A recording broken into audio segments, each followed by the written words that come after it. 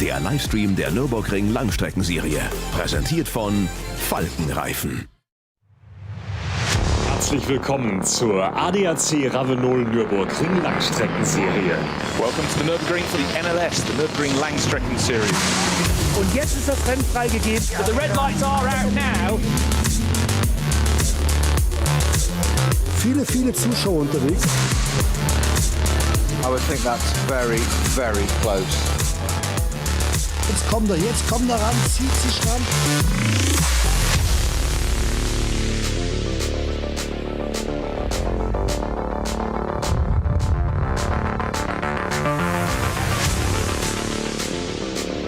It is a most beautiful, sunny, bright, crisp and cold morning at the Nürburgring. We had the teaser last weekend when snow overnight meant we didn't get to start the season, but we are most definitely going racing today, and the Nürburgring in all its finest. This is NLS 2, it's the Barbarossa Prize, the 58th running of this particular race, and there is no greater circuit in the world. My name is Bruce Jones, all set for 4 hours of action with Peter Snowden right alongside, ready to play. It's good to be back again. This is our 7th year of doing this, Bruce. Can you believe that? God, I must have been just a boy at the time. You were. Yes, you brought me in as the elder statesman, I know. But isn't it glorious when you look at this field? We have 136 cars on the entry list. Yeah, I'm not kidding. And that is good. But I just look down the names at the top of the grid in the top class, the SP9 class. A certain Max Verstappen's popped in for the weekend. Certainly after racing Mario Kart in Australia and China, as he described it, he'll be back here just enjoying everything. Of course, he had that winning debut, the first time in the top class in September last year. But the field of cars is astonishing. I just want to run you down the manufacturers at the top of the grid. Mercedes, Audi, BMW, Aston Martin, Mercedes, Aston Martin, BMW, Ferrari, Ford, Porsche, Lamborghini. It's epic. And those all driven by names like Verstappen, Hasse, Marciello, Drudy, Pittard, Harper, Stippler, Muller. Shall we continue? It's just, I mean... Yeah, go all the way down to 136th place on the grid. Lovely segue there. 136 cars in the field.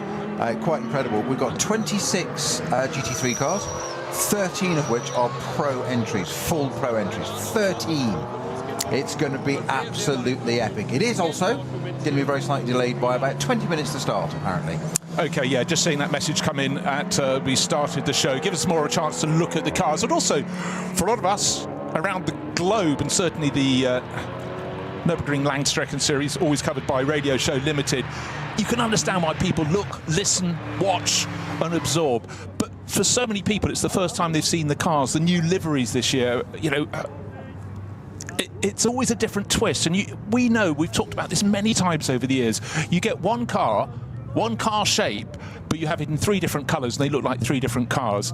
And it's always a treat just to see what people have thought about what they want to paint. And one car that's really standing out to me is the Red Bull team Abt. You automatically expect their Lamborghini would be, their Huracan would be in the traditional colours of Red Bull, but it's green and white this year. It's actually sponsored by Schaeffler, long-time German engineering company. But again, it's just a twist and a turn. But the Nürburgring Langstrecken Series isn't only about cars at the very front of the field. As we said, multi-class, down to production class cars, running their own races. And you look at the list of champions over the years, and it's never anybody from the top class, because it tends to be someone who competes in one of the minor classes, and what their job is, they have to win their class or place very well in their class and hope it's a large, well-occupied class, because the more cars that start your class, the more points you get for victory. But anyhow, right now, there was a frustration of the first weekend, which was last weekend, because people wanted to go racing, get their season underway. However, what we know with the NLS is it starts in spring and ends in autumn, and often the front of the season and the end can lead to interesting weather that makes racing difficult. Last weekend, it made it impossible. Too cold, snow overnight, not thick, but the temperature wasn't going to go above about 1 degree. And we've had races, we think it was about 4 years ago when one of them, they were making little snowmen on the pit wall when they should have been racing. And we sort of got the hint that may not be competition coming our way that particular Saturday. But it is the mix, weather, and even in summer, you know, you could have heavy rain and stuff, but then there is the one core element, the Nürburgring Nordschleife. If someone has never heard of this, describe the circuit.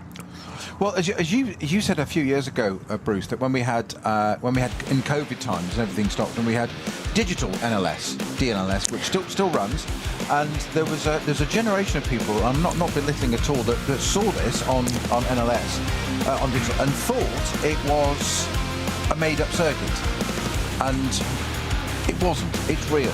And then people found out. I mean, they say art imitates life, etc., etc. You're just like. It is real, and looking at highlights of qualifying, there's something that really made people sit up and pay attention. We thought you've described it as the April Fool car, BMW Touring, yes, an estate model. But qualifying was super. The drivers loved it, crisp, cold, and who was going to go to the very front of the field? Car number 16, one of the Audis in the field. That's Shearer Sport PHX, always so strong. Christopher Haase went immensely when that actually ended up being second quickest overall. One of the Fords was right at the sharp end, but a car covered with Red Bull livery and a certain Max Verstappen at the wheel. Mercedes this time. Last time he came racing here, he was in a Ferrari 296 GT3, but now he's in an AMG GT3 Mercedes, and he put it on pole by 1.8 seconds. He doesn't just come to play. He plays because he loves the circuit, but he's here to win, and he's certainly got a very, very strong driver lineup in the number 3 entry. He's got Danny Juncadella and Jules Gounod alongside. Again, we talked about the calibre of drivers, but Max was determined to go into qualifying, and also, at least this qualifying, he didn't have to be off the throttle coming onto the straight to start a flying lap. Actually, how would that work? But anyhow, eventually he put it on pole by 1.9 seconds, beg your pardon. Then Christopher Haase second in Shearer PHX Audi, and Raffaele Marciello. Talk about the superstars. He's got a BMW in third place. He's another 0.8 of a second back. But just go through those top positions: Mercedes, Audis, BMW, and then Aston Martin with Walkenhorst Motorsport, 4th overall. Could we just touch back, like they sort of cut across your nose there, the BMW Touring, something very different, and certainly puts a smile on everyone's face. Well, it does. I mean, it's I'm always drawn to the quirky and things a little bit different. We see it at all different events and whatever, but great at top level racing. Things even like in Formula 1 where we saw it, where the rear wing on the Ferrari rotates, a different view. I'm always drawn to things like that, a bit of vision. And BMW this time last year had this great idea to put out an April Fool's joke of a M4 Touring, estate version, what it's called in Germany, the Touring, with a big wing on the back and whatever, bit of fun. Now, April Fool's, great, it's fine. None of us fell for it. Oh, but we did, because the world fell for it, and it just went, what an extraordinary idea, so-and-so. So, a year later, this is the product now, in between, BMW said, well, it's had such a massive response. I mean, it's been the best bit of marketing you could ever imagine. They've built it. What does it say down the side? You dreamt it, we built it. If you look at the car's livery, here it is in this first race. It's going to be in the 24-hour, by the way, in the SPX category, so it'll be as an experimental car. It is the M4, all the front end, all the engine, the front end, subframe, all that comes out of the M4, as does the transaxle. They did have to make one thing for it, though, a longer prop shaft, because it's 200 mil longer, the whole car. But the livery is black with little white stripes. Look closely if you can, or listen in, because we'll talk to you about it over the radio. All those little white stripes and blocks are the Twitter X comments about the car. People like you and I, the public, going, love it, build it, yes, bring it on. That's what the car's livery is. It is a marketing department's absolute dream for this car. Incredible like that. And it's got a strong driver lineup, and it will be quick. Yeah, no, well, let's just go through the driver lineup. Jens Klingman and young Ugo de Vilde. And Jens is BMW. If you cut him in half, you'd have the BMW blue and white rondelle in the middle. But again, you're quite right, it's something different. But BMW have always been very, very clever with their marketing, going back generations. And they've, of course, had all the art cars and things in years gone by as well. But what a fantastic thing, because the fans they throng to every round of the Nürburgring Langstrecken series, and today in the bright spring sunshine, it's chilly, you need your race jacket on for sure.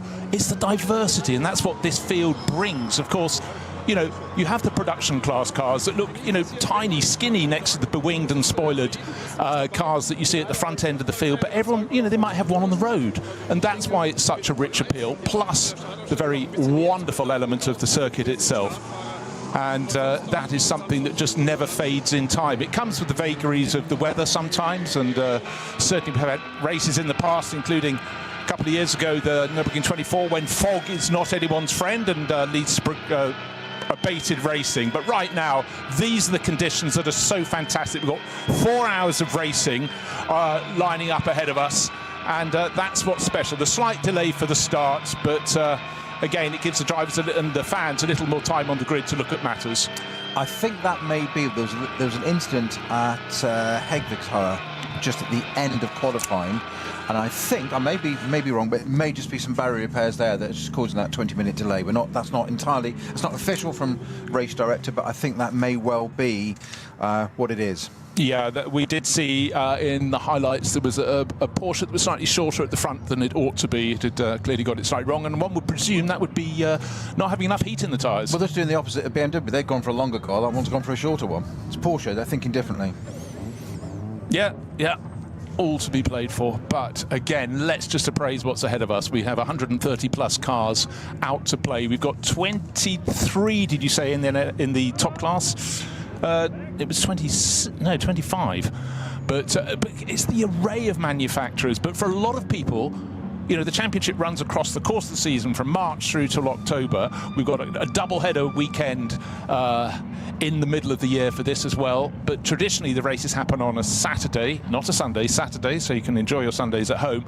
But it's about, for a lot of the drivers, they want to play in something that's not part of this series, but this is the best preparation. It's the Nürburgring 24 Hours, a race that has grown and grown and grown. It's a race with huge amount of history, but it's riding as high as it ever has done with global manufacturer interest. So a lot of these works drivers are coming to get a feel of the circuit, but don't forget, this is cold, this is crisp, this is March, whereas the course of 24 Hours is a couple of months away in May, and you'd hope it'd be rather warmer by then. But I tell you what, in conditions like this, on a circuit as majestic as the Nürburgring Nordschleife, this is something special, and you can absolutely understand why drivers want to do it. Why Max Verstappen, who was down to do 24 Grand Prix in his Formula One, that's enough for most drivers in a season. Of course, we've had a couple of those curtailed this year, the ones on the Arabian Peninsula, losing the Bahrain and Saudi Arabian Grand Prix, but still, he doesn't have many weekends off, but he chooses to come and do this, and I have huge respect for him wanting to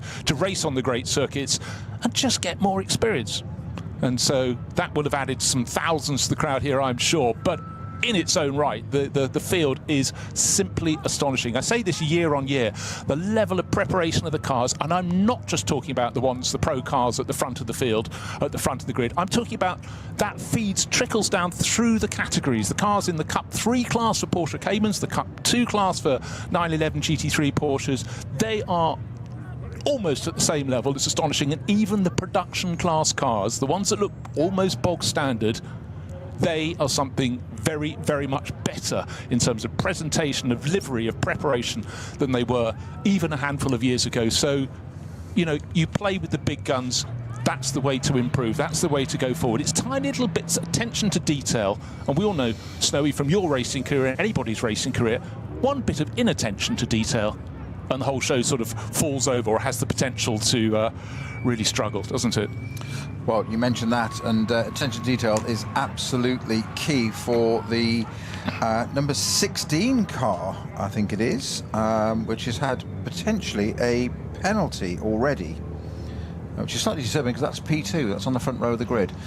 Might have a 30-second penalty already from things I'm seeing on race control. We will keep you informed on that, but it does look like there's going to be a 30-second penalty in the race for the front row sitting number 16 car, which is the Christopher Haase Sport Audi. So a little bit of drama before it starts. Good to see some names back here again in different cars. David Pittard, now also in a Mercedes. Of course, well known years ago for driving Vulcan-horse BMWs when they were M6s. Even a few years ago, that just seems like almost an historic car now to mention an M6 BMW racing, doesn't it?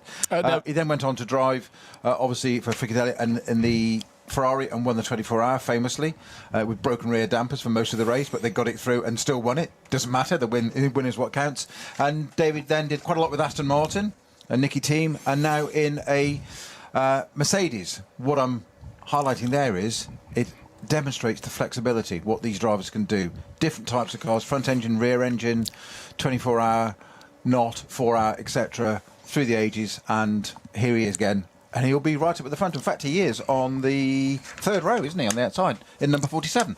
Yeah, and so KCMG, they like to run that number. And again, I think you're absolutely spot on there, because the very best GT3 drivers, they benefit from going from manufacturer to manufacturer in terms of just understanding the little differences, and particularly if they happen to be in a Pro-Am setting, so they can pass that extra knowledge down to the other drivers in the crew. But for a driver who has done, I really wonder how many laps David's done around the Nordschleife. This was the making of him. His racing career, he wasn't a driver blessed with money, but he came here and he's absolutely made it work.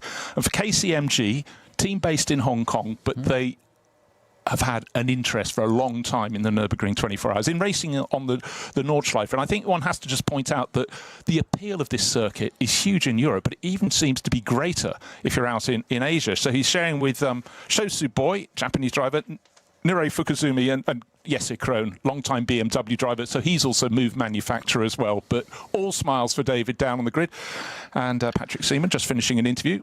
And one of those guys, David Pittard, who can be almost seamlessly aggressive, if that makes sense. He can make the car do things. He can go for gaps. So almost a bit like Kevin Estre. We talk about, we wax lyrical about Kevin Estre pass on the grass and the things we do, and he's got almost like a deified status. I think Pittard does the same, but never takes risks, never takes anybody else, never unfair, clean racing, but can just do things where sometimes you just go, oh, well, hang on a minute, what's that? Oh, he's done it.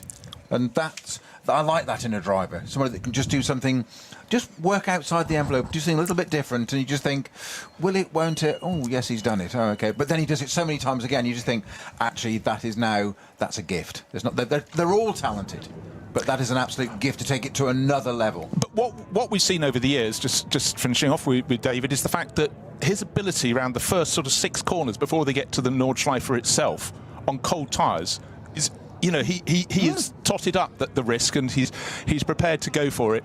But you know, so many people are good on the Nürburgring, but some people, their career is based on the Nürburgring, and you know, every extra lap you do here is a treat. But it's what you learn from doing it that really counts, and he certainly made that work. So the slight delay, we were expecting the start at 11 o'clock. We'll keep an eye on any information, but I think Mr. Snowden has got it correct. Barrier repairs. Don't forget they've got a lot of barriers because there's a lot of lap. It's 25 kilometres around the Nordschleife. No, I didn't make that up. It's that sort of distance. And anybody taking a look at the start grid, it gives no indication the track's going to go off into sheer madness once it gets to Hatzenbach. It's because the start-finish straight looks like a modern contemporary circuit as it is. But of course, when this has been used for the Grand Prix, when it was reinvented in the 80s, it was just the bit at the top of the hill, if you will. But of course, when you turn left at the suitably named Sabine Schmitz curve, it's been a handful of years now since we lost the star of the Nürburgring, the female racer who just made it her own. But anyhow, first 2 lefts, and then suddenly it's a different world. And you've raced here, Snowy, that moment when you, around the Grand Prix loop, you're doing your best, but then suddenly you just got to ratchet up your attention that much higher, haven't you? Your focus when you get onto the Nordschleife. 100%, and to use a football metaphor, which they say it's a game of 2 halves. It's a circuit of 2, not halves, but 2 styles, and other people may disagree. I'm sure Pittard will just go, no mate, just drive it flat out, because I'm sure that's what they do. But for me, when I drove it and did the 24-hour here, there was very much the Grand Prix circuit you described, which it's very distinctive because it is a Formula 1 standard and licensed circuit with huge runoff areas. This is my point. And I've said this so many times, you finish the Grand Prix circuit, go through that beautifully named Sabine Schmitz curve, which is a hairpin back on yourself, and the marker is there. The marker is the barrier, quite simply because the runoff areas have suddenly been deleted. There is a white line, on the other side of the white line is a barrier, and it is the most focal funnel you need to reset your mind to say, here we go, we're now on the Nordschleife. It's like, we're here. If you don't get it right, you click the barrier and we've got you. And we've seen that happen though. We've seen cars even actually be a little bit careful, get on the power too soon and rotate round on a rear wheel drive car and face the opposite way, and then it is chaos. So you have that marker of that barrier, and it's not metaphorical, it's metal. It's there, and then it's Hatzenbach. Well, if that doesn't wake you up, the rest of it will. Yeah, 100%. And but it is just. Then when you go onto the Nordschleife itself, you go to the really twisty opening part, but on a good lap, with knowledge, confidence in the car, heat in the tyres, to find the flow. There can be few circuits that can give you the reward of just knowing I'm on it today and it's going very nicely, thank you. One of my favourite pieces of VT from here, from just even a couple of years ago, I think it was a 24-hour, 2, possibly 3 years ago now, because we clicked into 2026, is that run up through Closetol up to the carousel. It is super, super fast in anything, never mind a front-running GT3 car. There is no room for error, and there's a fantastic footage, I think it's from Matteo Drudi's Audi at the time, with the Mercedes in front, GT3 Mercedes, comment which one it's the Ravenel blue and yellow one, and as they're going through one, the left-handers up Closetol, where it's about 170 miles an hour, he just runs slightly wide, the Mercedes, and it just starts to step sideways, the back steps out. What I love is that Drudy doesn't hesitate one bit. He sees an opportunity and immediately hits the flashing lights button to try and distract him even more. I forget who's driving the Mercedes. I think it might have been Andlauer in the Mercedes. What he does is Porsche. Well, no, not the case. Not the case. The brake lights flicker, which tells me he's just left foot braked, tapped it on to get it square again. And the Audi has a little look down the inside, can't quite do it, no place loss. What a moment, what utter demonstration of skill.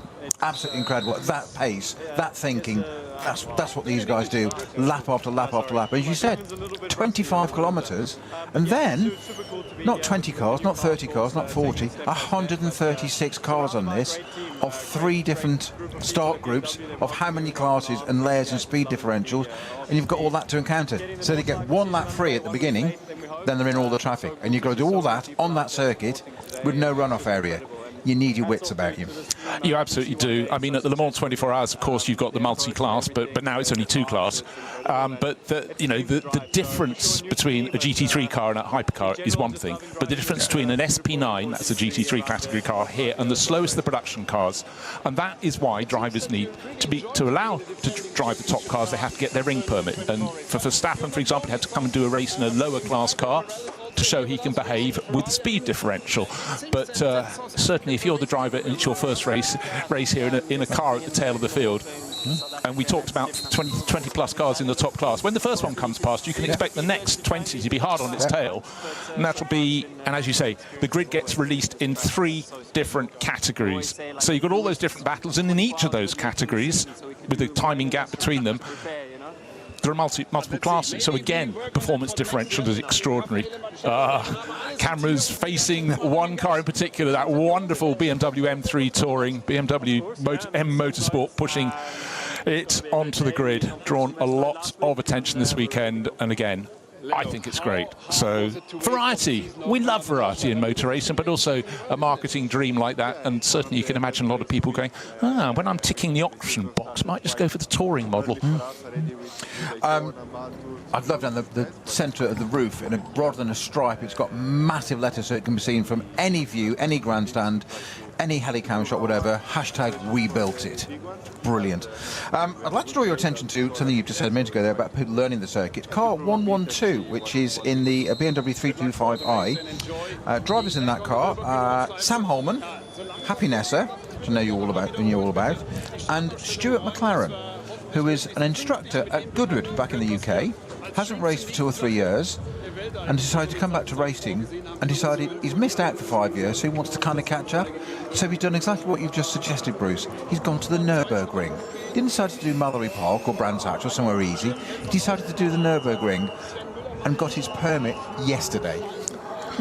I mean, round of applause just for the sheer guts of it. One of the things you could do to get the entry list, I just noticed of the 136 cars on the entry list, 132 got through qualifying, and that might also include the one that's a little bit shorter, the Porsche Cayman, and will not be starting. But when the Wednesday before each Saturday race, the entry list gets put out, and you do have to read from front to back, because there are always names you didn't expect to see. It's very easy to look at the cars in the top class in SP9, but sort of when you go back down the order, a lot of other people are getting those ring permits. Names to look for: 2 drivers that always race in GT4, That's Luc Ibanez and Neil Montserrat. That's NM Racing Team Mercedes racers. But alongside young Portuguese racer Guilherme Oliveira, who a couple of years ago was in the World Endurance Championship. He's young, he's keen, and he has clearly got his eye on greater things. So they'll be having their own battle in their class, driving a BMW F30 type of car. That's car number 510, if you must know. And again, if you do go to vln.de, you can find the entry list on that. You can have the live timing, and it's always good to get the entry list because, quite simply, you're not going to have a quick scan of something on a screen and learn the details of, well, let's see, 130 cars, between 3 and 4 drivers per car. It's a lot of names, put it that way. But look up and down. But Guilherme Oliveira, and he was second in the European Le Mans Series in P3 class in 2022. So young, keen. But again, anytime a camera settles on a group of cars on the grid, you go, well, they're not at the front of the field. You go, yeah, look, they haven't got great big wings on them. They're fairly standard. That's Group 3. And there's that timing gap between the first group setting off. And they've normally just about got to Sabine Schmidt's curve when the second start happens, and the director will give us that gaggle of cars. They'll got clear onto the Nordschleife itself, and then the third group, the slowest group of cars, will get their start. But it's also good because it means that 3 sets of drivers think they might be first in their group down to the opening corner. So you've got 3. And time and again, we've said, don't forget, guys, it's a 4-hour, guys and girls, it's a 4-hour race, not a 1-lap sprint, but particularly at the start of the season, isn't it, when people go, I can do this, I can do this. Oh, not much grip on these cold tyres. But then, of course, kind of dusting off the cobwebs as well, isn't it? Because you build up to it, you talk about it, you have months and months and months of talking about it, preparation and all sorts of levels with your team, your crew, what tyres you're going to use, etc., etc. Your car, if you've upgraded it or rebuilt it, whatever. There's so many levels in that, and then it finally comes to it. And drivers are quite notorious for letting all that just go out of the window once they press the right foot all the way to the floor, and something seems to happen, and it's not always good. Yes. Oh, that was a gap. Well, it wasn't a gap, and it's a gap of diminishing returns that isn't going to work. And 3 never goes into 2 easily. No, I mean, one of the good it does, things, but quite expensively. Yeah, but one of the good things about the first corner at the Nürburgring is it's very wide. That's on the way in. Then it narrows and narrows. Then there's quite a lot of runoff on the exit once you've turned to the right through the twisty part of the first part of the circuit. But then as cars come back onto the track between the first and second corners, that's when things get a little bit difficult. But good news is the slightly delayed start, but the cars are rolling away from the front of the grid, and they look truly astonishing. And for the organisers, the many organising clubs that are involved in running rounds of the Nürburgring Langstrecken Series, it's very, very special to see how it continues to grow. The cars looking more and more glorious as they come around, and this spring sunshine, loads of people in the grandstands. But don't forget, on the Nordschleife, a lot of people have their favourite corners. They're out in the forest somewhere watching these cars, because it's such a spectacular circuit. It rises, it falls, it twists, it turns. But it's only when you go out around the circuit you realise how much vertical gain and fall there is around the track. The first part of the circuit, the Grand Prix loop, is smooth and wide. Width is a luxury that is removed once they get onto the Nordschleife. There is grass on either side of the circuit, sometimes almost as wide as a car, but then there are barriers. And I just love watching these cars going around behind the pace car. It's the longest lap in the world, full stop. And yet, still, the drivers have moved away, and whoever's in the number 3 pole-sitting car, Danny Juncker-Deer, I guess. Danny Juncker-Deer started. Okay, even he has moved away. As the cars moved away, he's immediately jinking left and right to get heat into the tyres. He's got 25 kilometres. They're going to take him 15 minutes. The lap is so long to get back here. You think he could just drive away, but no. Such is the level of concentration, desire, and competition. Straight away into the mode, moved away. But even if it's necessary or not, I think is that element one has to sort of twist in. But what I love is just the array of cars we see, the array of manufacturers are here to play. A lot of them have bases just across the road, this industrial area that was once fields just at Moispath, across basically alongside the long run, the Dottinger Her run down to Tiergarten at the end of the lap. And it's tyre companies, engineering companies, race preparation companies, manufacturers making their base here. And over a century after this circuit was built to create employment opportunities in a very poor rural part of the country, those employment possibilities have grown and grown. But it is a truly amazing championship, frustrating just 7 days ago when snow overnight meant we didn't get the opening round. They tried, they left the decision as late as they possibly could, but eventually had to go. It's not getting any warmer. We cannot go racing, and the little snow flurries around the back were not clearing either. Well, an update from race control. We are going to go racing on time, which would equate to why these cars are going out now, because it wouldn't take another 40 minutes to get round to an 11:20. So we are back on schedule. It is going to be an 11 o'clock start in 15 minutes time. Well, that's good, and let's focus on what lies ahead. 4 hours of racing around a circuit that's 25 kilometres and about 172 turns. Some cars have 2 drivers, some have 3, some have 4. And traditionally, let's just talk about the top-class SP9 for a moment. The ideal time for them to pit would be at exactly 1 hour, 2 hours and 3 hours. However, there is a little sliding scale. It's very early in the pace lap for me to mention this.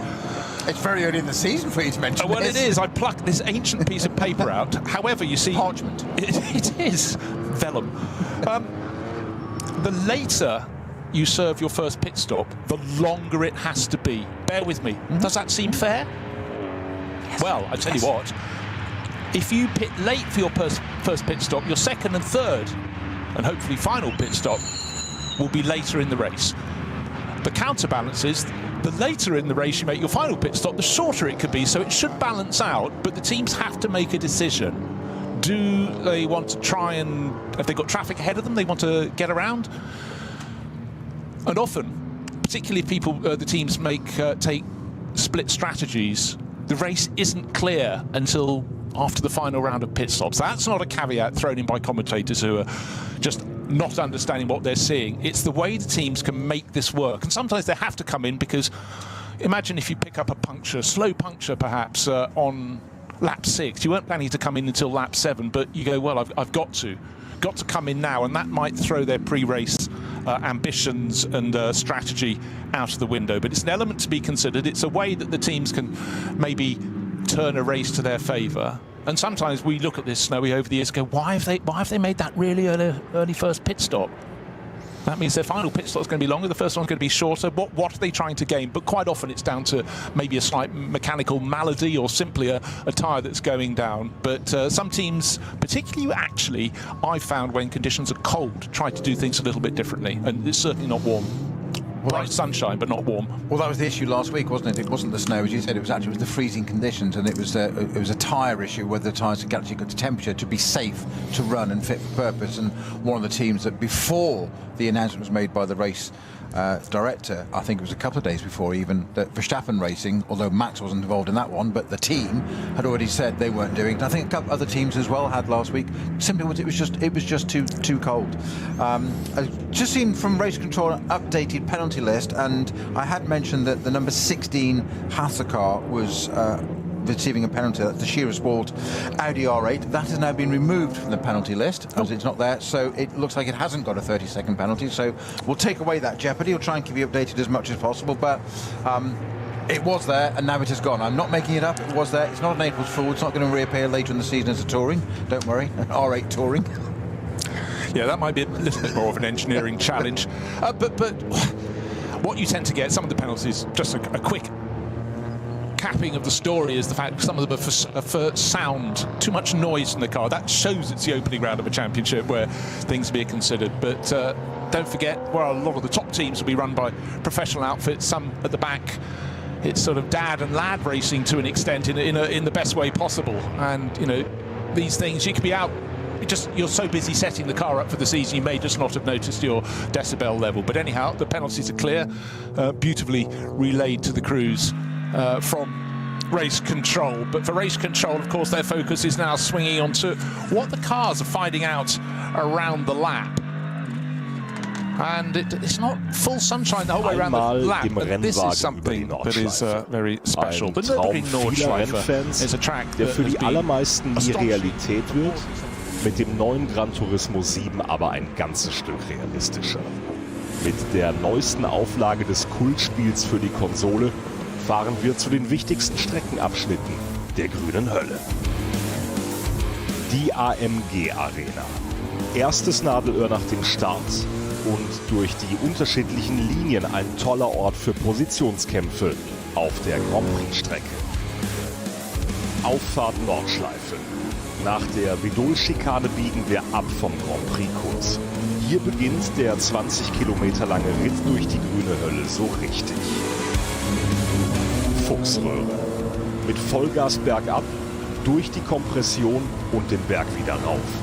Wie so oft auf der Nordschleife, kein Platz für Fehler. Breitscheid, der tiefste Punkt der Nordschleife. Die Brücke über die Hauptstraße von Adenau ist ein Zuschauermagnet. Das Karussell, benannt nach Rudolf Caracciola, einem der ersten Heroen des Rings. Die alten Betonplatten der Steilkurve sind Kult. Brünnchen, der Zuschauer-Hotspot. Ob beim Rennen oder bei Touristenfahrten, ob bei brütender Hitze oder im strömenden Regen, hier ist immer etwas los. Die Döttinger Höhe. Windschattenschlacht bei 270 km/h und die Überholmöglichkeit schlechthin am Ende der Nordschleifenrunde mit dem neuen Gran Turismo 7. Und damit von der virtuellen wieder zur realen Nordschleife.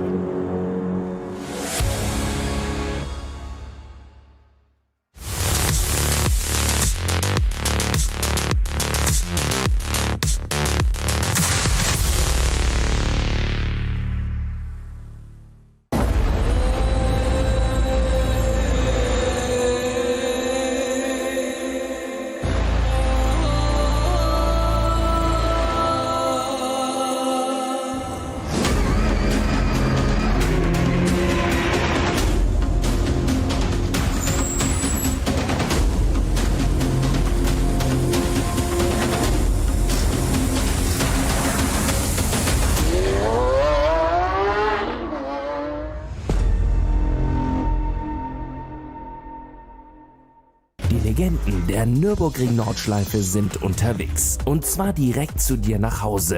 Dank CK Model Cars sicherst du dir deine exklusive Erinnerung an den Besuch an der Rennstrecke. Unzählige Modelle findest du auf ckmodelcars.de oder im Shop direkt in Adenau.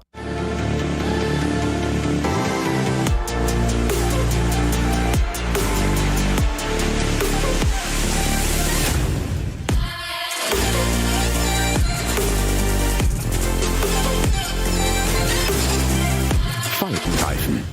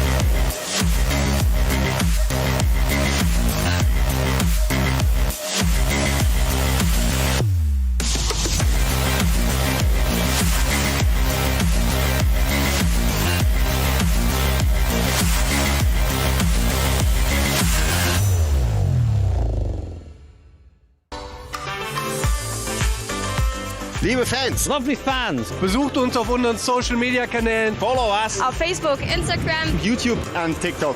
Willkommen bei der NLS.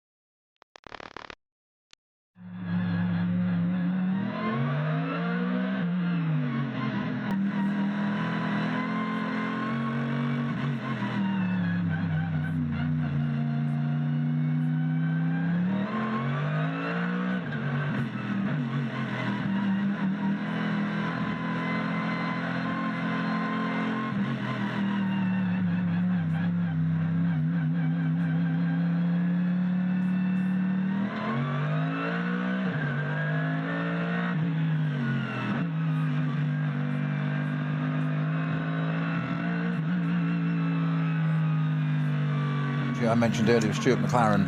I'm not sure if Stuart's in that car at all. Happy Nessa and Sam Holman. That car hasn't made it onto the Nordschleife. It appears to have come off. You can go back around the GP circuit and back into the back of the paddock, so that looks like it may be starting from the pit lane. So we'll keep an eye on that. Yeah, and I think Verstappen's at the wheel. Yeah, not absolutely. So yeah, I thought had some gen. We just had the correction. Having just seen the shot, you don't mistake those eyes peering through. Right, the sister car, number 80. We do have a driver being put on board, and it will be ready to start. As I say, when the first group goes through, the second of the Winward Racing.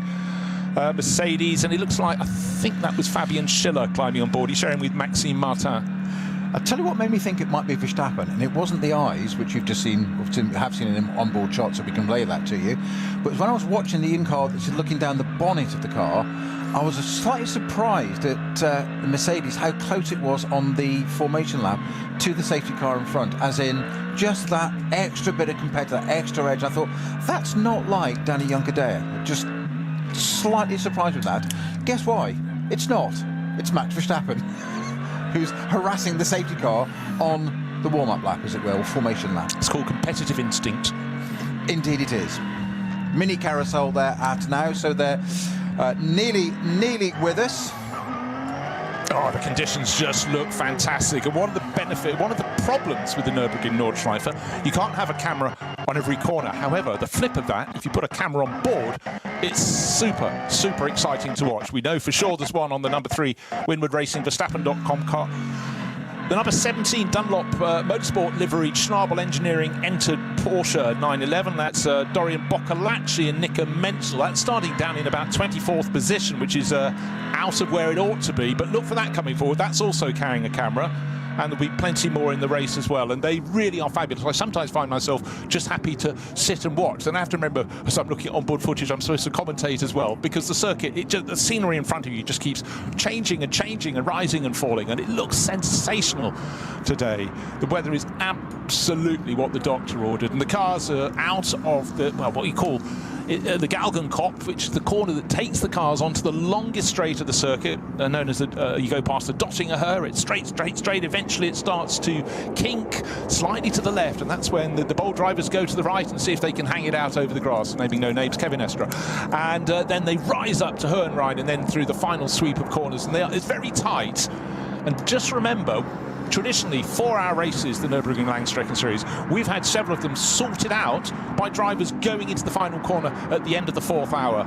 And the real aim is to stay with the car in front and see what happens. And there may be safety car periods where that bunches the field up, but you can't rely on that. And the level of competition is so high now. Looking at the long shot, cars snaking as they, from side to side, right across the width of the track along the Dottingerhöhe, and the standard of cars in the field. I go on about it, but there's every reason to do so, because it gets better and better. Right, Mercedes on pole, Verstappen.com with Winward Racing. Christopher Haase, second place. Audi tucked in behind, that's several shades of blue, Shearer Sport PHX racing car. Then Raffaele Marciello, the Rover Racing BMW. Yeah, it looks different this year. It's white, it's red, and it's black, no longer the yellow of Rover. And then a remarkably plain-looking Walkenhorst Motorsport, Aston Martin in 4th place. Matteo Drudi, again, a driver who absolutely adores this circuit, tucked in behind him. Next of... and then further back, KCMG, David Pittard, qualified 6th, but he's going to be starting 5th, because the car that qualified 5th, we've just been mentioning it, the number 80 Winward car, is starting from the pit lane. So the rise at the very end of the lap, you've had the pretty much standard, flat, level long straight, the Dottingerhöhe, and they go up to Hohenrhein, it suddenly kicks up in front of you. Gone through the left kink, you've got another kink coming up, but it's going into a right-left snaking but tight sequence of corners right at the end of the lap, and the field now going to 2x2 formation as per instructions. And we are going to see Dan Harper, give him a mention beforehand, the Ulsterman. He is in the second of the Rover Racing BMWs, and he's a driver who might fancy his chances as they snake the way down. So, brilliant aerial shot, beautiful, crisp spring, sunny day here at the Nürburgring Nordschleife. We tried last weekend, the snow thwarted us. This time, We have no snow. Well, not yet, anyhow. The car's onto the start-finish straight. The safety car, the pace car has peeled into the pits, waiting to look at the lights on the gantry. Verstappen on the inside of the front row. That's the pit wall side. He's in his Mercedes alongside an Audi Shearer Sport PHX. They had the shadow of a penalty over them. That's been taken away. The lights, it's a long, long hold, still on red. Everybody bunching up almost nose to tail, almost touching each other. I've never seen the lights held for so long. It's such a big first group coming through. And we're off. Suddenly they go not from red to green, they effectively go red to out, and a good start from Verstappen. He's made that pole position work down into the first corner. Looks as though the battle for fourth place is tight. The Aston Martin of Drudi being shoved aside by Raffaele Marciello. Neat and tidy aerial shots, so 3x3 and 4x4 even further down in the grouping. And don't forget, the number 80 Winward Racing Mercedes will be coming out of the pits to the back of that pack. But neat and tidy there, Snow. How did you assess the start? Certainly Verstappen got it right from pole position. Well, he did. Sorry, don't want to interrupt. Up to third place, as he does. I was going to say, he was the one that read the lights the best, actually, and I think it got to a point where I've never seen a delay like that on the lights for so long. I think Pittard just went, I'm going to go anyway, and fortuitously the lights went out at exactly the same time, so hopefully he was the gain from that. He's now just lost a place. The Valkenhorst Aston is now up with Pittard's Mercedes and trying to re-challenge with that. That had a good start as well, but it is Verstappen that pulled away. Haase did try and go around the outside but couldn't quite make it. As you said, it goes from being really wide to really narrow to tight, and this is where you've got to have your wits about you, and it's the first, not the lap, it's the first corner. Oh, slight winch from me there. Dan Harper nearly got taken off the track. Someone diving up the inside. The person who lost out at the start, but he's gaining positions back a little bit, was Raffaele Marciello, third on the grid. He went down to about fifth. Black and green Porsche all over the tail of Dan Harper, but that was very, very tight indeed for Harper. And the BMW M3 Touring already making up ground. Yes, the touring model, the estate model. There's ninth. De Vilder at the wheel. Well, he's a great little driver, De Vilder. And again, in a great big car. Yes, only little fella. Second group of car just getting to the snaking final sequence of corners, coming onto the start finish straight. They'll get their start, but already the lead grouping through onto the Nordschleife, through the two left-handers, the tight lefts, the Sabine Schmitz curves, and the second group now, are they playing with us? They had no idea. The first group had that really long hold on the lights, and the starter, well, he's going to get as many cars through that twisting final corner to give them an equal chance before he flicks it from red to green. Unlike the SB9 cars, they're not quite as close to each other, but that's the difference between pro drivers at the front of the field and the more AM drivers further back. But with Porsche Caymans leading this group, it's looking busy. This will be the Cup 2, Cup 3 class cars, and a quick flick there, but it does look as though grid order will be maintained on the charge down to the opening corner. And so they do. Yeah, the pole starter in that group got through neatly, and in behind everyone else is behaving. Start of the season, yeah, they get the tick in the box for getting through that first corner sequence without frustrating incidents between them. That's good. I was just watching the lights closely on that one. I think what they're doing on this race, which I've never seen before, I might be wrong, but they're using the Grand Prix start-finish line, not the pit finish line, which is further back, which is why that explains the delay further down. Yeah, that's true, and it gives more of the drivers a chance. They get clear line of sight to the lights rather than they're still going left and right through the... And to get them all bunched up as a batch properly, yeah. Well, actually, don't go left and right through the final corners, go right and left, I'd say. This is why you're a commentator, not a driver. My repair bills are enormous. So good to see, and it's also just so good to see these cars as they go.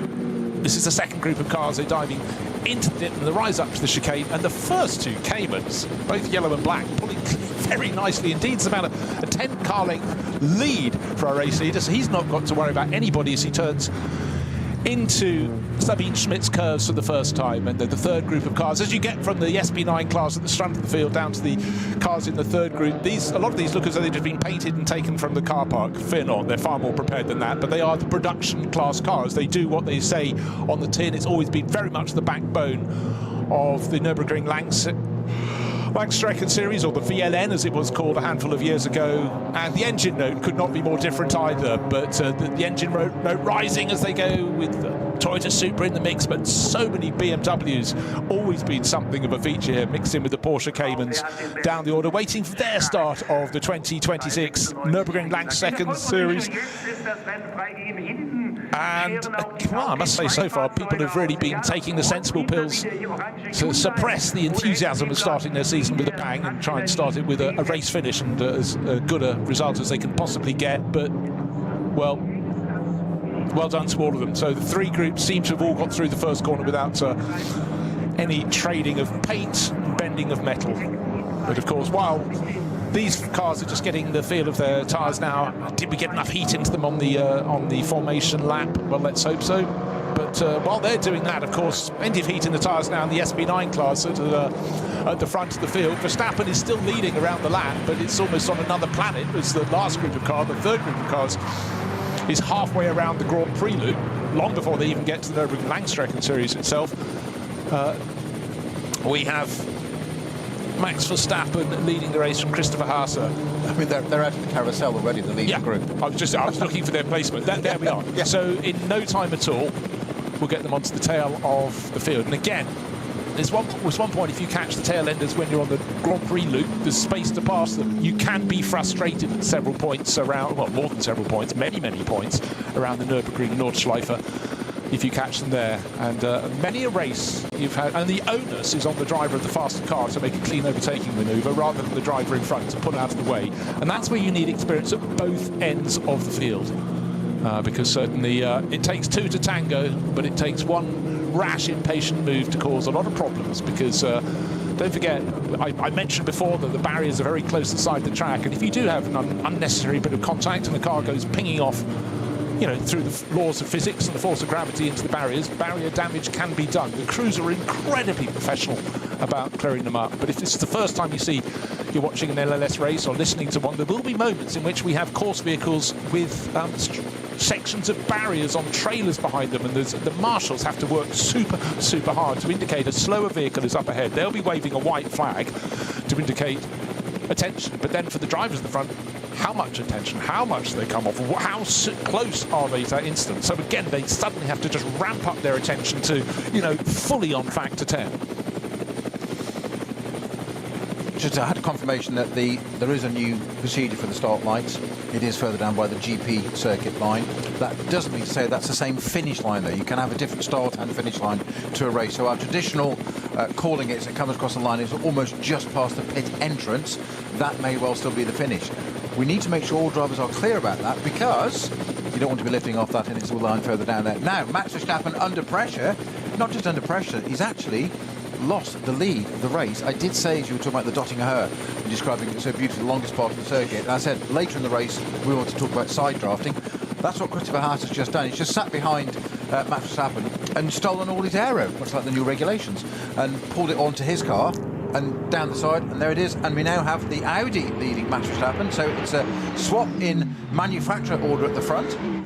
That must be quite an achievement on his CV, isn't it? He just overtaken Max Verstappen. Yeah, but you know, that was also the very nature of this circuit. He made a slightly better exit out of Galgenkopf onto the straight, but the straight was so long, he was close enough to just get into that toe.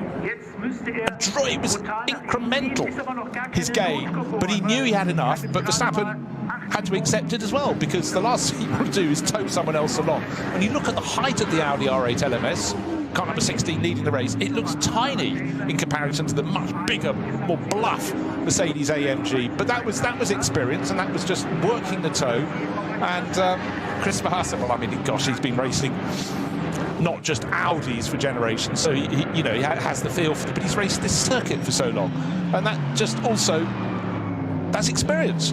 It's talent, it's experience. And Christopher Haase, I mean, I look at his career record, and it takes quite a lot of space on my laptop, actually. I'll have to move it around. But I mean, he's been racing GT class cars since 2009. He was the GT3 European Series champion.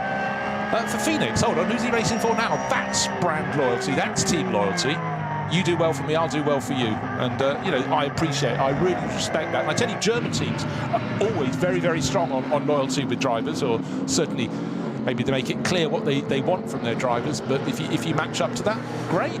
But that's a product of the team, quite literally. They've developed that driver into what they want in their team. The loyalty works both ways, but they're giving him the tools underneath him to be able to do that kind of stuff. But he's delivering to the team what they need. And this is one of the things I love about endurance racing. It is so much of a team sport. You have to all work together. Yeah, there are many moving parts, not just on the car, but certainly the team is, something one looks to. If you're looking at the entry list, it does say, on timing screens it says Falco Motorsport, and others it would say things like Dunlop Motorsport, but the traditional aquamarine and mid-blue Porsches that have been run by Falco Motorsport were actually Schnabel Engineering for years.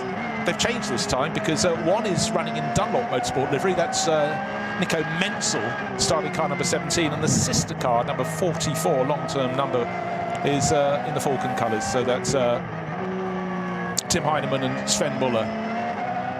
I just can't get over how stunning the circuit looks today. The leaves are just starting to bud, but not leaf yet. Obviously, the conifers are still in full bloom, but the colours change all the time. Equally, I do bang on about it when we get to autumn, and I mean the trees around the Nürburgring Nordschleife. I mean it's stunning because of course they don't all change their colour in the same order, in the same sequence, at the same time, and so it's a really rich backdrop.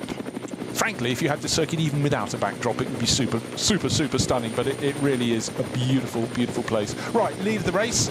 It was Max Verstappen in his Mercedes. It isn't now, and Christopher Haase, I would suggest, just about edging clear in the Audi. Made that brilliant move down the long Dottinghoe, the run back towards the end of the lap, the longest straight by a very long way. And one of the weird things is when you're here, and running parallel with that long straight is the road, just the other side of the hedge and the barrier.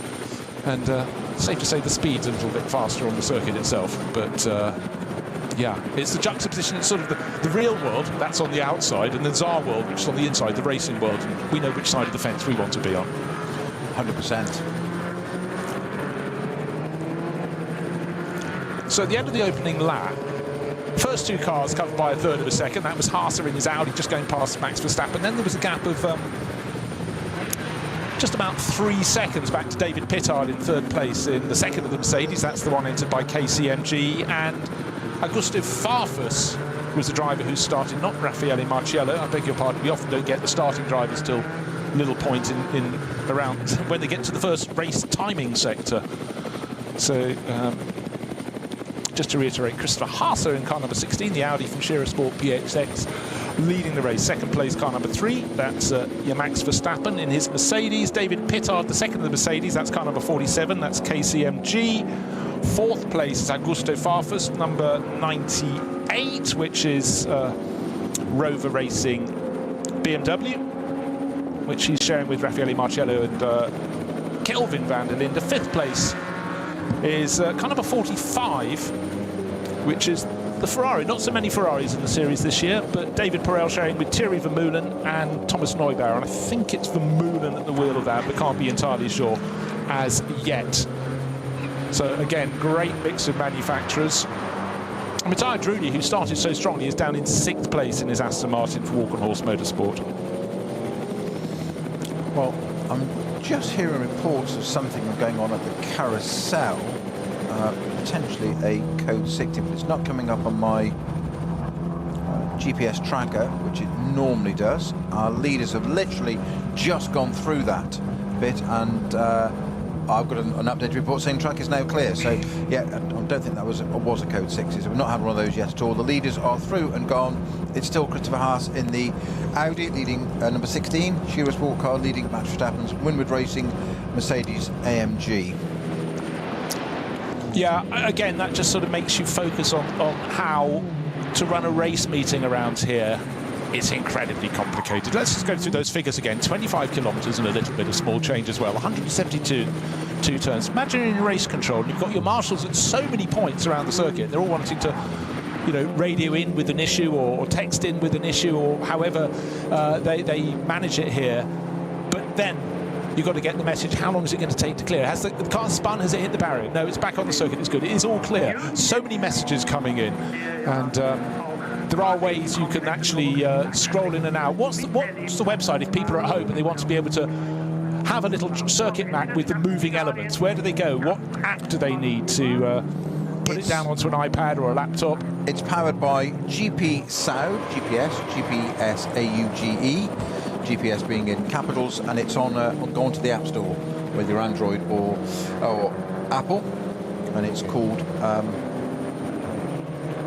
Racing Track, I think it's called. I will just confirm that. Bear with me. Caught me out there. Racing App, APP. Yeah, it's and you'll see it comes up with a big logo of the Nürburgring, unsurprisingly. And then you can just log in and you go into spectator view, and it'll tell you that it's live, and it's basically NLS comes up, and there you are. And it's got so we have got a code 60 now, which is at Flansgarden, actually starting at Brunchen, going down into there, and that is I'm trying to see for which car, which is just taking me out of it. Here we go. Demonstrating this does work perfectly. And I can't find a car off there at the moment. It clears by 177, so Schwalbenschwanz, which is the Swan's Neck before we come onto the Dottingerhöhe in Galgenkopf, so it clears by that, so a little bit of a code 60 there, but I'm just trying to trace which car it is. Oh, I've got it now. It is 919, which is obviously right at the back of my entry list. So it's a Cup 3, it's Porsche Cayman. Exactly. That class is entirely for Porsche Caymans. Right, as you just squiggle through to work it out, end of the second lap, boy, they're going by in a flash, and it's still Christopher Haas. Just a lap ago, he'd only just moved into the lead, but this time around, he's led the entire lap from Max Verstappen. The gap between them is 0.3 of a second. The last time around, just waiting for the interval to come up, but it's not going to be a great deal more than that. It's about a second, I'd suggest, as they go through. So it's Audi from Mercedes, then the gap back to third place. It was David Pittard at the end of the previous lap in third, still is. Battle for fourth, though, is changing. It's still Augusto Farfus, but only in his BMW, but only just ahead of the Kondo Racing blue and white liveried Ferrari. It's looking very busy indeed around the infield. Between turn 2 and turn 3, the Ferrari goes in front. So that wasn't a move that involved a slipstream. That was car handling very nicely, but in behind. They're fighting over 4th and 5th, but 6th and 7th. Nose to tail on the exit of turn 3, out over the curbing. A couple of other challengers, and that should be Matthias Drudy and probably Tobias Muller. Not Tobias. Tobias is one who just had a problem with Sven Muller, I beg your pardon. When I say that, that's talking about car number 48. That's Muller, and that's the Losch Motorsport by Black Falcon Porsche. Oh, it is Tobias Muller, I beg your pardon. I'm having too many things. He's showing about Dylan Pereira and Patrick Assenheimer. And we've also just lost one of our first SP9 car, which is a number 30 Hankook competition, not Porsche GT3 03030. Not sure who was at the wheel of that, but it had Marco Siefried, Stephen Hurtado. One of them, I couldn't find it on the list at the moment, but that has stopped also at Schwalbenschwanz, so I'm hoping that and 919 haven't got together. But it is stationary there, which is why we have the code 60, although immediately after it clears, so it can't be too, almost sounds like it's pulled over to the side of the track. Yeah, listed as stationary with Beloff. Yeah, but yeah, that's the, well, Hankook are a Korean company, and Jong Young Kim and Ricardo Bruins and Stephen, they're all Korean racers, but Marco Siefried, local driver, brought in for his knowledge of this circuit, and it really, really does count. We've been talking about SP9 class cars. Let's just throw in, started 14th, remains in 14th. That BMW M3 Touring that's drawn so much attention, the estate car version, Jens Klingmann, he's in SPX. Just want to go down to see who's leading the way in Cup 2. And it's Tim Scheerbart down in 23rd position overall. This is the class for cars that are running their 911 GT3 Cup cars. They've got their own class here, and the racing is always absolutely fantastic in this class. But at the moment, Tim Scheerbart at the front of that group. But these cars occasionally get to lead the race. An outright performance, they shouldn't be able to do that, but they always have this ability to run a longer opening stint, well, any stint, than the cars in SP9 that guzzle a little bit more fuel as they go around. And again, you sometimes think the lap time, they'll not be as quick around the lap, but in a straight line, the Cup, could you explain why that is, Snow? They've got less aero. so they've got less drag. It's very, very simple. And you say that the GT3 cars, SP9s as we call them over here in this series, they have the grunt and they're quicker over the lap. But it's more of a seesaw, more of a graph. So that the Cup 2 cars are just missile quick in a straight line. And actually, a well-prepared, well-driven one can give an SP9 car a very hard time. And we've even seen cases of they've had a side draft and a tow and got past them. And it must be so frustrating as a driver of a GT3 car, because you think you're in the top class, and you get this car from another class going past you, and that's great. But you have to then keep your powder dry and go, let it through on the straight, because we know on the rest of it, you'll have the aero and it'll all work for you again. And that's where, as you say so many times, Bruce, experience comes into play. It is. Don't lose your cool. Just ride them in. Yeah, because drivers are known for that. Yeah. They're always cool, calm, collected. Yeah. And, hold on. Wallflowers, all of them. What's on fire in the car? The driver. Right now, our front runners much closer again because coming up on traffic, and maybe Verstappen's just finding his form, but he's now half a car length down off the tail of the Audi. They're going past the production class cars, and again, this is the narrow part. It's the Nordschleife, all rumbling over the curbs on the left of the circuit there. That was our race leader, Christopher Haase, who knows this circuit, but he got a little bit maybe discombobulated as they went past one of the production class cars. And again, I'm not complaining. It's bright and it's shadow as well. We've got a proper sunny spring day here, but just as they went into darkness, maybe a slight adjustment, rattled on the curbs. Now Verstappen is an eighth of a car length behind, almost taking the rear wing off the Audi in front of him. And they have to haul it up because not one but two slower cars out on the sixth. Was that a course vehicle? Code 60. And suddenly they had to back it off very quickly indeed. And sometimes you're just about car stuck at the side, half off the circuit, but half on the circuit, more to the point. So that's why they've been told. And the speed limit drops away from them. And there was a very quick flick back to full speed racing, and Christopher Haase just hammered past two other cars, and having been a quarter of a car length ahead of Max Verstappen's Mercedes, he got himself about 5 car lengths clear, and Verstappen will be offering oaths under his helmet there, because again, this is the sort of thing that you find in LLS races. It's reacting not just to slowing down in time, but it's also getting on the hammer as soon as you're free or entitled to go at full speed again. And just as they get going, a gaggle of cars from the third group of cars, they have to pass those. They do pass those. You win and you lose a little bit. If we believe half of that which we read about the current, not the current world champion, but somebody else, isn't it? The 4-time world champion. He will be loving this because it's something different. He's a racer through and through. This is what he'll be loving, something totally different. These sorts of opportunities coming up. Doesn't get that in single make racing, which is Formula One. It's so much more exciting. And don't forget, he does an awful lot of sim racing. So entirely. He'll have practiced this through and through all these different situations, and that's what he'll have used the sim for, as will other drivers, to literally, the word includes in the name, simulate situations and get experiences. You can metaphorically press reset on a simulator when it goes wrong. Here you can't, but you're a bit more prepared. Yeah, again, as soon as you get an incident, you have to look down your entry list of 136 cars. 491 is the car at the side of the circuit. It's a Hyundai i30N. So, unfortunately for its two drivers, Ralph Wiesner and Richard Schaefer, one got to start the race, one probably won't have a race at all. But hopefully that car can be moved to a place of safety. And again, I extol their merits every single time I look at a Nürburgring Langstrecken Series race. But the marshalling, they have to be astonishing here. Because bear in mind, at the start of the race, they're standing there for a very long time before anything comes past. Then eventually they get this rolling, rumble of thunder. And through come 1, 2, 3, 4, 25 or so cars from the top class, nose to tail. Then they get a slight gap, then the others. And then once the race is in its form, in its shape, you have the grouping of cars. The slower cars coming through, minding their own business, having their own battles. And then come the SP9 class cars that lead the field. It's a different game, but when an incident happens, it's how everything, all the communication is made. Verstappen just having to back off a little bit, a production class BMW moving slowly. We've also got a Porsche there's a yellow flag given a tow. Yeah, right, again, it's enough when you're trying to see where the circuit goes here, because it's twisting and turning and rising and falling the whole time. But you've also got to be very alert to all the marshals and what colour flags they might be waving. So Verstappen had to back it off. But sometimes you get a moment where the first few cars might get through a zone and then suddenly it becomes a slow zone, so everyone else behind them loses ground, or vice versa.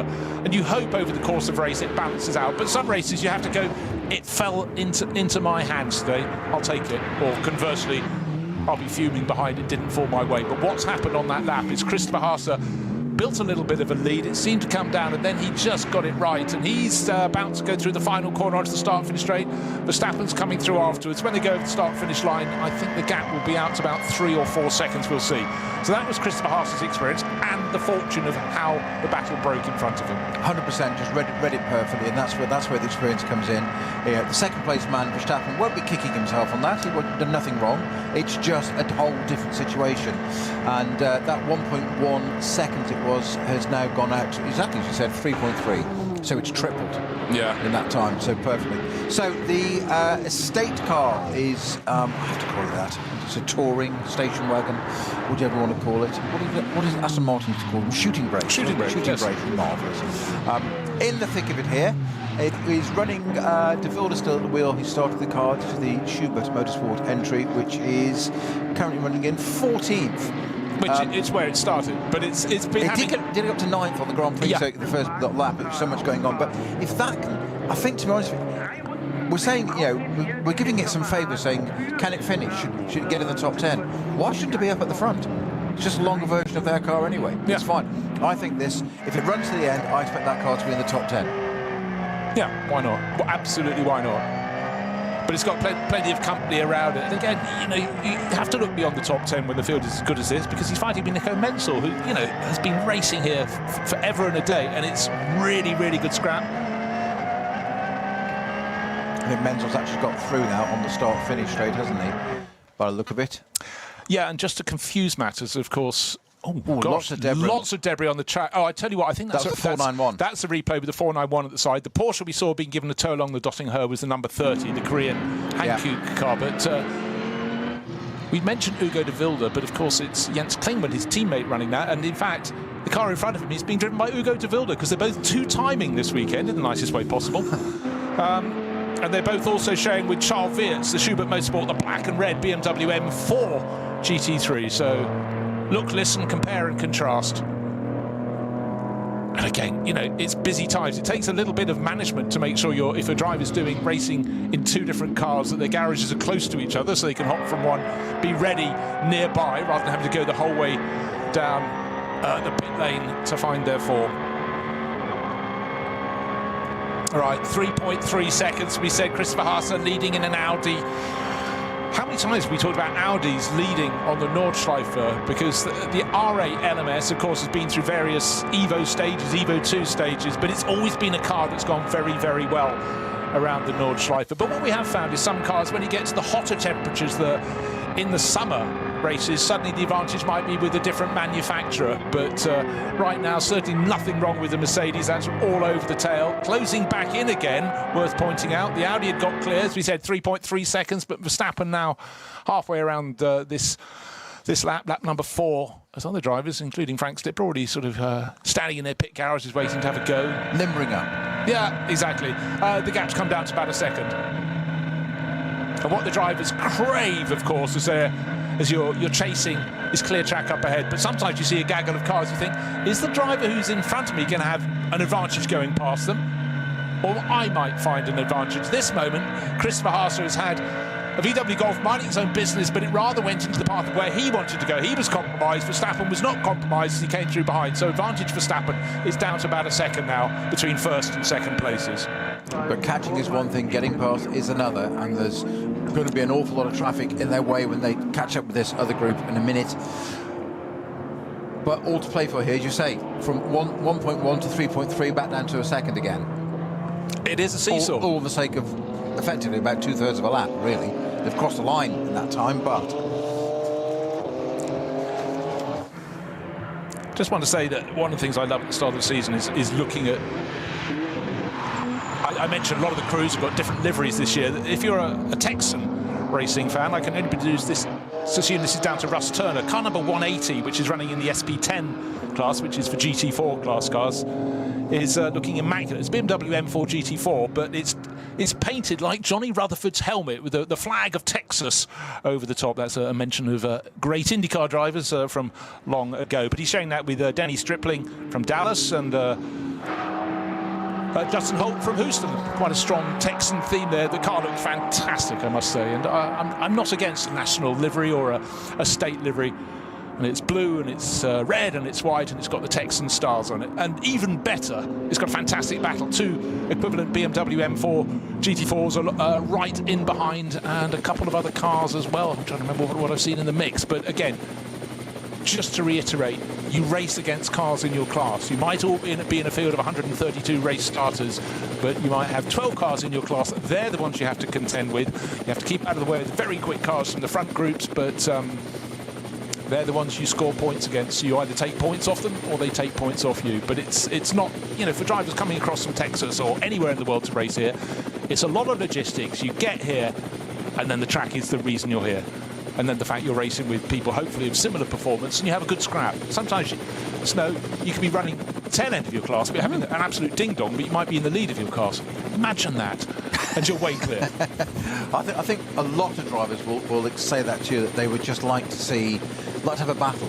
And sometimes it doesn't matter. It doesn't have to be for the win. It doesn't have to be win for the class even.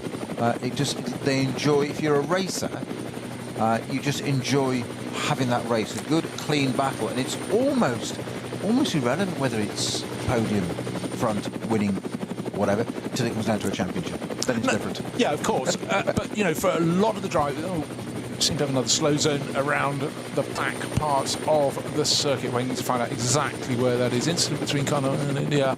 We'll tell you who has Klostertal. Okay. So again, drivers have to just constantly be on their toes. So Klostertal, very quick part of the circuit before you suddenly turn right, go sharply up the hill to the carousel, which is precisely where our first 2 cars are going. Still the Audi of Christopher Haase, still leading Mercedes of Max Verstappen. Bright parts of the track, deep shadow from this beautiful spring day at the Nordschleife, and they come across the Porsche Cayman. The Audi goes through, no trouble. Verstappen gets slightly blocked by it and has to go further to the left of the circuit as the track went to the right to go around the other. And it's about just losing a little bit of momentum and then catching it. And right now, talk about catching, he's nearly taking the bumper off the back of the race-leading Audi. BMW production class cars keeping out of the way on the right-hand side of the circuit. The race leader, the second place Verstappen, Mercedes, going around. Suddenly they've got clear track ahead of them, but they can't see far because the track twists, it turns, it rises, it falls. Next group of cars, they come across them quickly. I was about to say they'll see some. They already have.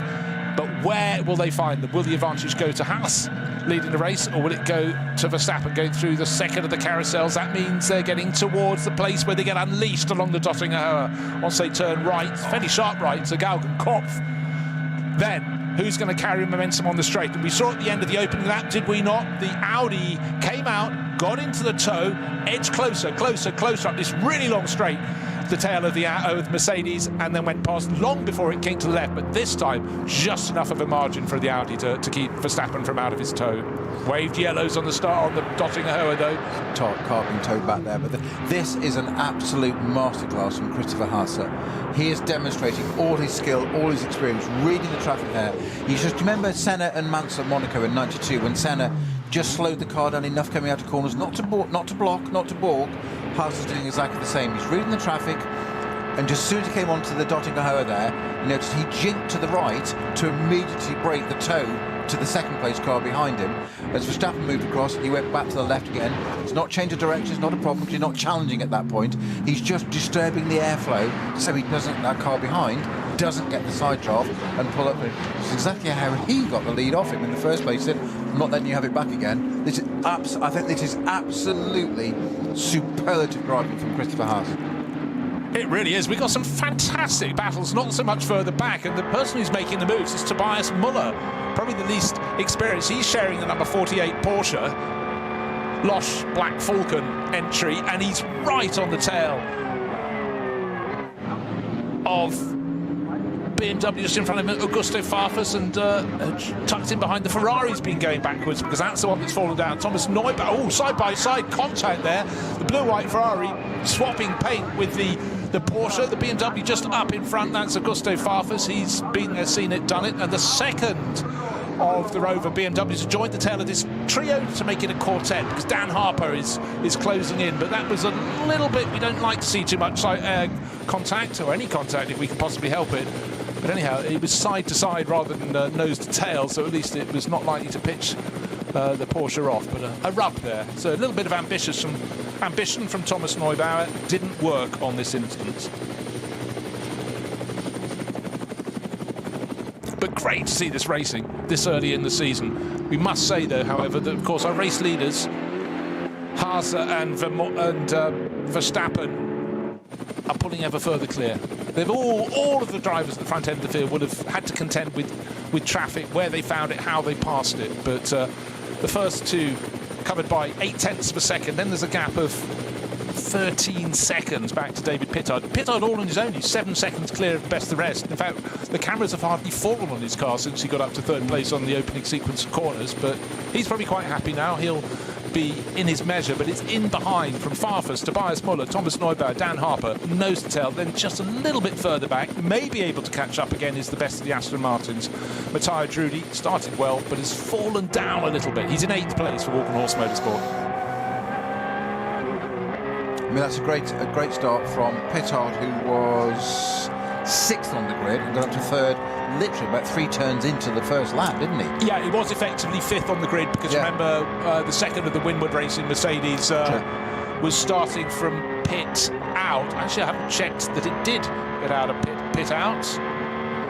It's got its problems. Maxime Martin, he's down in 33rd position. We'll see. So clearly something not quite right. Disappointing for them. Up front, though, it's a fantastic battle, but it's the gaggles of cars. It becomes more and more complicated and more likely to lose several places when you've got 3 or 4 cars close together coming across the traffic, because you lift off a little bit, someone's right on your tail, they may have had a better line of sight and they can see where the car in front is moving and what might be happening. But actually, as I say, that battle from Augusto Farfus to Dan Harper has closed in all over again. It stretched a bit around the back part of the circuit, but as they start the next lap, very close together. And this is the moment where Thomas Neubauer went up the inside of Tobias Muller's Porsche into turn 2 and clattered into its flank.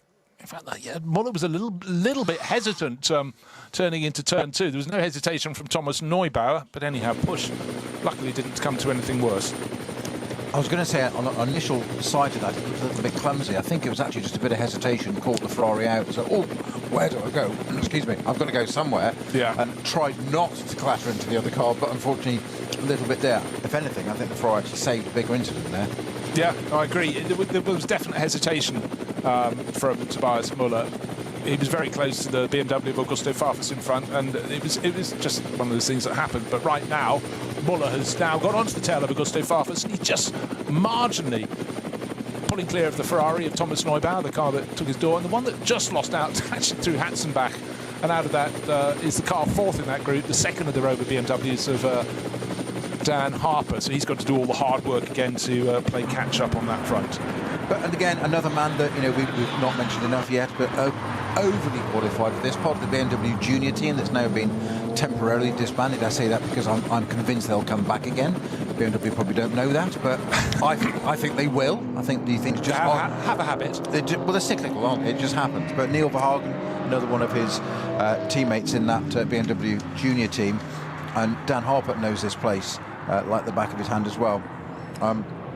Great to have Ian McCarthy on board with us again. Good to have you back, enjoying another NLS season. He has just pointed out on X that Max is the new boy here. He is relatively, but he has raced in 2 classes in 3 very different cars, and of course one around here. So he's had quite a bit of seat time. Yeah, it sort of goes as ever. Ian, put it in perspective. Yes. Yeah. But again, I mean, to race this in one sort of car is one thing, but to learn. I'll just pause my conversation for a second, because suddenly we have Verstappen all over the tail of Christopher Haase. Where's the traffic up ahead? Haase actually, when you look at how dynamic these cars are, they're not nailed down. I think you can say that, because Haase's Audi was really shifting around, little bumps around the back part of the circuit. And again, I just have to keep emphasising the narrowness of the circuit. It's because they're proper racing cars. They're a bit loose. They're a bit leery. Just what you want. Yeah. You've got to get the scruff of the neck and drive the thing. But is Christopher Haase under pressure here? No, because what his view will be is it's just another driver. He won't bother who it is. Well, it doesn't. He actually expunge that from his mind. It's not Verstappen. It's just another person in a Mercedes. Deal with it, and that's absolutely the right mental approach to this. Until he beats him, then he takes the glory, of course, and the credit. Yeah, something like that. Right, it's good. It's clearly been quite dry because Haase just cut one of the corners, as you do, make it the shortest route around a lap, and basically went, take that, Verstappen, and gave him a face full of dirt in his face because the right-hand tyres were just over the serrated curbing, but it's all fair and love in war. Oh, what I'd like to see, though, is a camera behind Verstappen's car, because that too will be moving around, because they're not tiptoeing, they're thrashing these cars and just moving around as they go, because if it's nailed onto the circuit, it's probably not quite as quick as if you can take and adjust your linings the way they can. You talk about stones and dirt being thrown up in a GT3 race almost 20 years ago now in Parc Fermé. I had an extremely irate Frenchman wanting to basically kill me in the Parc Fermé, and I genuinely didn't quite understand. I thought, well, I did the second stint, and obviously I was in the Parc Fermé, and I don't think I've done anything, don't recall any instance with this car and whatever. And very notable by his absence was my teammate in the Parc Fermé, a certain Phil Keane. Yeah, and it wasn't until we got out of Parc Fermé and the whole situation had been diluted and dissolved and whatever that Phil admitted to me quietly in the garage. Said, "Oh yeah, he was annoying me." He used a different term earlier in the race, and he'd done exactly what you just described. He'd run wide deliberately. This was at Brno, and fired up a load of stones and bits into the driver behind, basically to put him off and slow him down a bit. I was then getting the blame for this. It was like, thanks. So there you go. Teammates. Teammates. Where's the mate bit gone out exactly. of that? Right, on to another lap. Christopher Haase leading the race, but by maybe not for long. A car length. Verstappen, this is a shorter straight. It's a start-finish straight. Will he make a dive down the inside? I don't think so. Haase's got it covered. If you want to go around the long way, my friend. So what he'll try and do now is switch back through the inside. Indeed he does. Haase runs a little bit wide. Max Verstappen doesn't quite get the job done. He's over to the right-hand side. He's all over the back of this Audi. Looks a little bit more nimble. I never thought I'd say an AMG GT3 was nimble. Max using all the runoff area to the right-hand side there. He's glued to the back of that Audi. How the splitter and diffusers haven't met and got married. They've certainly got engaged, haven't they? But Haase is still holding on to it. And again, as I repeat it, this is an absolute masterclass from Mr. Haase there, showing all his experience. It's not his first rodeo. It's not his first race round here. He doesn't care who's in that Red Bull Mercedes behind him. The point is, he's behind him, and that's where he's staying. Yeah, absolutely so. But where's your best opportunity to pass? It's on the Grand Prix loop. Didn't happen into the first corner. Had a look into turn 3, where you're turning sharply left before you release to the right to turn 4. Didn't work for the Mercedes driver. So the Audi of Christopher Haase still in front of Max Verstappen. Best the rest. How far back now is David Pittard in 4th place? He's 25 seconds further back. But the bad news for the KCMG Mercedes driver is that gaggle of 4 cars behind are right behind him now, because Augusto Farfus is just under a second down of his tail. Now, I tell you what, Pittard's the one that's lost out. Muller in the Porsche, the one who had a side strike a while ago, has gone up into 3rd place, Farfus to 4th, Neubauer to 5th. So the gaggle's not just caught Pittard, they've passed him. He's down in 6th place on the start-finish line. And Mirko Bortolotti, I've just been looking, the Lamborghini driver started outside the top 10.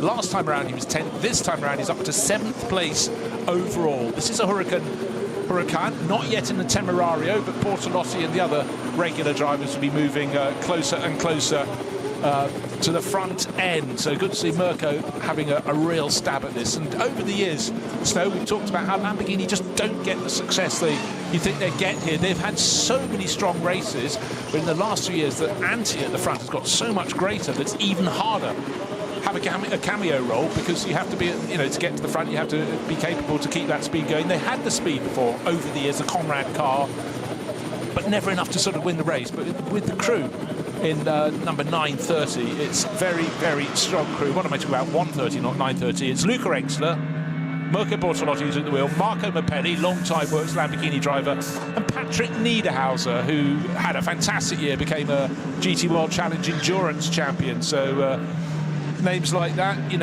we are talking tip-top GT3 drivers, but here they are, different cars, same circuit, really going for it.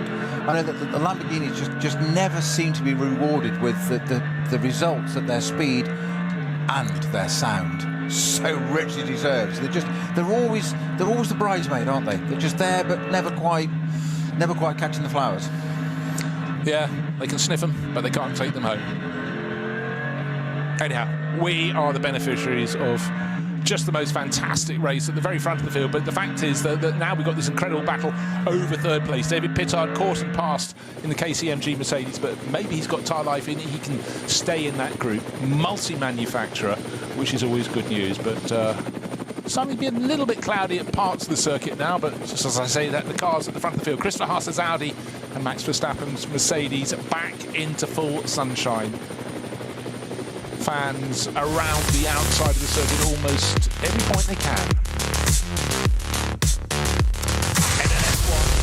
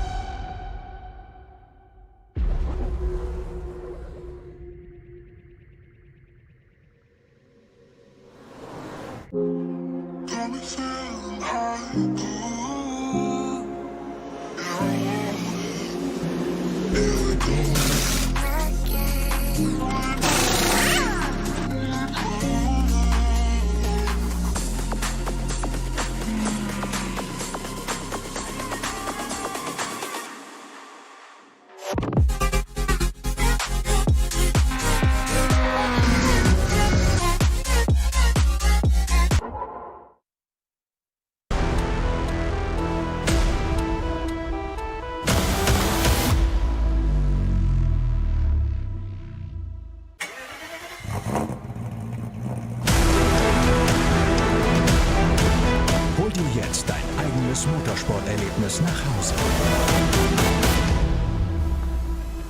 Dein Online-Shop für Simracing-Hardware und Zubehör. www.simraceshop.de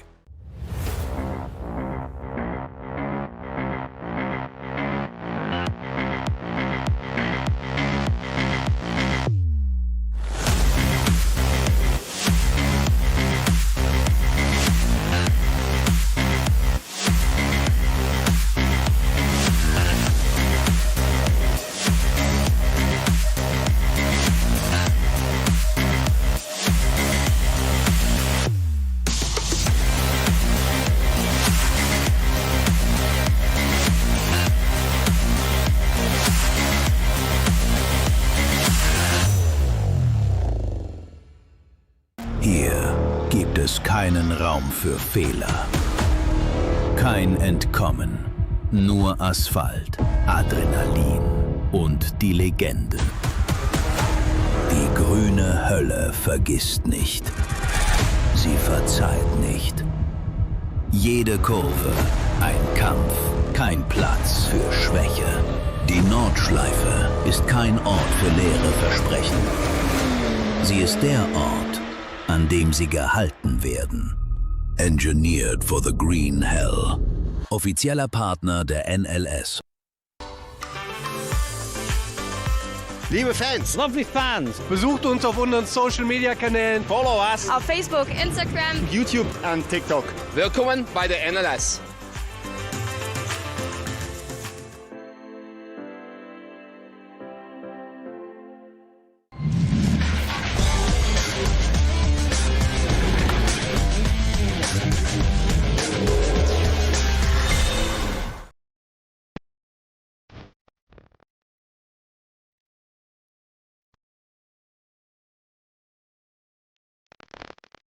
The season and it not being a commentary contradiction. We can. And so a brilliant early spring day on the Nürburgring Nordschleife. And we've got a cracking race to get the season properly underway. Handful of little incidents, and we've seen the rescue crews out on the circuit retrieving a couple of cars, including the number 30 Hankook competition Porsche, the 491 Hyundai Seems to have clattered the barriers, scattered some debris, but the rescue crew is doing an astonishing job of not just getting the stuff off the circuit, but also the marshals just making the messages crystal clear for the drivers. And we now have 6 laps on the board. And it's still Audi from Mercedes. It's still Christopher Haase by 0.9 of a second. He stretched his legs ahead of the Mercedes and Max Verstappen. But just to reiterate, the first driver to blink and come in to make a pit stop was KCMG. I'm sure that was running a lonely third. But Nerei Fukuzimu's taking that over from David Pittard. And by having that pit stop early, it does mean it's a shorter pit stop, but then their final pit stop will also be early relative to their rivals. That'll be a longer pit stop for them. But I'm sure it's something they worked out. So the next question is, which of these, with the 2 leaders, is going to pit first or simultaneously? I would reckon simultaneously, because I think so. We tend to get, if you have clear running, everything sort of is perfect. You get an 8-lap stint around here on a tank of fuel. But when you've had the formation lap as well, 7 laps is when you expect them to come in. What have we got on the board? We're on lap number 7. So, can any advantage be gained by Christopher Haase or by Max Verstappen on this lap? But also, will either of these drivers stay in for stint number 2 as well? Verstappen's car he's sharing with Jules Gounon and Danny Juncadella, so he's got if he gives them both a go, he might do a double stint. They'll have 1 stint each, but the car he's racing against, Christopher Haase, only has 1 teammate, Nico Hanke, so he will probably do the 2nd stint, then hand over to Hanke to do 3 and 4. But what do I know? I'm in a commentary box, I'm not the team manager. And the theatrical part of my little brain is picturing these 2 both pitting, changing drivers, standing there and having a Top Gun moment where basically Christopher Haase says, "You can be my wingman anytime."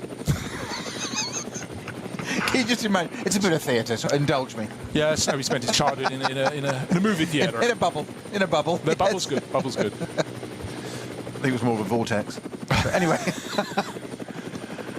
So actually, having talked a short while ago about how things were going in SP10, which is a class that gets better supported every year, better variety. I better tell you who's leading that. That's the class for GT4 class cars, and it's car number 176, Jörg Wiebahn, a driver with a huge amount of experience around the Nordschleife that's coming out on top at the moment. That's the Pro Sport Racing Mercedes, and he's showing that with Yannick Himmels and Anton Abe, so he's the most experienced of that crew, but he's in the front of that class, so just working through. And car number 170 is second in that class, which is a Toyota Supra, so we have this variety. That's the all-Japanese crew. Kazuto Kataka at the wheel, and Miki Koyama will be taking over at some point. And third in class, we mentioned it before, it's the Texan car number 180, the BMW M4, and it's Ogborn at the wheel of that at the moment.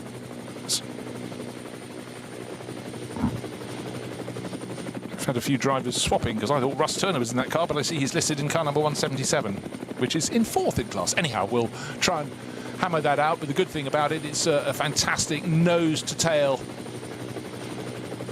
battle in that group, which is just what we want to see. You did mention at the very beginning on the formation lap, Bruce, of the variety of manufacturers, and we talk about the drivers all the time. We focus on this a lot in this first stint, where we're just coming up to our first of our leaders' pit stops very shortly, I suspect, possibly even the end of this lap. But currently we have Audi leading from Mercedes, Porsche, BMW, Ferrari, Lamborghini. How cool is that? A bit of a variety. Yeah, no, absolutely. But also, just that we said at the start of the race, you can't only. It's easy to focus on what's happening at the front of the field, but you have class battles, and we have the SP10 class. All 5 cars, the top 5, that gets the Kleiner Carousel, are covered by 1 shot. They're covered by 2 seconds. So we're very nearly the end of the quarter point in the race. We're nearly up an hour complete. We've got another 6.5 minutes to go, but 1st to 5th in SP10, yeah, they're running down in 46, 47, 48, 49th and 50th position. Not nose to tail, but the next closest thing, probably half a second between each of them. Then they run along the Dottinger, and the car that's leading the class just gaining a little bit of a margin, and the Texan liveried BMW M4 tucking in behind, not quite getting a tow, but not enough to draw it up Or is it? Again, just keep on forgetting how long that run is along past Döttinger and then you go towards the very end of the lap to Hohenrain, where it tightens up a bit. But yeah, I think class lead still staying there. But great battle, but they've got 3 more hours of this. Isn't that good? Mercedes leading the class. So just looking at where they are on circuit now, we are at the highest part of the circuit, aptly named Hohe Acht. High point in German. That leads down to Wifferman that starts the downhill run. I think we might have these cars in on this lap. I'm being intrigued, Bruce, as we said. We've discussed various possibilities of strategies. We are commentators sitting in the luxury of a commentary box looking out and down upon these cars and watching them, not team managers. They will have different ideas, and we will put forward all our theories based on our lack of experience over the years and doubtless be proven wrong. When it's right, it is pure luck. Yes, no more. Every single time, pure luck. The number 80 Mercedes, that qualified 5th, it's the second of the Winwood Racing AMG GT3s. That's in the pit lane. When you see dolly jacks being put underneath the car, you normally think, oh, going to be wheeled back in the garage. But when you're here, they just have to get them round to a 45-degree angle in the pit lane because there isn't enough space for everyone to be parked parallel to the front door of a garage. They don't even get a garage each. You have multiple cars in these deep garages at the Nürburgring, but certainly for the 2 AMG Mercedes entered by Winwood Racing, the bonus, the favour is very much in the one that's car number 3, running second in this race, and about, a tenth of a second behind the race-leading Audi. It's the one Max Verstappen is driving, pedalling hard. Now, end of this lap, we reckon these first 2 cars from first and second in the race will come in to make the first of their 3 standard pit stops in this race. It's a 4-hour race. You divide it down. Don't expect, because don't forget, they had the formation lap, the mere 25 kilometres. But who is going to blink? I think they're going to blink at the same time. But Verstappen has got the toe. Yeah, down the straight they go. Yeah, it's always going to happen there because Hasse was held up by the cars where he didn't want to be onto the Döttinger. So that has unfortunately played back into Verstappen's hand. Although Hasse is not letting it happen. I don't think he's going to get it. He isn't. I don't think he's going to get it. I think Hasse is going to literally side by side. Nah. No, we've seen this before. He's going to have to acquiesce. He's going to have to let Verstappen through. But I'm not convinced he's going to do it in a hurry. He's not. They're through the kick. They're side by side. They are literally touching here. Hasse has to let it go in the end. Max Verstappen retakes the lead. Finally, some 6 laps in after losing it at the very start. But are they going to dive straight into the pits having made the move? Verstappen? Yes. Hasse? Yes. Okay, a little bit of pride restored for Verstappen there. Great racing, but that just absolutely goes to show one little bit of interruption just as you're coming into the long straight, and you can find all of your oaths and swear words because it's frustrating. Doesn't mean much overall. Now, let's see how the pit stops go. Verstappen will come in to a standstill. The Winwood Racing crew in position there, nose towards the garage. They will swing that car around. Please leave them both in these cars so they can carry on racing. Taking nothing away from our new race leader, Max Verstappen there. That was not down to him. He is jumping out of the car. That was down to traffic. He took the opportunity, but the opportunity presented it to him. Right. I expect all the front-running cars to come in, and there isn't a rush in the pit stops here. It might look really quite languorous as driver change being made, but their pit stop has to be a minimum of 328 seconds from pit in to pit out. How do they produce these numbers anyhow? Someone's got a slide rule, and that's what it is, from pit in to pit out. And let's hope nobody undercuts that time. We see it race in, race out, right across the globe in motor racing, in endurance racing in particular, and nothing drives a team manager up the wall more than someone nipping out of the pits or being signalled away from their pits. Right, indication there from Max Verstappen with his hands. There's a bit of understeer at the moment, so that's being taken on board. And Danny Juncadella will be going second in that car. Red and white helmet of the Spanish racer. Very, very smooth individual. He's doing that going to be doing the second stint. We'll see who gets it. Well, have we spotted Hasse getting out of his car? The focus has been on the Verstappen car. I reckon Hasse might stay on board. Well, it depends how he feels, because his young teammate Nico Hanke is the only other person less been a late change on the entry list. We do have quite a fluid entry list in the NLS. You get the entry list issued every Wednesday, but extra names get added and taken away over the course of the intervening days. But certainly we can tell you that's Danny Juncadella who's about to take over the number 3 Windward Racing, Verstappen.com Mercedes. And with Jules Gounon in the sidelines, he'll be hyper enthusiastic to have a go as well. But you can hear a lot of air guns going off down the pit lane, because pretty much everybody, as predicted, has come in to play.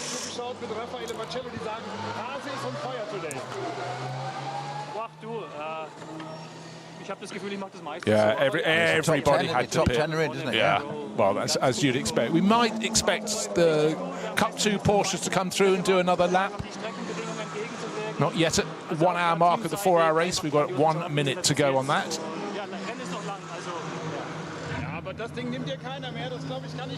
Now, of course, didn't Pittard pit early? He did. So he pitted on lap 5. So that's going to put him nicely out of sync now, as in to his advantage. Yeah, yeah.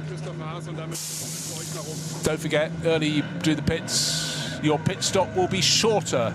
So we get the situation, it may well be, when the Audi and the Mercedes, or the Mercedes and the Audi as they were, oh, tell you what, it's back to being Audi ahead of Mercedes, because I paused because we're waiting for the Audi to be released. Its pit area was further down towards pit exit. Sure didn't. And Danny Juncadella was going in the fast lane of the pits, but the Audi just hauled itself back across. Don't know if it's Nico Hanke yet or if it's still Christopher Haase, but we do know Verstappen is... It's Hanke? Yeah. Okay, there we go. So that was super tight, just what the doctor ordered. Can't complain. Can't complain, won't complain. But having just ceded the lead by that brilliant... Well, misfortune of being caught by traffic going onto the long return straight, the number 16 Audi just being towed past by Max Verstappen, who was not taking no for an answer, was he? As he decided when he went to the kink at Hohenrhein, he was still coming through, but by dint, well, let's hope their pit stops were both under 328 seconds. Otherwise, they'll be getting a time penalty. I'm just so hoping my little sort of theatre moment's happening now that Verstappen's gone into Haase's pit and just gone, you're good, mate, you're good. This kid's good. Yeah, would he be in my team? Because that's what he'd want. That's exactly what he wants. He wants a challenge. He doesn't want to just go and pour away and have, 5-second win, 10-second win. He'll want a challenge. So the battle is recommenced. It is interesting. You said that little bit of traffic gave Verstappen the moment. He saw it, took it, made the most of it, got the lead into Tiergarten Friday. Christopher Haase did not make it easy for him. They did trade quite a bit of vinyl on the way up. Right, there. what I need to see on a track map is where is Niro Fukuzumi in the KCMG Mercedes, because remember that it went out to about 20-odd seconds, 25 seconds maybe, when David Pittard was off the tail of the battling Audi and Mercedes, the 16 and the 3 that were in the lead of the race in that opening stint. His pit stop would be 22 seconds slower. He's on the other end. He's just finishing Hatzenbach. 22 seconds shorter for the early pitting KCMG Mercedes, which should put it back on the track about here. He's just behind them. Just behind this group now. Okay. Oh, take a face for the Audi again. Ahead of the Mercedes, the Scherer Sport car kicking up the dirt. This time it's Danny Juncadella who's going to be blinking as the dust comes in. And, well, I'll tell you what, he obviously blinked and missed his braking point because he's got ahead by the next corner as they go past Hatzenbach and moving swiftly on towards Arenberg.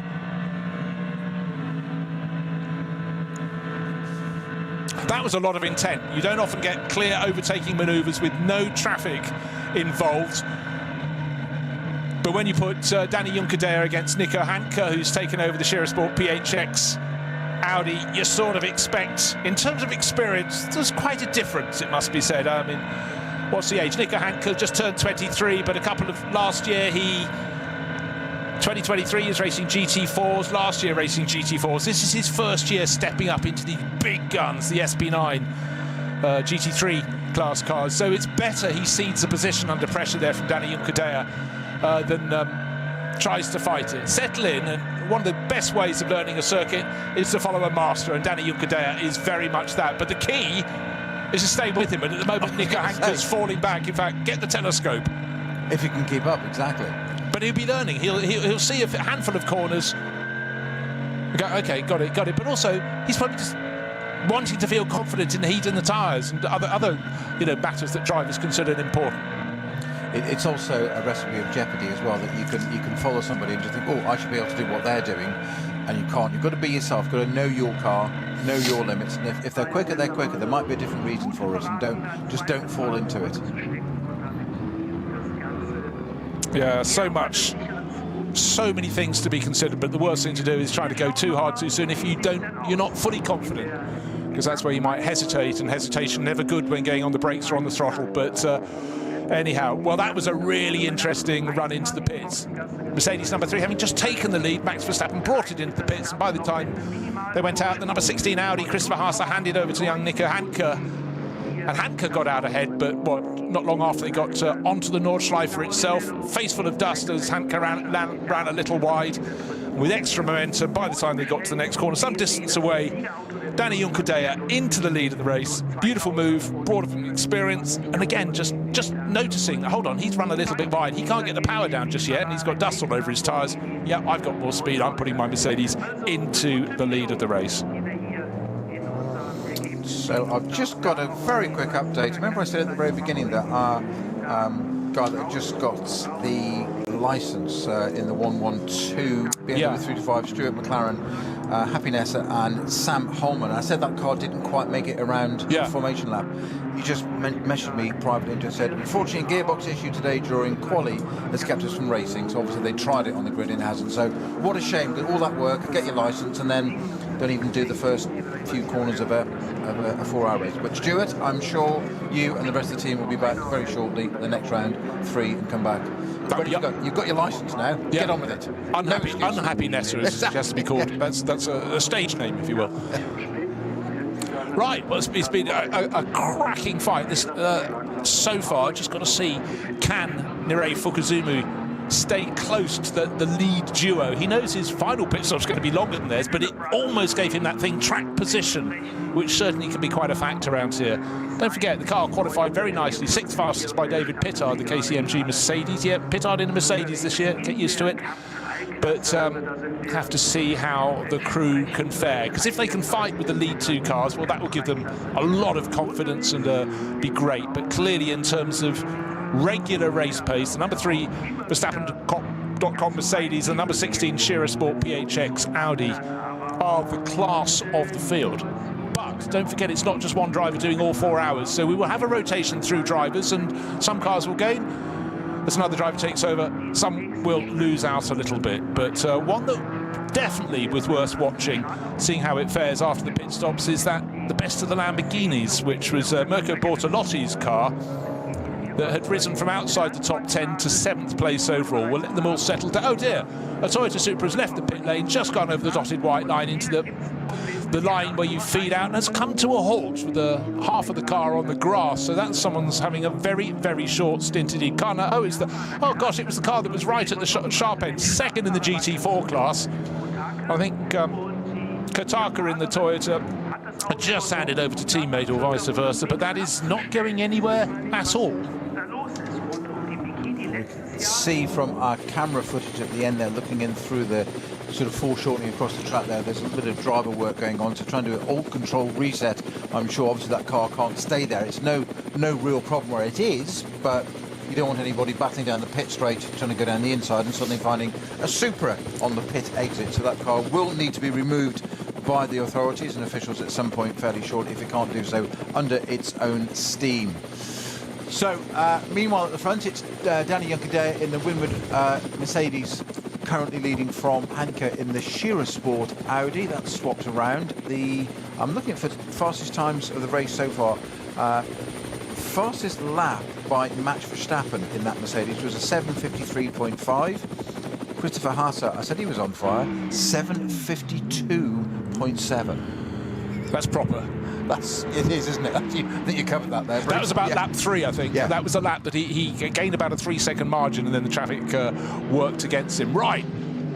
Cracking battle now. Unfortunately, Nico Hanke falling back a little bit, but Nirei Fukuzumu had taken the KCMG Mercedes pass, and just as they complete another lap, the better place of the 2 BMWs from Rover Racing goes through as well. So order chopping and changing.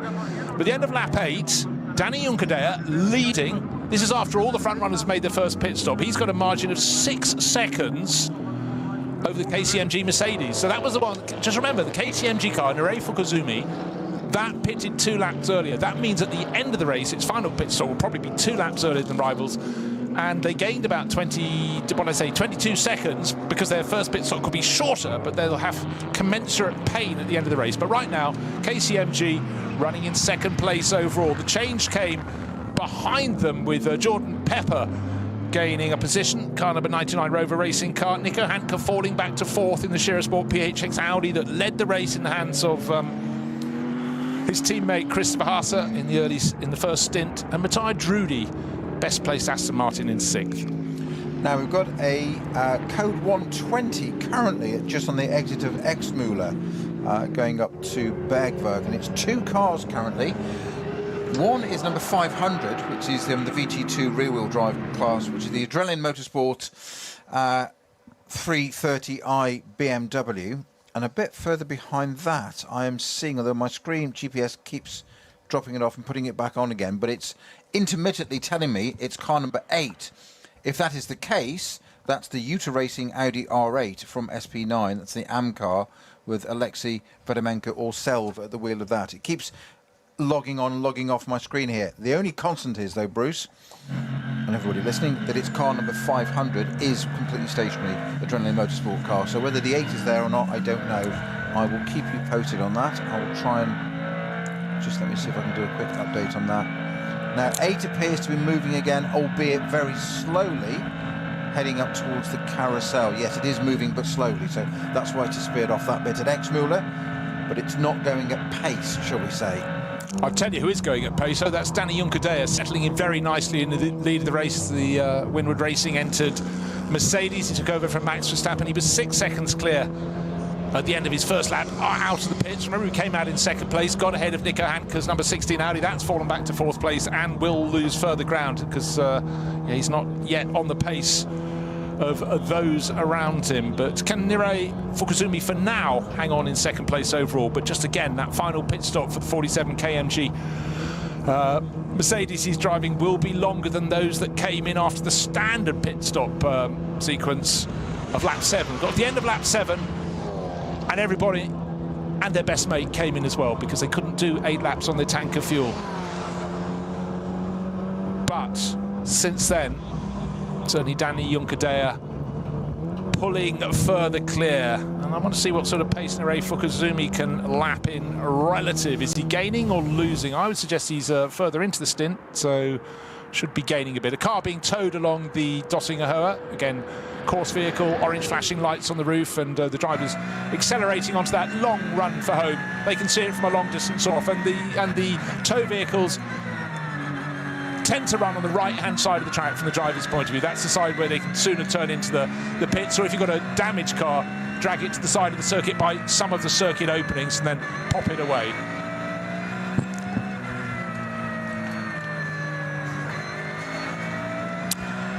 Just want to touch on Cup 2 class because that's always one you need to keep an eye on, and at the moment, well, we've just had the pit stop, so there's a bit of a churn there, but I think class leader is car number 919. Just remember, these 911 GT3 Cup cars are very, very fast indeed. Of course, you can race them in any sort of Porsche Carrera Championship around the world, but they're very good around here. And at the moment, it's Robin Tranowski who's taken over, sharing with the two Jureksnesses.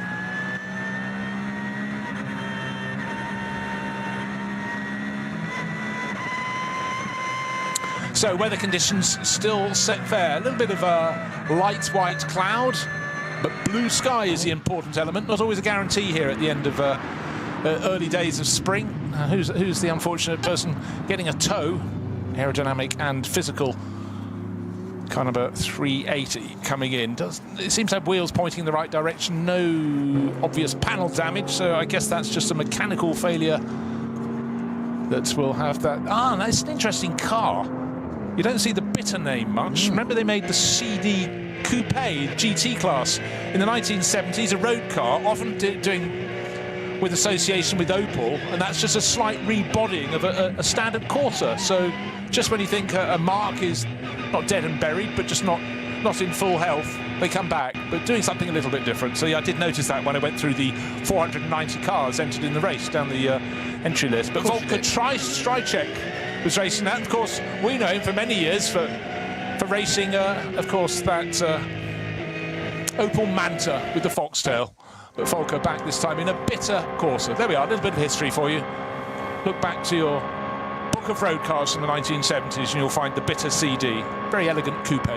So the Adrenaline Motorsport number 500 330i BMW that I said was stationary at Exmoor. It's stationary because it's clattered along the barriers quite heavily and left a trail of debris behind it doing that. So I'm suggesting it's not going to continue in the race. No. Also, the 910 910 number, which is the Schmillis Racing 911 GT3 Cup from Cup 2 class, has received a black flag with the orange circle for repeatedly not checking its transponder is working, and that is vital for not just for timing but for the officials. If anything, it's much more important that it's about safety and tracking where the car is, GPS on the track, not just from us, our spectator view and our wonderful app and timing for the drivers and the team, but actually for code 60 infringements where you are on the track. It's entirely a safety thing. It's not Big Brother, and it really does need to have a working transponder for everybody's safety. Because if you don't know that car's there and there's an incident on track and marshals step out to do something, all of a sudden the car comes you know nothing about, you can imagine the chaos that can cause. So that will need to come into the pits. It's had a one warning now. So what they call the meatball flag, apparently. Exactly. Like a big orange disc, basically. Yeah, exactly. It doesn't mean come in for lunch or have a fricadella. Of course, fricadella racing. Well, depending on how long with the chat with the clerk of the courses, it might be lunch. Yes. Yeah. But, you know, again, the Nürburgring Nordschleife is something cut from different cloth, I think we can say. And it's only when you visit that you realise in the middle of the circuit, what's normally in the infield of a circuit, a few buildings, here we've got the odd village here or there, because it goes from one hilltop to a valley beyond, and normal life carries on in between, but there are different postcodes.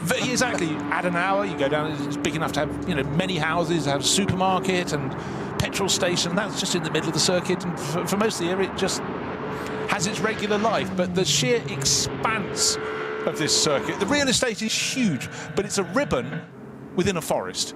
Effectively, the ribbon of tarmac that Danny Juncker is doing such a good job of. I keep thinking the weather's about to change. I think it's just certain points on the circuit are quite shaded, but then you come back in the full daylight. Not as much blue sky anymore, a bit more cloud coming over. Danny Juncker, just want to see what his margin is over. Would it still be Nerei Fukuzumi in second place? I can't tell you just yet. It might be Jordan Pepper who's going great guns in the better place to the two Rover Racing BMWs. It is Pepper, rather helpfully, just comes into sight on the start-finish straight. The KCMG Mercedes is tucked in behind the blue and white. It's long been the livery of KCMG. So there now, BMW up into second. That's Jordan Pepper, Nerei Fukuzumi down to third and fourth place. It looks so, yes, it's not Nico Hanke. He's lost more ground in the Shearer Sport PHX Audi. It's Matthias Drudy, who's doing a double stint in that Aston Martin from Walkenhorst Motorsport, and he comes across behind them now up into fourth place overall. Hanke's lost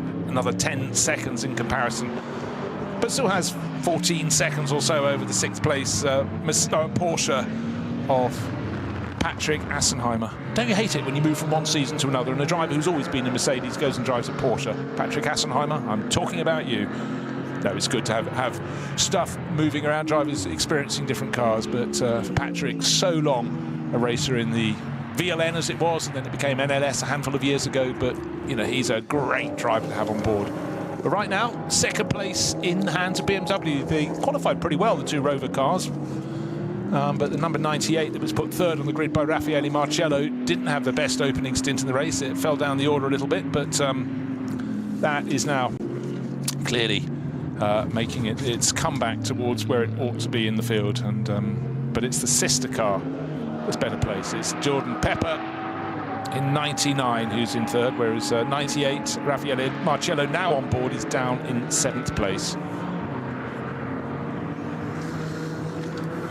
We haven't mentioned for a short while our 77 entry, which is the Schubert Motorsport BMW GT3 Evo Touring, which is still running around, still touring around in.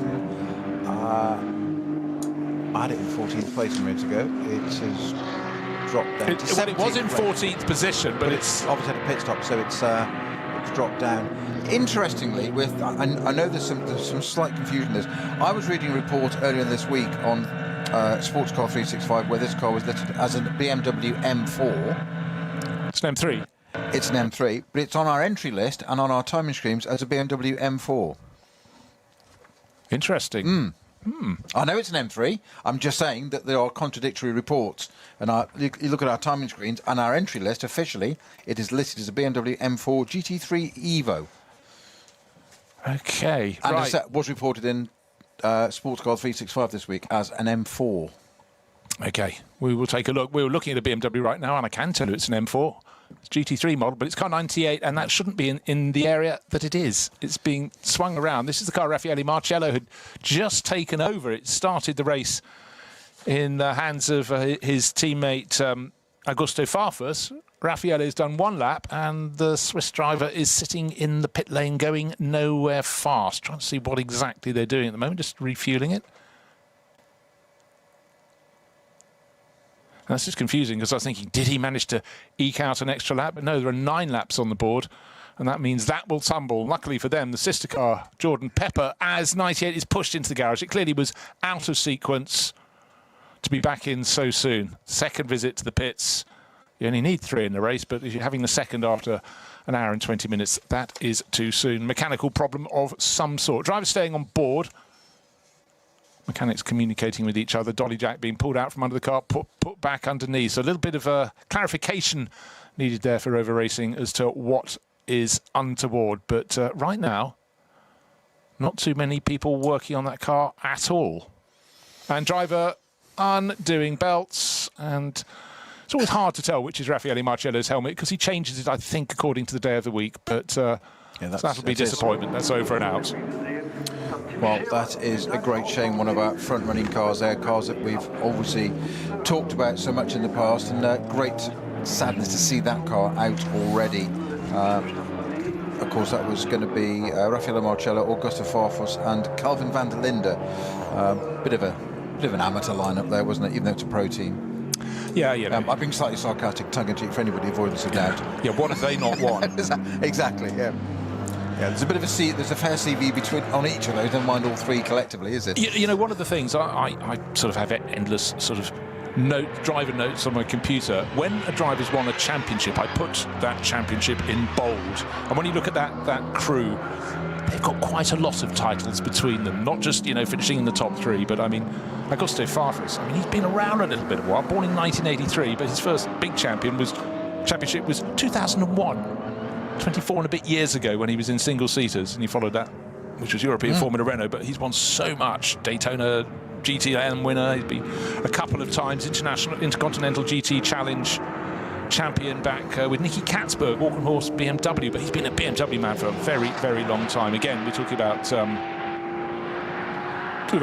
and the Nürburgring 24-hour winner not so long ago. Well, last year, actually, as it happens. And Raffaele Marcello just won so many things, particularly in the GT World Challenge across Europe. Jordan Pepper, where he's in the sister car, Bathurst 12-hour winner. Kelvin van der Linde, Nürburgring 24-hour winner. But more importantly, the winner of the South African VW Polo Championship in 2012. But it goes on, but further down. It's where it all started. It is, but again, Bathurst 12 winner, da-di-da-di-da, Nürburgring 24-hour winner, da-di-da-di-da, several times over, Dubai 24-hour winner. You know, it's one thing to be competitive, but it's when you nail it across the course of a season, you weather the vagaries of form and fortune. And it's not by coincidence, is it? No. But again, we've talked about this many a time. So many of these drivers started, the ones at the very top, started off as single-seater drivers. That very much is the way that people went 10, 20 years ago. But a lot more now are coming straight into GTs, in GT4, GT3. But they've brought that experience across. And some of them have really made it work for them. And some of them, if you're banging the drum for single-seaters, there is still that thing called moolah, money, that can ensure your career continues. Others, drivers of equal merit, if not superior merit, they try but don't have the money, they can't move up the ladder. And the beneficiaries are we, the fans, and the commentators, and the people involved with the teams, because you've got all these tip-top drivers who've changed their course, come into GT racing, and GT racing, particularly in GT3, has just become this global formula, championships all around the world. And it gives these drivers a chance to keep their careers going and keep all that experience and knowledge and passion. And also in the world of Pro-Am, we'll talk about Pro-Am in a minute in terms of this race, but it just gives people a chance to work with people who are coming in with money, who do want to learn. And we do have a Pro-Am class in this race. In fact, at the moment, Patrick Assenheimer, I said so much experience. He's not the AM in that crew. He's running 6th place overall, car number 48. And that's the Losch Motorsport Black Falcon Porsche that Tobias Muller started so well. But Tobias is the AM in that car. The other pro is Dylan Pereira, multiple Porsche Super Cup champion. But, you know, there is this element, and it's always been an element of sports car and GT racing, you know, back across the years. It didn't even have a name. It was a concept, but it wasn't an element in a championship. You had gentlemen drivers who came in, and they wanted a quick driver with them. And some gentlemen and gentlewomen learn as they go, others not so much. But it's such an important role. If you're the pro, Snowy, with a person with a car, they want you to accompany them and help them go forward. Yeah. It's not a given it's going to work. There has to be incredible work on building up the relationship and having the technical passover of knowledge and the ability to receive it from the other end. Entirely so. That is one of the most difficult things to navigate in Pro-Am racing, because on paper, on the most simplistic form, your AM is reliant on your pro is reliant on the AM's money quite often to build the team and have that motivation and keep that guy motivated. But the pro's job is also then to get your AM as close to your times as possible without losing your mantle crown, if you like, whatever, of being the pro. So you've got to keep something in reserve, but equally you've got to keep them motivated, that they're not sitting there going, well, I'm still 3 seconds off, or whatever. So it's almost a poison challenge. In fact, I'd say it is. It's a very difficult one to navigate, and I've tried it for decades, clearly unsuccessfully. But you know, the thing about it, it's not just getting your driver up to speed; it's getting them up to consistency, isn't it? Because it's all well and good being, you know, you want them to be able to, on a regular length circuit of, let's say, 4 kilometres, to lap within a couple of tenths, lap after lap. Here, obviously, that element will be, you know, the differential will be much longer, but you don't want them to be quick one lap and in the gravel the next, do you? We had a prime example of a few years ago, 20 years ago now, in GT1, and I won't name names, it wouldn't be kind, but of a driver that was very wealthy, came to us in GT1 and drove a very high-performance front-running car, and his times were not bad. He had no issue with intelligence or fitness. All that was done, and that's not always the case. Super fit, worked out for it, ready for it, mentally understood it. But his times would start, let's say, 5 seconds off and be 4, 3, 2, 1, and then he'd do that one quick lap, and it would literally, we'd all sit there and go, and how long before it's in the gravel? And the problem was that we couldn't get, no matter how much we tried, and we had a world champion on the team, probably tells you quite some caliber, we couldn't get into it. He didn't understand how he'd done the quick lap. And that was the problem. That's where the real problem was. Not that he wasn't quick, was he didn't understand how he'd got quick. So did it become, was it luck? Was it bravery? Was it fortune? He'd not understanding it. And actually, you'd prefer a driver that's consistently 2 seconds off, but they know where they are. Because you know where consistent being the key word there. No, exactly that. But also just the wheels beneath them change as tyres go off, and just understanding how to do that. Just had a fantastic demonstration of the intelligence that is required when you've got faster class cars coming up on you. The SP9 cars were coming up, and car number 155, I think it was. Yeah, it was the Plus Line Motorsport BMW M4. That's a GT4 class car from a long way before it got to the next corner, indicating to the right. That is the way I'm going. You come by on the left, because they don't want to have their race ruined. But they made it very, very clear for the chasing car that was bound to be coming past. I'm not going to get in your way. I'm going over there, right? And you need that around here. You've got big battles on your hand, and you just don't want to be caught out. In fact, just as I was saying that, the fantastic battle with Patrick Niederhauser. We had the number 130 Lamborghini getting up to 7th place before the pit stops for Mirko Bortolotti. Patrick Niederhauser, very talented Swiss driver, has taken that over, but he was having to get a little bit busy as well, and he would have very much appreciated that BMW making it crystal clear that it was going to the right, come by on my left. You just, every time a driver does that for you, as long as they then do it, that's a big helping hand. Because it's been bugging me, and I'm just going to clear the air on this on avoidance of doubt. The M3, M4 BMW Touring, I've said that deliberately, okay? It is an M3 Touring, because that's the body shell. All the tech has come from the M4. Ah, the M3.5 Touring. Exactly. Which is why, and I said that's why it's interesting, it is an M3 Touring body shell with M4 engine, front subframe, rear bits, suspension, etc. But that's why I wanted to point out, I read an article this week where it's listed as an M4, and it is officially on our entry list as an M4, and on our timing screens as an M4. It is an M3 shell with M4 bits in it. BMW will officially call it an M3 Touring. Is that clear? Yeah, well, well, no, but for reasons that I could be wrong on this, but I think there is an M3 Touring in the real world for the road, and there isn't an M4 Touring. Correct. So there we have it. But that's it for now, children. Car spotting with Bruce and Sherry. Yes. I'll get out my little observer book of cars from the 1970s. Ah, yes.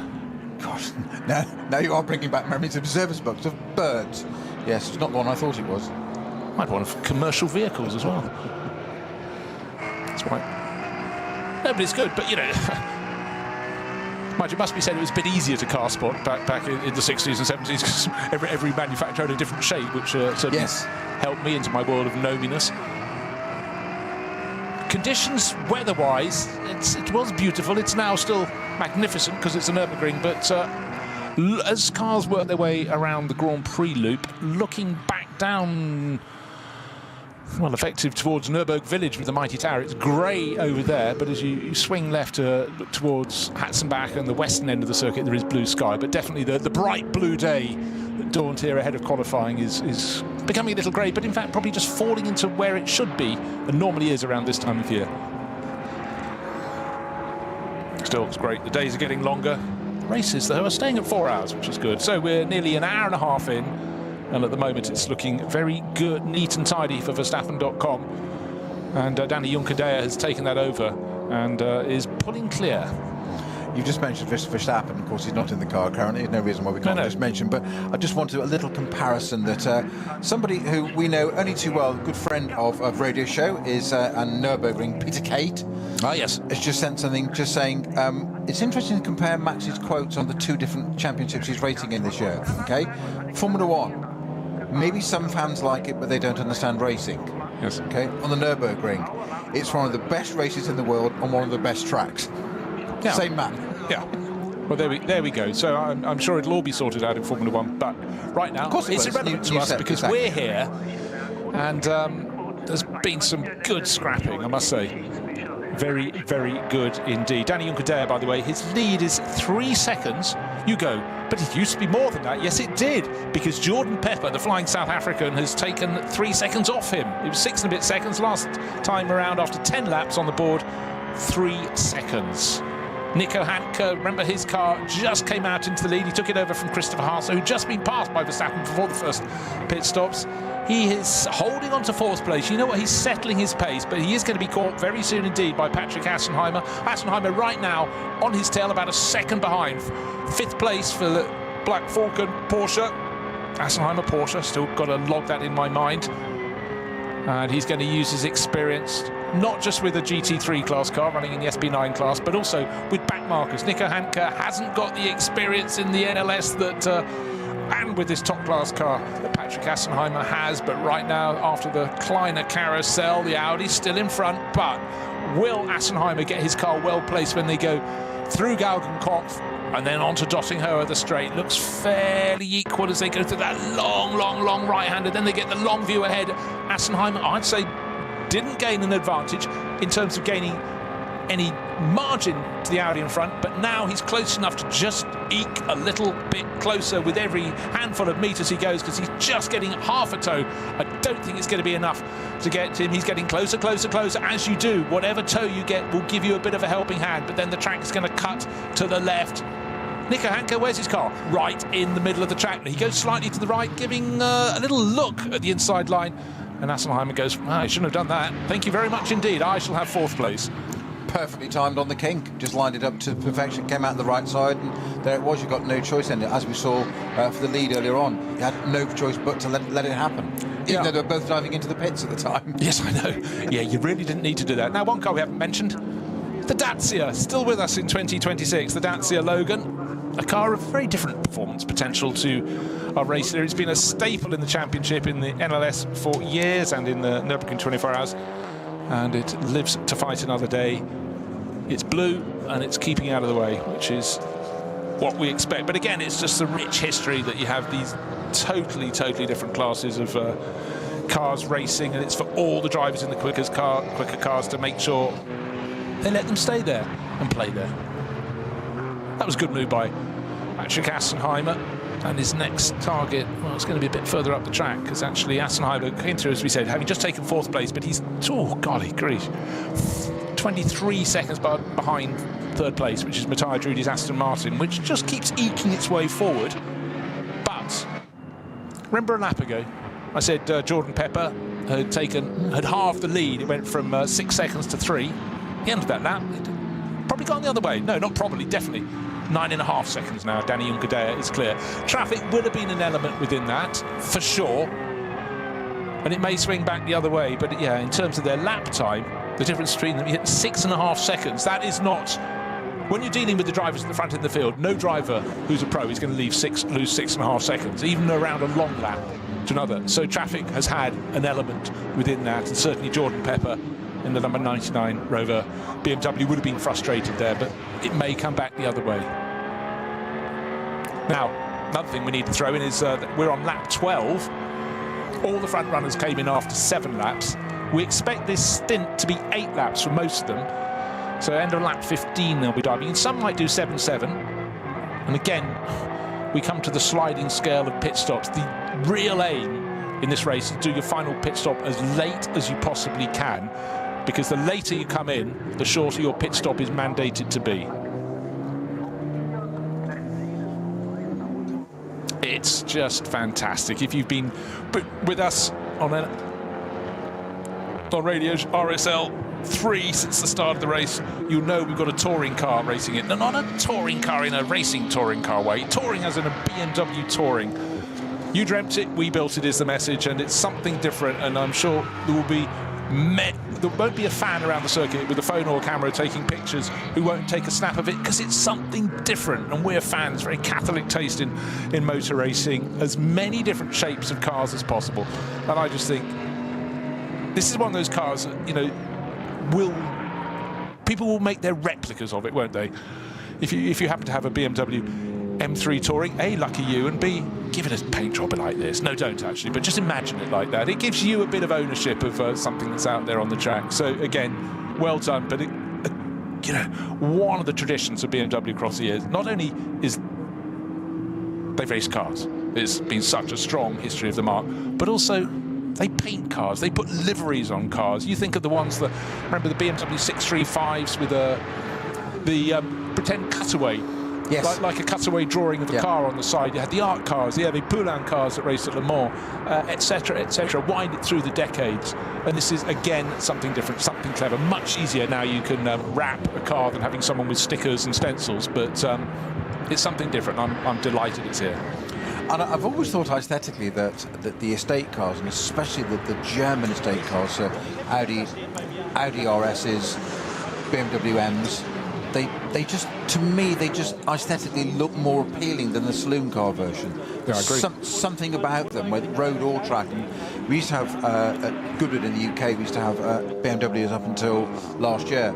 And when we get to the end of a session to do hot laps in them, you've got a range of BMWs, and people would just choose your customer and say, right, we're going to come there. And I'd always choose the M3 Comp Touring, because people didn't expect it to do what it did, and it was perception changing, just as this one is on track now. Because you'd go out and they go, oh, have I got everybody wanted to go in the M5 or the M8, and you go, come with me, and then they go, oh, in an estate car. And you'd watch people's shoulders drop visibly. Then you'd get in it and leave the pit lane and just quietly talk about the car a little bit, and then just sort of describe it, say, should we add a bit of speed in? And often they overturn blue, because they didn't expect a car, let alone an estate car, to go as well as it does. And that's the road version. So the race version, fantastic.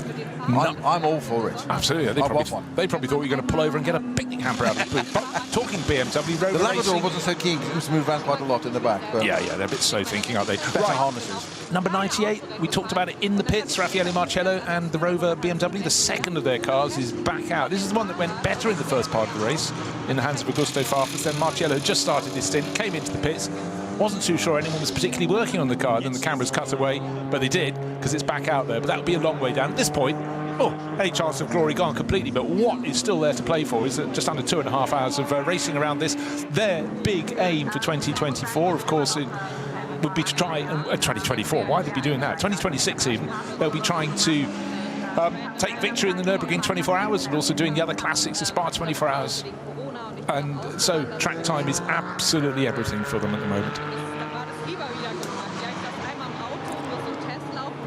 I think they lost a good lap. In fact, with such a long entry list, you have to scroll a very long way down to find where someone's placed. One thing we haven't really talked about was we saw him waiting to take over, but Frank Stippler, Ford Mustang, 2 laps down at the bottom of the field. And we mentioned number 30, that's the Korean entered Porsche. We saw that being brought in on the end of a tow rope, Hankook competition car. That's not got the sort of score it was looking for. Just going to have a little visit. Still 9.5 seconds between the race leading number 3 Mercedes Winward racing car, started by Max Verstappen, Danny Juncadei at the wheel. Jordan Pepper still in 2nd place, Rover Racing BMW, 3rd place in Rei Fukuzumi. Japanese driver on board the KCMG Mercedes, but that is out of sync because it will have to do its 2nd pit stop before its rivals, and more importantly its final pit stop 2 laps probably before its rivals, and that would mean its final pit stop is longer. So what it gained 22 seconds by making its pit stop 2 laps before its rivals, but it will have to give that back effectively, and that will see it tumbling down the order. But it's nice to have someone doing something a little bit different.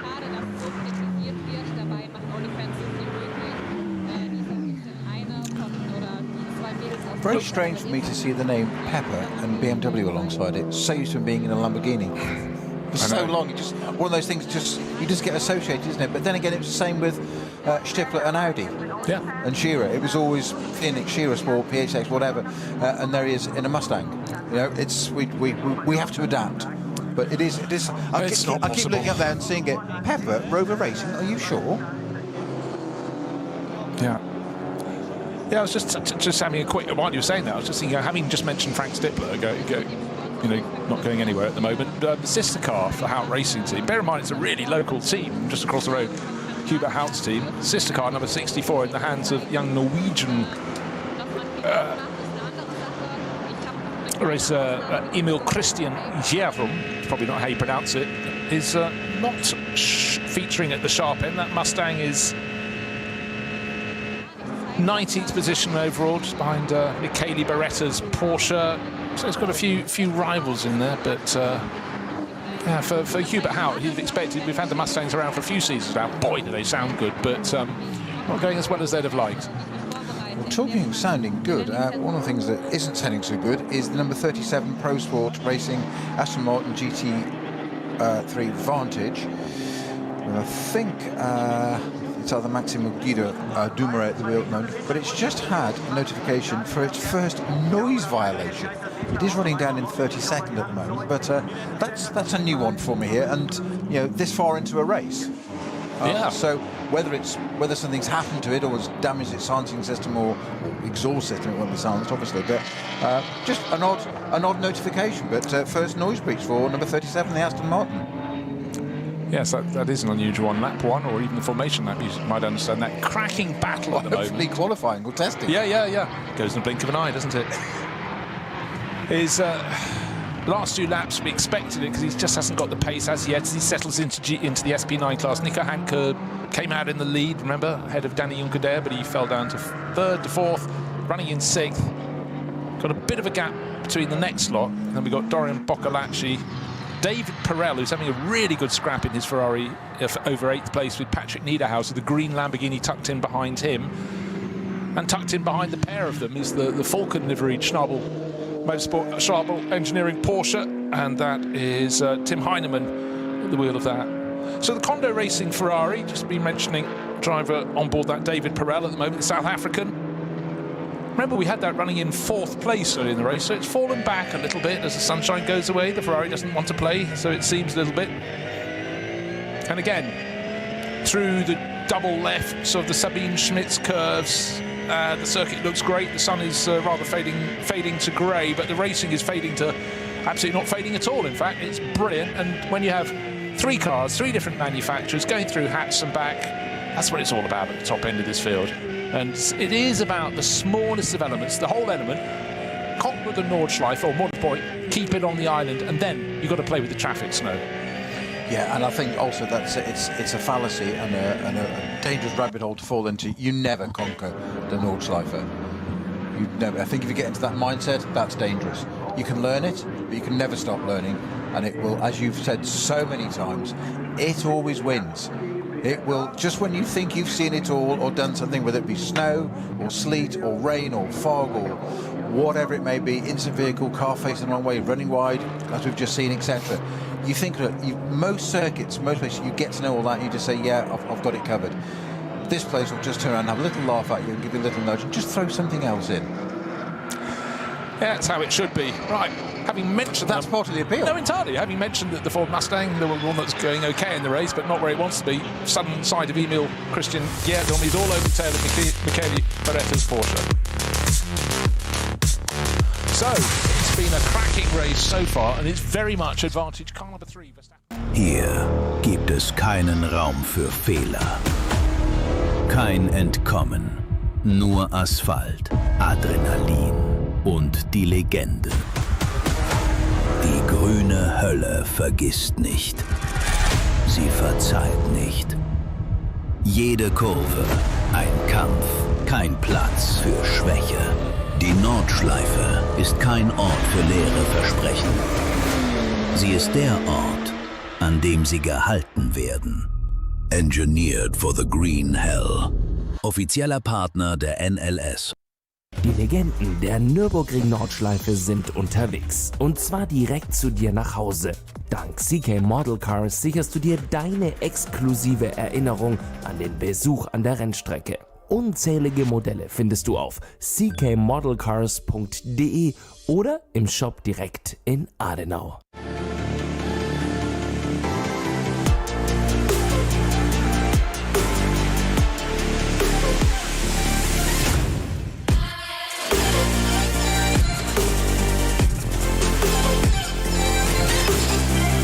Faltenreifen.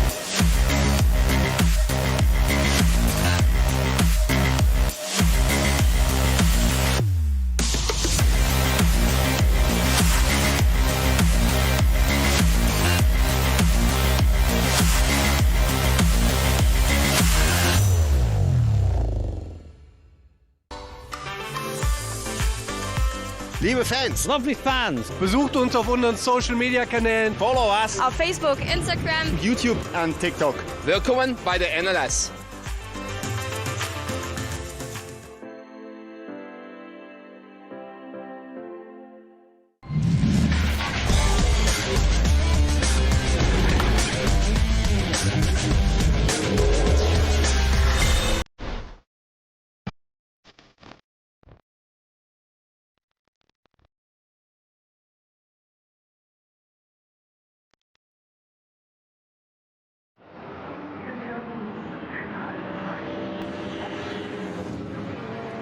Well, the clouds continue to gather over the circuit, but we're going to have the run into the second of the 3 likely pit stops for all the front-running crews. But there's a 12-second margin at the moment from the Verstappen Racing Mercedes-AMG GT3, started by Max. Now Danny on board, the super experienced Danny Juncadella, and Jules Gounon will be waiting to have a crack as well. The blue, red and yellow AMG GT3 going past a Porsche Cayman from one of the production classes, looking shorn of its wings because it is in road car form effectively, but that's not something you can say about a GT3 car. When you get a standard Mercedes and you put an AMG GT3 alongside, it just looks like it's been down the gym an awful lot, hasn't it? I was driving an AMG GT only last week, and it's a phenomenal piece of kit. As a road car, put it on a track. As a road car on the track, it's an amazing piece of kit. And then I was driving around thinking, I'd love to have this on track. So we've got a very badly damaged Rover BMW by the look of it. No, it's one of the Mustangs. It's car 65. It was the one that Frank Stippler went out in. We talked about cars looking so disarranged, I couldn't recognise what it was. We're looking at the rear end, and the fact you can see the rear tyres means there's no bodywork left behind it, and something has either crumpled into it. And again, underneath you can see the structure of the racing car. That all seems fairly square, but the bodywork, well, tatters doesn't even start to cover it. So that's going to be rotated around. But this is a car that, I don't know if it was eventually towed back, but when you scroll down the scoreboard, it is pretty much right at the bottom. That's just interesting. Our cameraman very kindly in the pit lane got eyes on that for us, as you mentioned, Bruce. And that's odd damage, because there's a lot of damage to the rear of that car, but it doesn't look like it's actually impacted anything. I've gone off and done a lot of damage to the barriers and itself, and rear wheels pointed the wrong way, cambers and all sorts. So it does suggest, and the rear wings intact, it does suggest something's run into it from behind. So I wonder whether there's a yellow flag or something, or it's just slowed down for a back marker, as we saw, and the car behind has just been caught out. I'm speculating, but I think just looking at the damage, it doesn't look like it's been off somewhere. No, it's a very good hit. It's taken a very long time to be brought back. It's now got 3 laps scored against it, which puts it right down very much at the tail of the field. But it took an awful long time, and I would think if that did happen on lap 3, bear in mind our race leaders are on lap 13. It's taken a long while for that to come back. At least the Hout Racing team still have one of its 2 Mustangs in the field. But you say leaders, we've got second, third and fourth, which is Pepper, Fukuzumi and Drudy in the pits, and indeed number 17 from 7th place, my apologies. I'll make that clear again, start again, I'll put my teeth back in. Car number 17 from 7th place, Boccolocci in the Porsche, all into the pits. So Juncadella, it is in the number 3 Winward Racing Mercedes GT3 out at the front still. Pepper, Fukuzami, Drudy in the pits. Assenheimer, Handke still out on top. Boccolacci in the pits. OK, well, this is interesting, because that means Rover Racing 13, have blinked. So they did a 7-lap opening stint, followed by a 6. I would have thought you do 7-7-7 is the normal way, or sometimes 7-8. And whatever you choose for your final pit stop. But Danny Juncadella has continued, so he's going to come in after the more traditional length stint, I would suggest, the end of this lap. But his lead now is enormous, because it was listed as 22 seconds on the start-finish line. That's 10 seconds more than the previous time, but that was, of course, with Jordan Pepper slowing down as he went through, went into the pit lane. So I thought those chasing cars would have stayed out a little bit longer, another lap on the board. For 47, that was always going to be coming in, because it pitted earlier, 2 laps earlier than its rivals at the end of the opening stint. That's come out now. We showed Suboy at the wheel. Well, it might be for the reason, because we've got a code 60 at Brunchen, which is for the number 33 Kramer Racing Audi R8. Evo 2 version. That car is stationary at the left-hand side of Brunchen, so it's navigated. It's a left and a right and a left. It's navigated the final left and parked itself there. Whether it's just stopped or had something more serious, I can't say. I haven't got eyes on it yet, but I'll have a look. But it is at the side of the track. So that could have been a very, very quick call, couldn't it? Exactly. From Rover Racing, using all their experience. Jordan Pepper probably expecting another lap under his belt, but he's jumped out, and saying Dan Harper's now taken over the number 99 from Jordan Pepper, and so he should. His other driver listed in that car, of course, but he did the first stint. Now he's back in, but Yeah, I think they were probably expecting to do another lap. Very quick call, because any time there's a code 60, you have to drop that pace through the corner. It will cost you a lot of time. And if anybody is in the pits, they will be having a laugh. Well, hoping it's cleared up before they get to that corner after their pit stop. But that's shuffled the order a little bit for the KCMG Mercedes. Well, they were likely to come in anyhow, because they did their first pit stop after 5 laps and added 8 to that. So they had actually as long as they could have gone before they had to come in. But that has helped them a little bit, I'd suggest. Some of their rivals have blinked to avoid the code 60, but it does mean that their final pit stop, the third and final pit stop, will be maybe a lap earlier than planned, and therefore that makes their final pit stop longer than some of their rivals. Oh, so many variations, but let's just paraphrase. If you come in early for your pit stop, your first pit stop can be shorter than that of your rivals, but if you pit later than your rivals for your final pit stop, their pit stop will be shorter. So, you know, it's yin and yang. You take the pain at one point at the one end of the race and gain it back at the end. And it's really where it puts you in traffic a lot of the time. And that's where the boffins, and I mean that in an endearing way, come into their own, because drivers have one view, and we always focus on the drivers, but it's team sport. And it's the boffins, I'm going to use that's a phrase.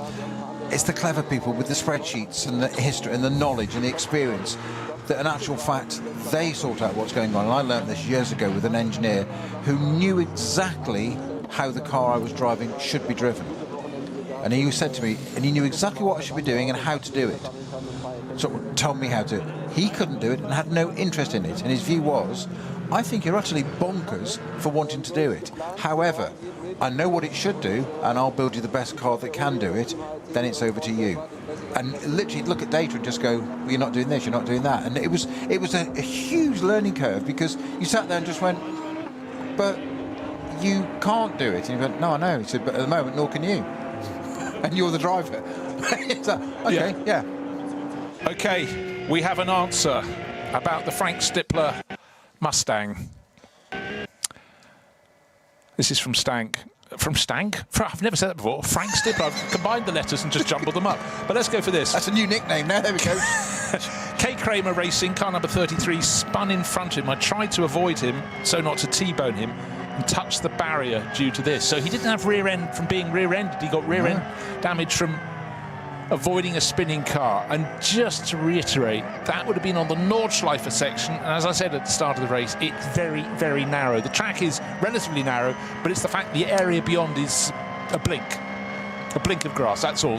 A car's width of grass, and if you're going sideways, well, that'll take you no time at all. So rear end damage. So Frank, who's his record across the years, he's quick, he's consistent, he doesn't make mistakes, and unfortunately someone else's mistake has ended up him having no choice to damage the car, which he would have hated. And again, it's about building up your season. You don't want on the first round that counts to not be picking up points. Hopefully the damage was more dramatic in appearance than shaking the car from being 4 square underneath, but that would be really, really so annoying for him. Always have to be a little bit careful about praising or eulogising somebody's particular skills, because by definition you imply that others can't. But I would suspect it would need somebody of Frank Stippler's experience to have possibly avoided less damage than that than perhaps mere mortals would have done. Yeah, well, he will have, in his view, he will have grazed it. Looking at the back of that Mustang, it's a bit more than a graze. Yeah. Just tear the bodywork off. If the wheels are straight, carry on racing. The wings on it, get it out there. It's got 2 hours to go yet. Was one even halfway through? Exactly so. But one thing's about this, we've been extolling the wonder of GT3 that run in the SP9 class, because there are so many manufacturers now. It's a global formula, and don't forget it's the secondary category within the World Endurance Championship as well. So beyond racing at Le Mans, all the circuits raced on by the WEC, but it's also variety in other cars you don't get to see too much. Just the inside of the KTM Crossbow GTX, long and low and red and very purposeful, very sort of sharp front and back ended. That's entered by Reiter Engineering, who basically have been KTM in terms of racing over the past decade. Miklas Born, Arnie Hofmeister and Julian Apostolos racing now. And I'm a big fan of seeing something a little bit different. And for those who are out around the circuit or in the grandstands overlooking the start-finish straight, again, they'll be there with their programs and just looking at variety. And A lot of people might be going, what's that? Oh, number 66, can't make it out. You think, is it an SP9 class car? No, it isn't. No, it's not. That's not homologated for GT3, so I don't know what it is. But again, you go home and you look it up, KTM Crossbow, but the very low and mean GTX version. Yeah, good to see that. And by the way, that we talked about the spinning K. Kramer Racing number 33 that put Frank Stipler off. That was the Audi. That was on the exit of Brunchen.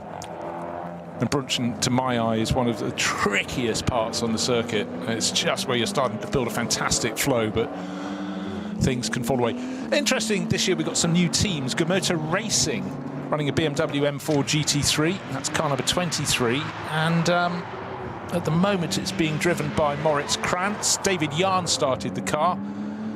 And Antal Zigo, driver from Slovakia, will be the third driver on board that. But new name, actually looking very, very crisp. It's white with black and red swoops around the flanks and nose of the car. So that's something a little bit different. You just mentioned Brunchen, Bruce, about the fast-flowing part of the circuit, and I mentioned about the number 33 Kramer Racing Audi being parked. It's still there, but it is being dragged back shortly, I believe, because it's just now white right there. That was at the end of it. However, at the beginning of it, we've now got the 966 Porsche parked up. These things happen. The NLS, it's all about variety. 4 hours of racing as I recap what happens in the first half, and a packed field of cars, around 130 coming to play. The first round was snowed off. The second round, the very next weekend, that was good news for Max Verstappen because he came across. He was busy previous weekend with his day job, but this is his dream job in a way, the aside, the leisure pursuit, racing around a circuit that's 25 kilometres, 130 cars, beautiful spring sunshine. The racing in the front is very, very tight indeed. A really fantastic battle with Christopher Haase in the Shira Sport PHX Audi, who certainly kept the Mercedes driver on his toes. Down to the first corner for the second group of cars, largely full of Porsche Caymans here, and GT4 class cars also having their early stages of the race. But good clean starts in each of the three batches of cars as they got away for 4 hours of play on the Nordschleife. Dry conditions, sunny conditions, and what a way to get 2026 NLS underway. This is the Barbarossa prize, but the racing has been very, very neat and tidy so far. A few fallers, including Frank Stipler, spinning to avoid, but right at the end of the opening lap, the number 16 Audi from Shira Sport PHX got the toe on Max Verstappen, and Christopher Haase, using all the experience, made the move to take the lead of the race. And there were a little bit of body contact. The Kondo Racing Ferrari getting up the inside of a rather hesitant Porsche car number 48 that has actually been driven very well indeed by Tobias Muller. That's the Losch Motorsport by Black Falcon car. But it was the racing at the front, and just they got to the end of the opening stint, getting closer and closer. Max Verstappen caught and passed. Got in the lead in the positions for October, but Nico Hantner, when he took over from Christopher Haase, unfortunately his motion was largely falling down the order as he gains experience, but he's racing against the real pros and will have learned an awful lot in that. So good, we're at the halfway point in the race, but at the moment it's looking very good indeed for Danny Juncadella, driving at number 3 Winward Racing Mercedes, having taken over from Max Verstappen. And he should be in next time around to make a second pit stop. Has gone 1 lap longer than all his rivals. There'll be 14 laps on the board when he comes in. 7-lap opening stint. We have had an 8-lap stint from one of the crews, but I would expect to keep things even that Danny Juncadella will bring that number 3 Mercedes in this time around. Don't forget though, with a lap of 25 kilometres, you've got to be quite sure you know when your pit stop is going to be. And we've had times in the past, very seldom luckily these days, but you try and do 1 extra lap and you might have got your fuel calculations a little bit wrong. But I'd say a really, really good start to the 2026 Nürburgring Langstrecken series, because the track's in brilliant condition. The racing has been tipped up very tidy. One little spin of the K. Kramer Racing number 33 Audi got it a little bit wrong, and Frank Stipler's Ford Mustang took to the barriers on the exit of Brunchen in avoidance. But other than that, we've had a few little fallers, but the race officials, the marshals, the rescue crews have done an exemplary job. And they've got things cleared up. We haven't had too many slow zones, but they're there. And as and when at various points things need to clear up, and it's absolutely crystal clear on a circuit this long, you may have course vehicles out there, and the drivers get all that in the briefing. But you need to learn your craft around here. Respect this circuit. It is, after all, the mighty Nürburgring Nordschleife. A circuit where you get clear track and you're at one with your car. You can find the most mesmerizing of flows around the circuit. I can't think of anywhere that would reward you more. The scenery is changing, going from one valley to another, over a hilltop, down the slopes on the other side, and then of course you've got the mixture of traffic as well, when you have so many different classes of cars. So the drivers of the top class cars, which is SP9, those are the cars that are known globally as the GT3 class, are very, very quick indeed. And they come across other cars that feel quick, perfectly quick enough for the drivers on board, but they just don't have the performance, they don't have the grip, the aerodynamic balance and sleek approach that the drivers of the top class cars have, the ones that are made first and foremost to be racing cars. The others, of course, some of them are production class cars with roll cages and racing tyres, but they're not that different from how they might leave the showroom. But right now, I would say half the race done, and a very good job by all involved. But just waiting for Danny Juncadella. Maybe he is going. Yeah, I'm waiting to see if he's diving into the pits. Not as yet, but we will have the swap around. So maybe they're going to do a 7-lap opening stint and an 8-lap second stint. Well, that is bold, but we know it can be done. We know, Snowy, that you can get an 8-lap stint if all goes smoothly. Yeah, so 7 seems to be the target number, doesn't it?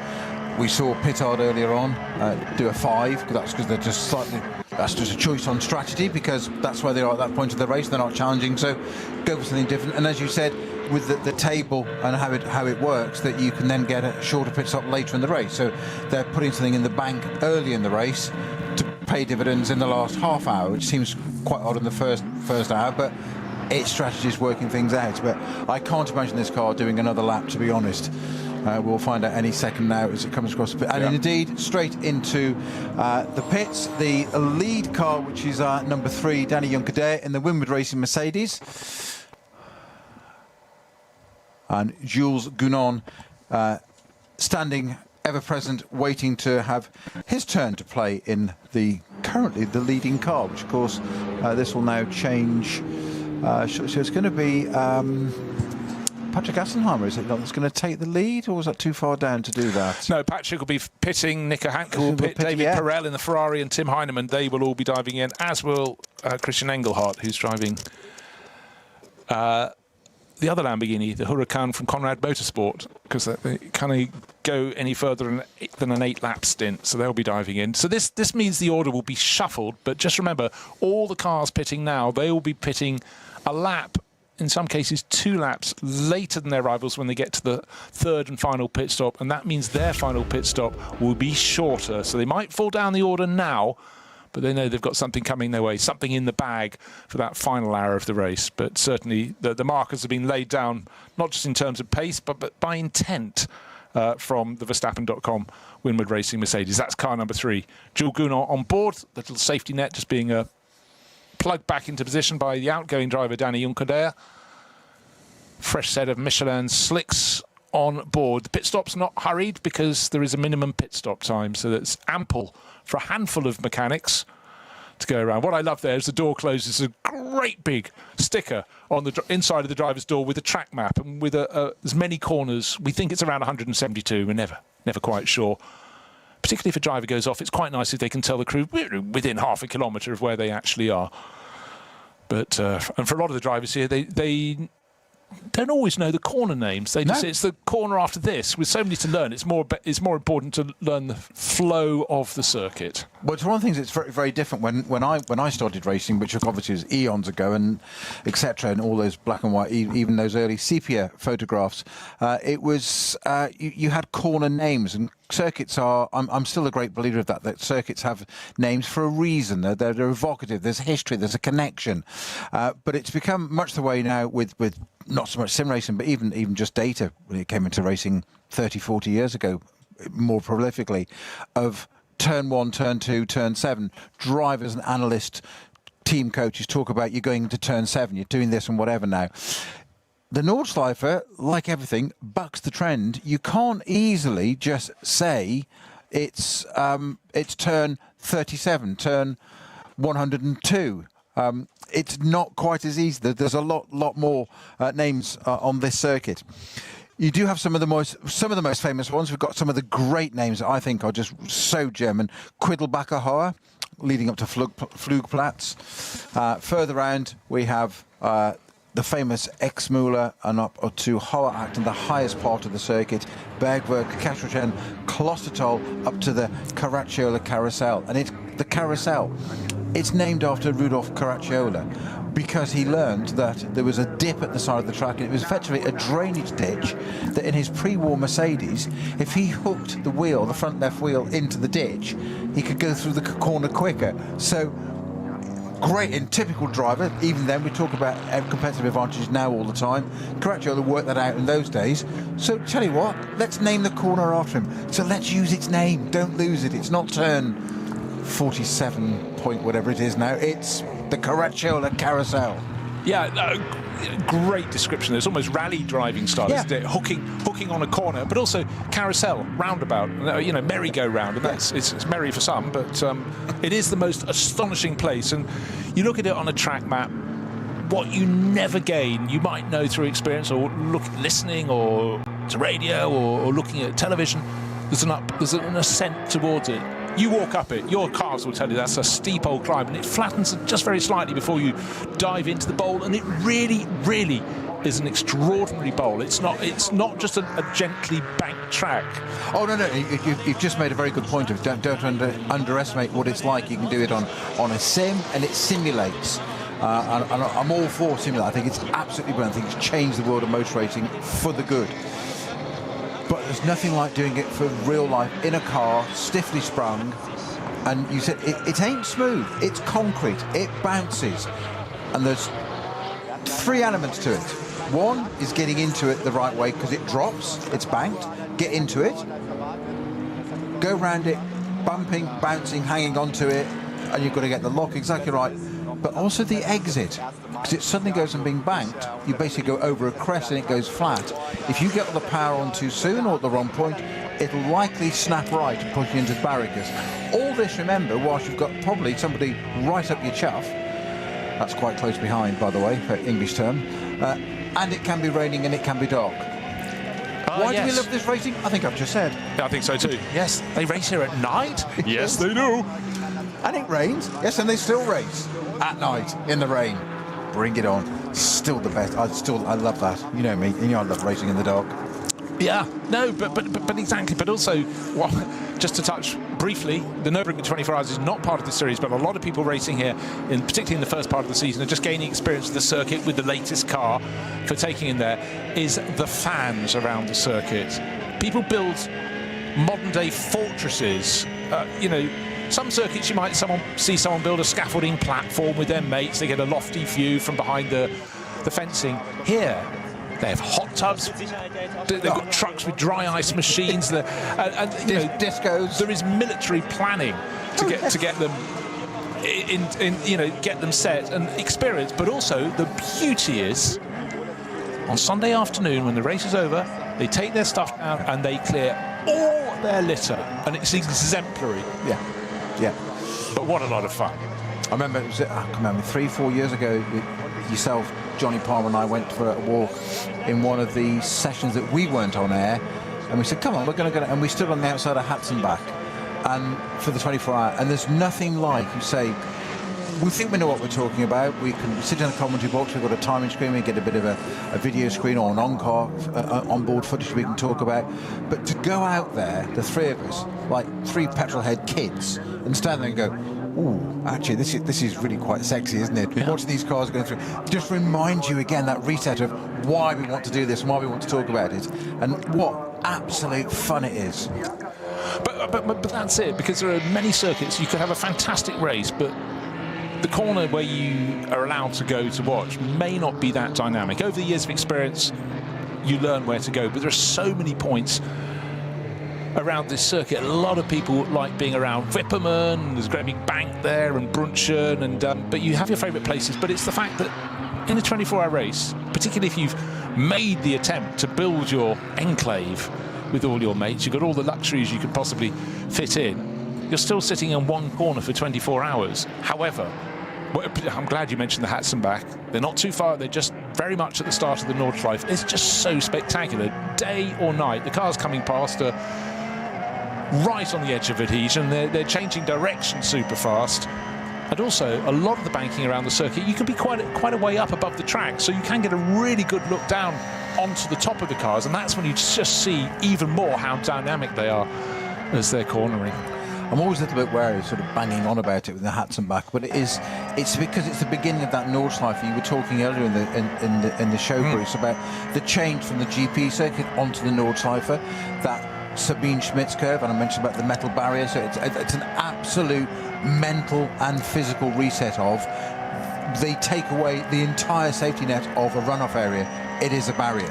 It sets the tone, but then you have this roller coaster of the Hatzenbach, and just when you think, oh, that's what it's going to be like then. There's a lovely long straight, which is super quick, and you get to relax. In the old days, you'd look at the gauges. Now you have an engineer telling you or something, or press this button or mode, whatever, because they're so much more advanced. And then it all suddenly comes back at you again, and all of a sudden it's like, oh, and then foxhole.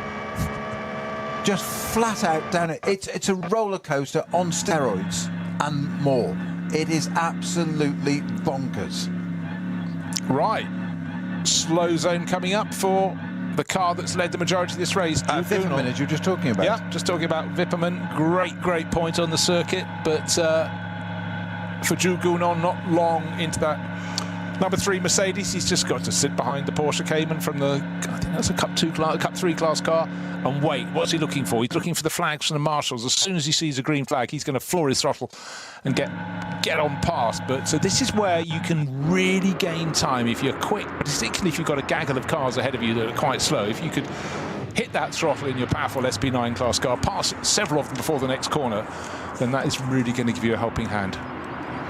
It's for car. So on the next page is 111, which is the team JS competition BMW 325i. There were only a handful of cars in that class anyway, and we lost the 112 early on for that gearbox issue. Never got to do the formation lap. We now lost the 111 GS competition car. I don't know what reason it has stopped, but that's why we have the code 60 at Wipperman.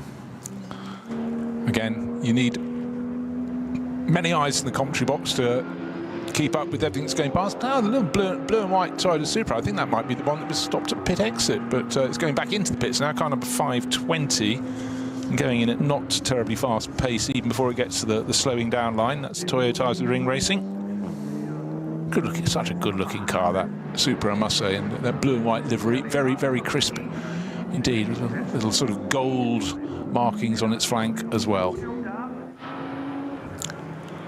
So we'll give you the full margin. Remember, the second pit stop from the race-leading car, and a quintet of others came in. That was after 15 laps. I want to see what the position is after 16 laps, and we complete this one to see how it shakes out, because its rivals, some came in 2 laps before, some just 1 lap before that number 3 Verstappen.com Mercedes. And of course, just remember, the cars that pit late for their second pit stop will pit late for their third pit stop, and then that final pit stop will be shorter than that experienced by the rivals who came in maybe a lap earlier.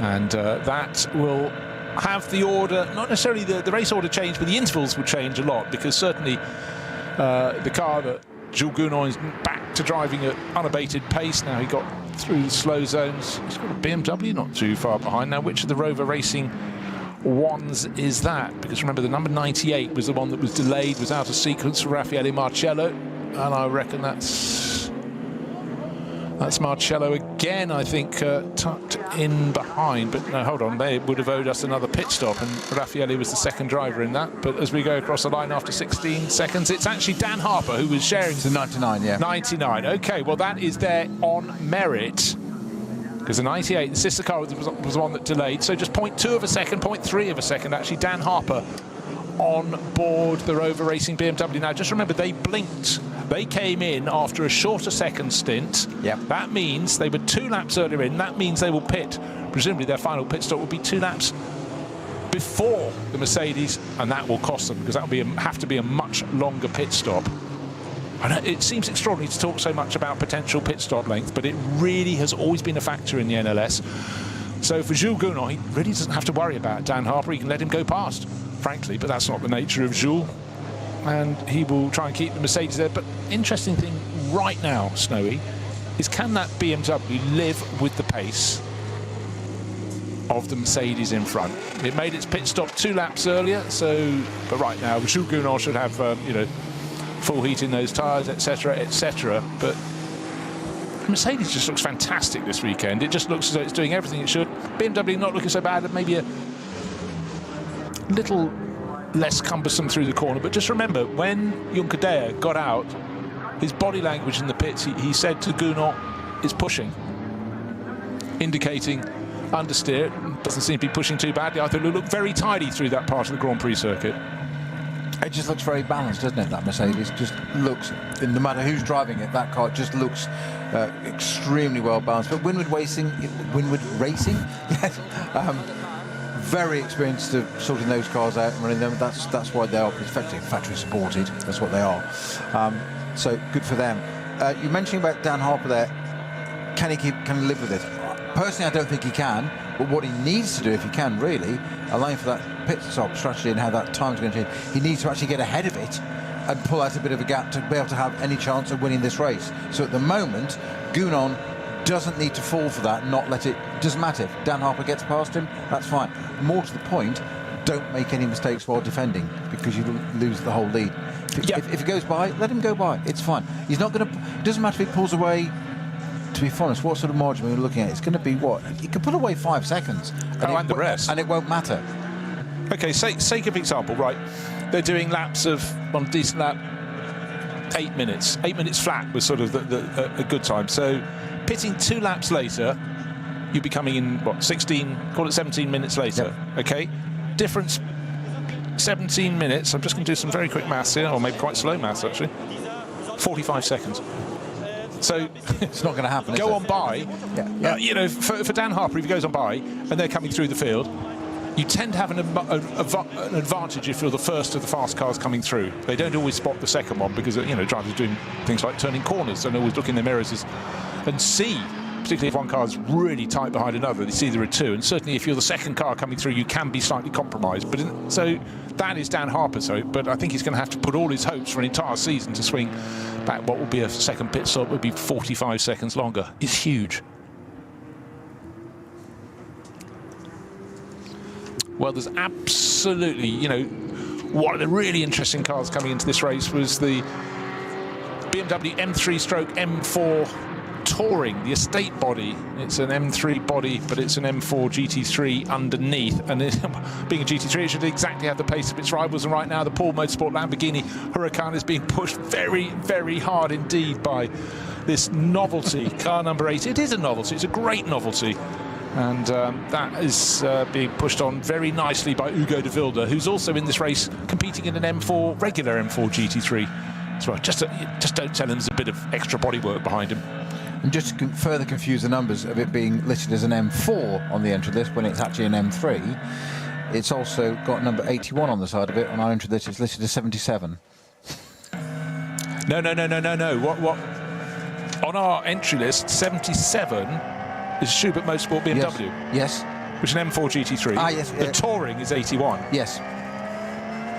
I'm getting myself confused. Yeah. No, but it's good because sometimes by pointing out these elements, it makes it absolutely clear for everyone. Right, haven't talked about Aston Martin too much in this race, or maybe not enough, who knows. But Christian Cronjes has now he's got the Walkenhorst Motorsport number 34 Aston Martin ahead of that number 47 KCMG Mercedes. Remember, the KCMG was the one that came in after only 5 laps, rather than the standard 7 for the opening stint of the race, and elevated itself up the order because that first pit stop was, I think we said, 22 seconds shorter than its rivals were serving after 7 laps.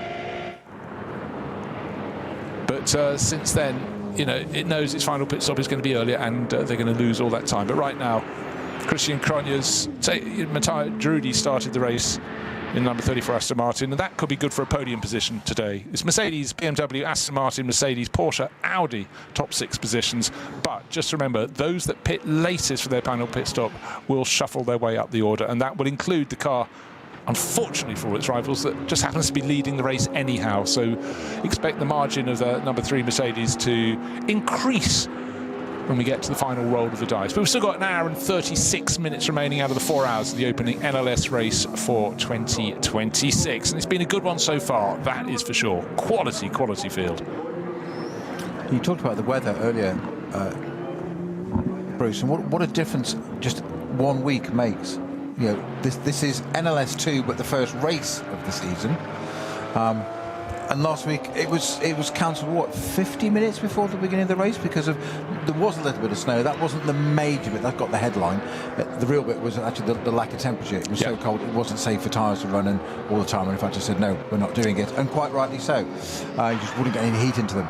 But I was in fear when that would happen last week of, well, what are the chances for next week then? Because it's not like we've got a 3-4 week gap, we've got 1 week. And yet here we are on, as you say, positively balmy blue skies.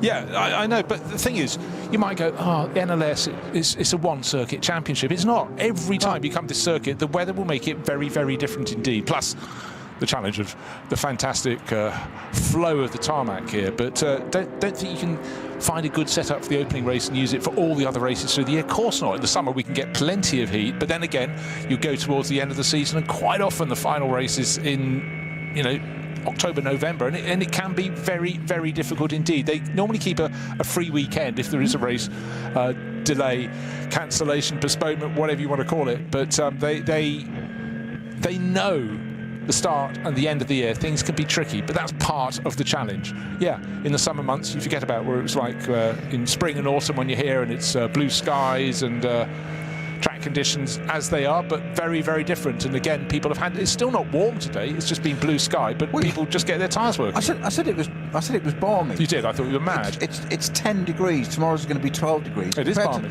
Compared to last week when it was freezing. Yeah. That's huge. That's great, because in a month's time it's going to be about 40 degrees then.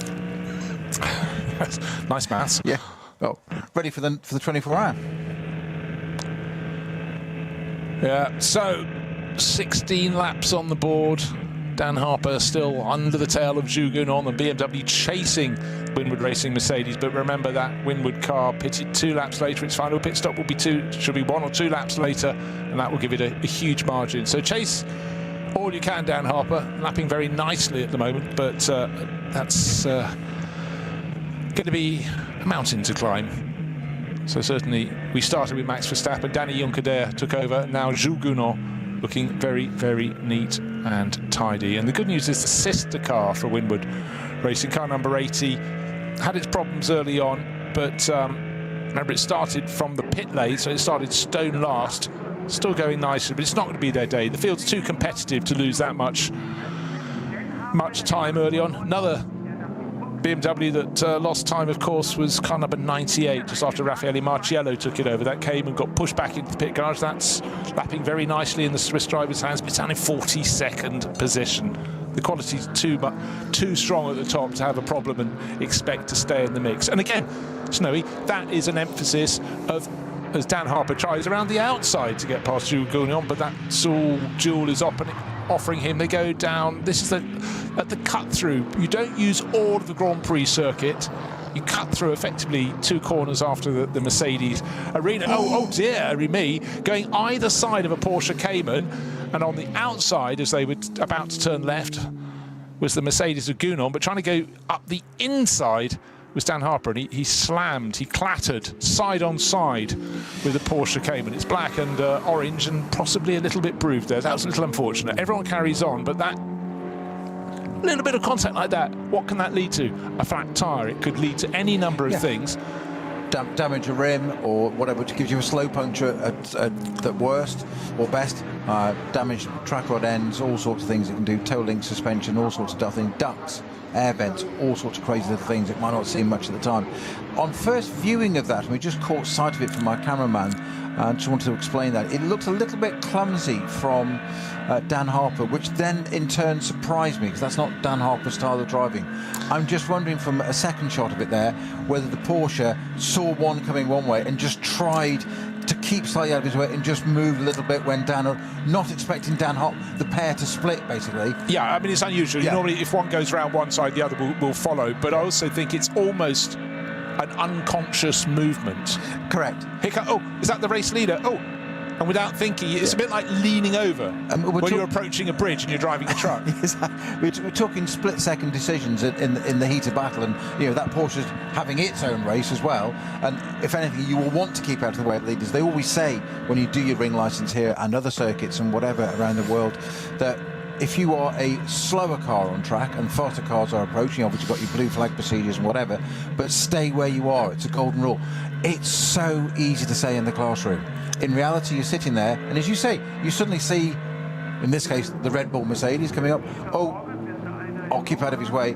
It's a little, almost like a nervous, you move, not expecting to see Dan Harper in a BMW alongside you. So I think there's no blame there. I think it's just one of those things that hopefully both get away with it, no problem. Look, it's on a section of the circuit on the Grand Prix loop. There's only a very short distance between one corner and the next, and it was between two corners. Effectively, they've just gone around the little cut through, coming up to the next corner that needed to go to the left, and it didn't quite work. But they've all continued on their way, and in fact, the BMW not really that delayed. No, and it's absolutely not Dan Harper's style to clatter off a slower car trying to get past. It's just not his style. He's too much class, too much quality to do that. So that's I think that's just one of those situations.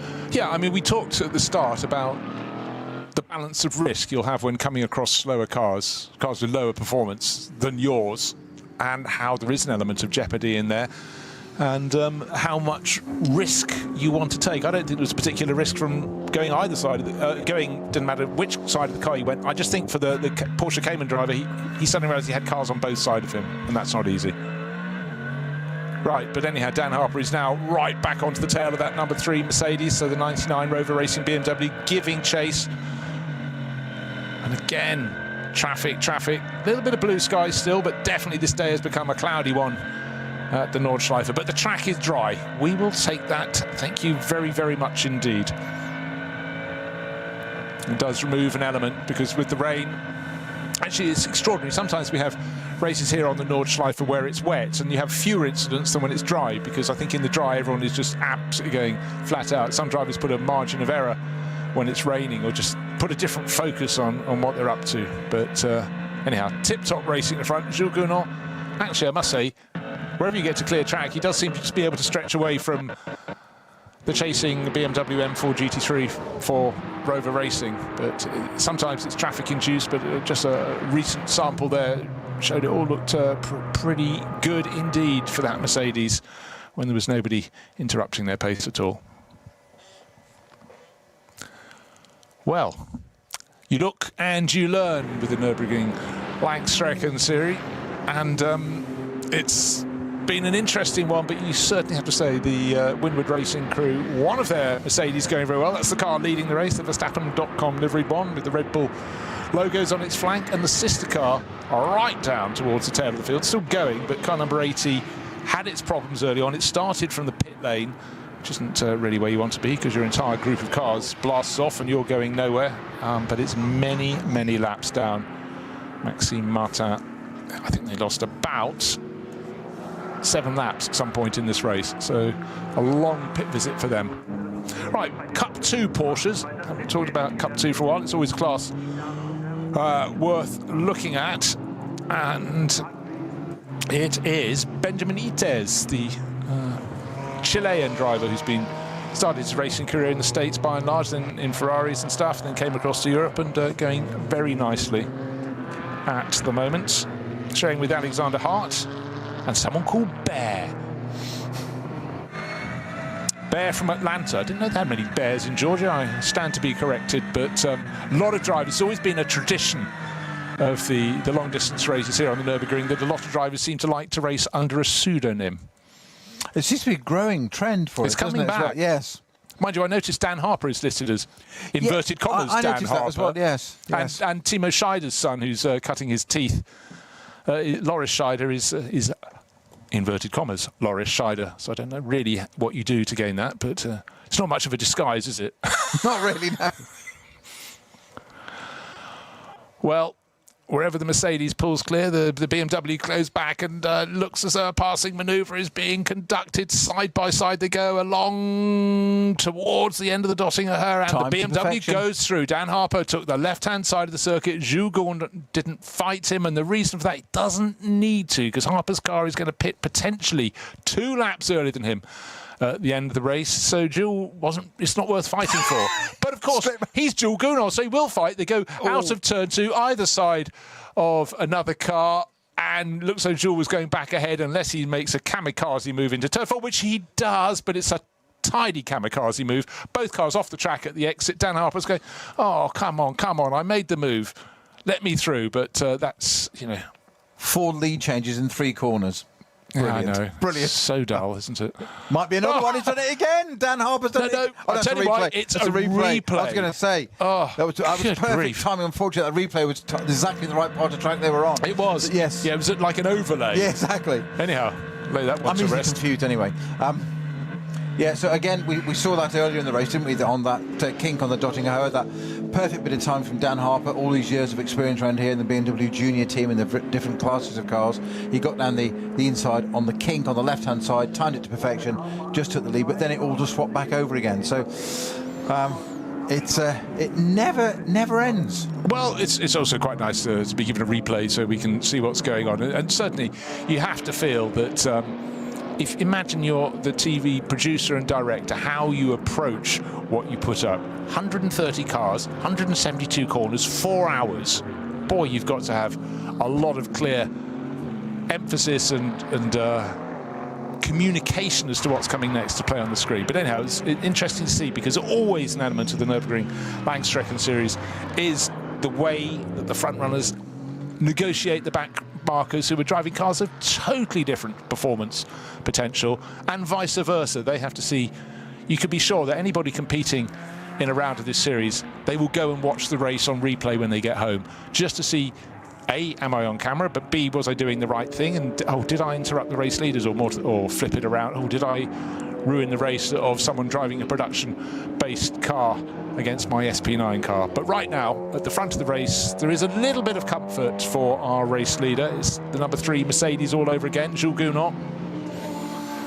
Dan Harper still giving chase, but just to point out again that Dan will have his final pit stop in the 99 Rover Racing BMW 1, but probably 2 laps before the number 3 Mercedes from Winwood Racing, and that will be a much longer pit stop for the BMW. And so while they're close on track, they're not really close in reality. Car just went straight on at the cut through on the Grand Prix loop as we look at the KTM Crossbow being chased by the number 44 Falcon Motorsport Porsche. An overtaking manoeuvre being conducted. A car in front of them, the production class car, just went straight on, didn't turn to the right. Whether it outbraked itself as it saw the duo of the KTM and the Porsche coming and just went, oh, I'll give you space. Oh, I've given you so much space that I've left the circuit, can't turn in. But anyhow, looks like there was no damage done. Certainly didn't interrupt the number 44 Falcon Porsche and Sven Muller in that, up into 7th place overall. How odd to hear a Falcon Porsche only in 7th place, normally right up at the front. Normally a pair of them, a brace. Yeah. Only the one this time, normally 33 and 44, isn't it? Yeah, this year they're running 17, and the other car's in Dunlop Motorsport livery, both run by Schnabel Engineering. But again, what often happens in the world of tyres is you get overall holding companies and they have several brands. And I must say the Dunlop car, having been accustomed for a good decade now by the aquamarine and mid-blue Falcon livery, to see yellow and black Porsche, it looks very, very sharp indeed, I must say, and stands out nicely in the sort of gloomier light. We mentioned that we have SP9 Pro-Am, and just to reiterate, that's being led by car number 48. It's had a really good run, the Porsche from Losch Motorsport, run by Black Falcon. We also have the AM class, so the Pro-Am leader is in 5th place overall, 12th place overall. It's the top car in SP9 AM, and that's the Black Falcon Team EAE car with the Turkish racer on board at the moment, Mustafa Mehmet Kaya. So they're well clear of others in their class. But next in class is Selv driving the Audi from Juta Racing. And for Juta, they went off the circuit earlier, didn't they? There was a problem with number 8. I seem to remember you called one up, but I think it was a fleeting one. I think it was one of those things where car driving slowly or moving slowly. But anyhow, that is still going. No, you're right. It was indeed the number 8 car. Yeah. That's ahead of the best of the Cup 2 class. Porsches, the 911 GT3 Cup class, still with the Chilean Benjamin Ites leading that class by 16 seconds or so from Raphael Renhofer. So 900 ahead of 902. Just to add to his woes of needing to be ahead and by 45 seconds, number 99, Rover Racing BMW, Dan Harper, has now got a penalty for causing a collision. So they've deemed that as avoidable. Avoidable, as in with that Cayman, wasn't it? Well, one lives, one learns. But race officials, and particularly on a circuit as, potentially as difficult as this one, no race official likes contact between cars, and so they're very clear here, and drivers may feel aggrieved or otherwise, but it's a rule for all of them, because on a regular circuit, and I know that was on the Grand Prix loop, there is a bit of space, but on the Nordschleife part where the barriers are nigh on cheek by jowl with the edge of the track, then that is eminently sensible to make the message loud and clear to the drivers.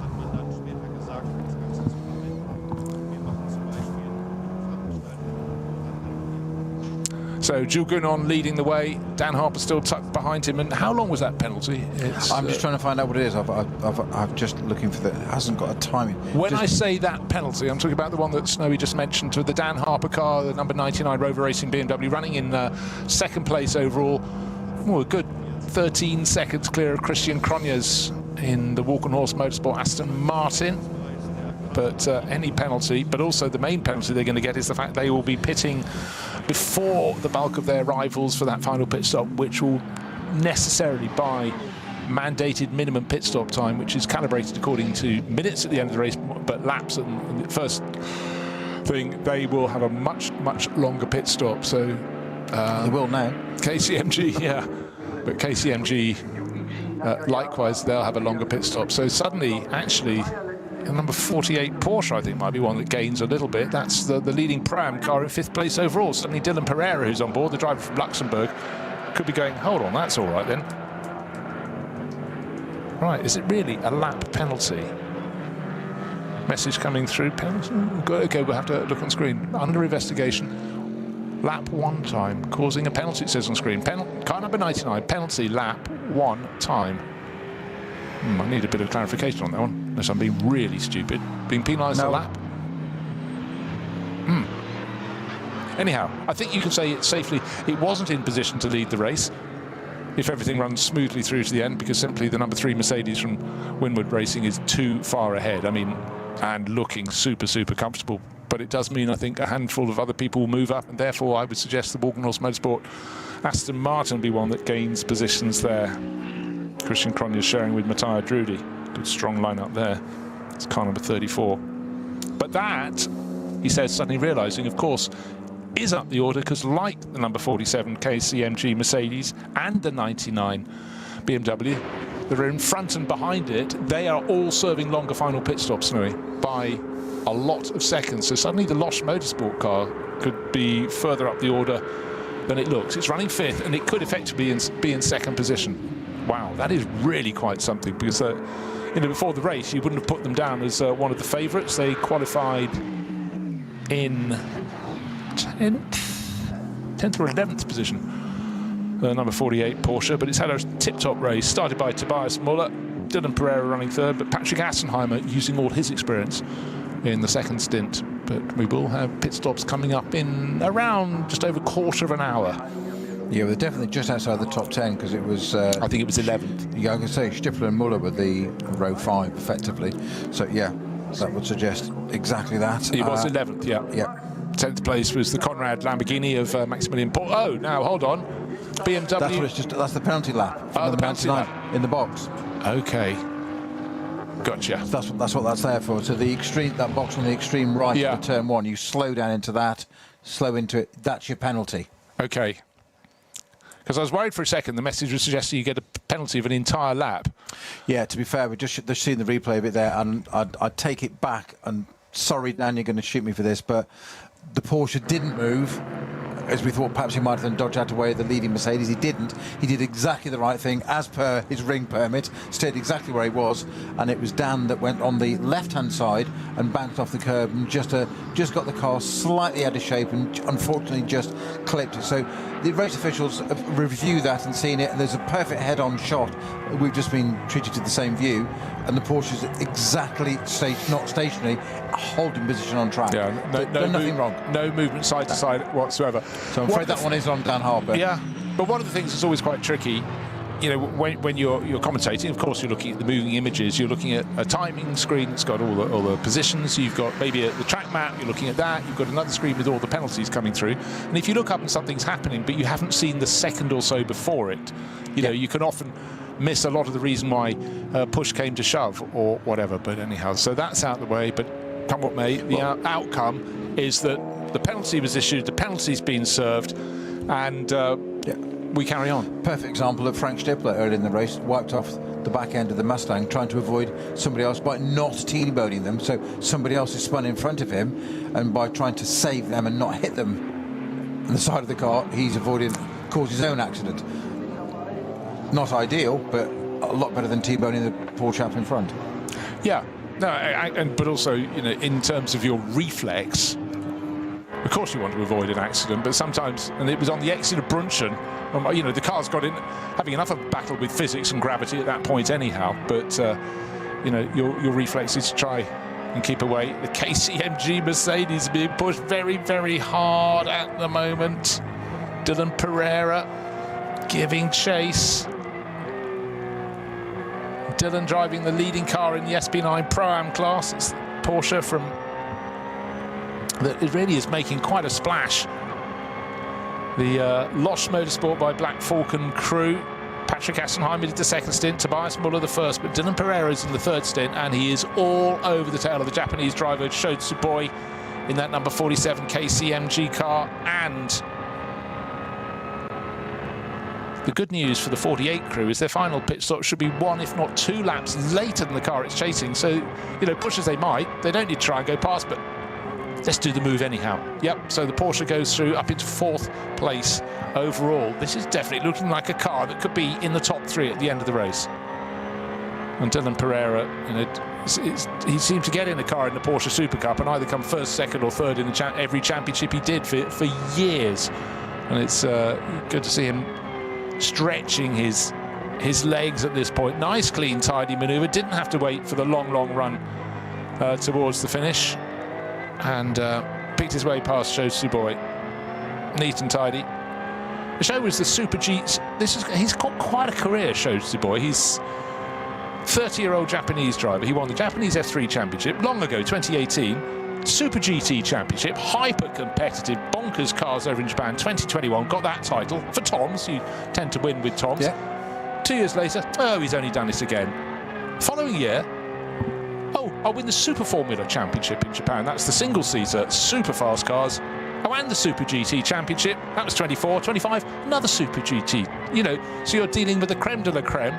But Dylan Pereira's just got onto his tail, more at tune with this circuit, and just powered his way past. So, you know, that is quite a scalp. But again, the Japanese absolutely love everything to do with the Nordschleife. And that's great to have the KCMG crew down for the whole season, not just, you know, the ones up ahead of the Nürburgring 24 hours. But yeah, Sho Tsuboi, I was just going through his record the other day and thought, yeah, that's pretty impressive.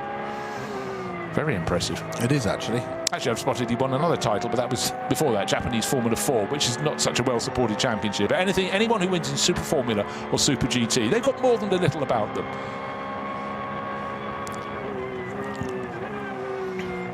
Track conditions still very, very good. Not many leaves on the trees yet. It's very much still cold. It's spring. But the NLS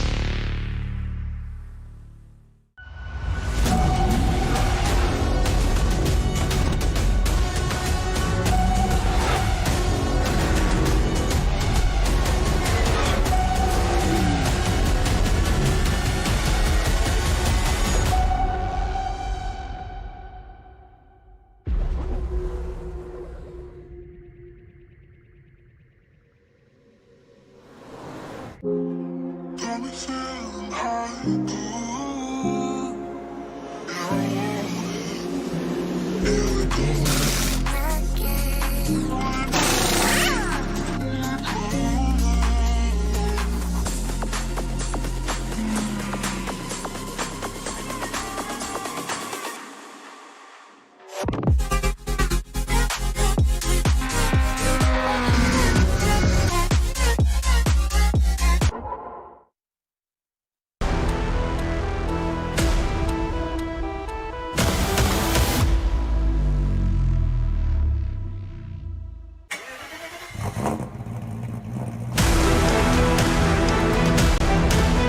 dir jetzt dein eigenes Motorsporterlebnis nach Hause. Dein Online-Shop für Simracing-Hardware und Zubehör. www.simraceshop.de.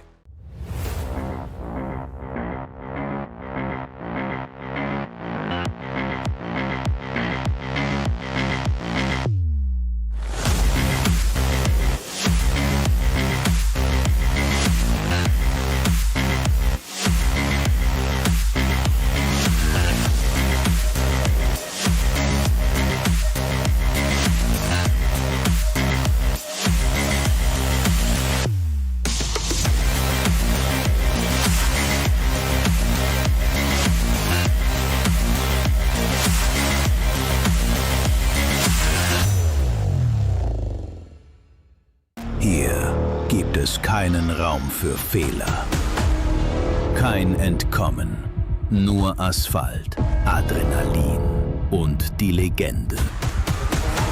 Die grüne Hölle vergisst nicht. Sie verzeiht nicht.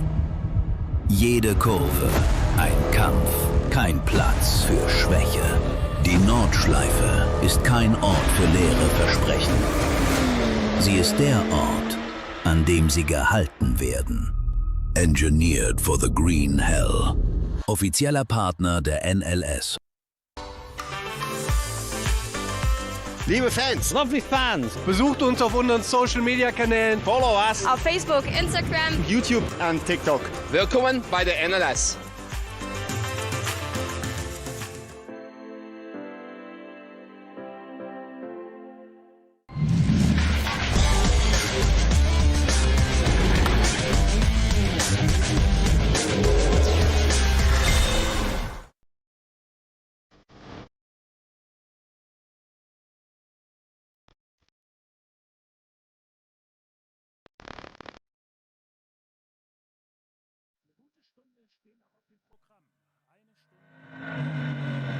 Continue towards the end of the race, just over an hour to go.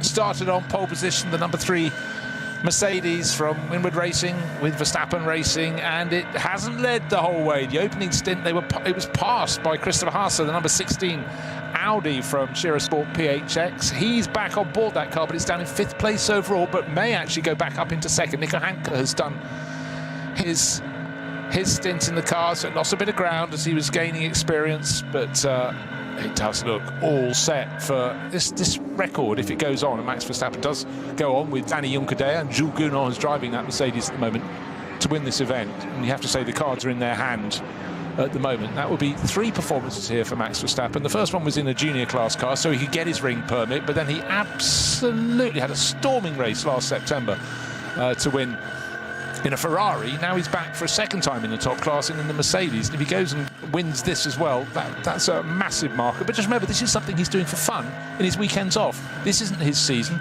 but he absolutely seems to lap it up and enjoy everything that this throws at him. But the variety element you get from racing around here in any class, it's just astonishing, isn't it? So much to do, so many things to go right, and unfortunately sometimes wrong. So what's been the strategy of the Winward Racing Mercedes to start with? How many laps has it done? 7 and 7? It did, yes, it came in after 7. No, it did 7, then 8.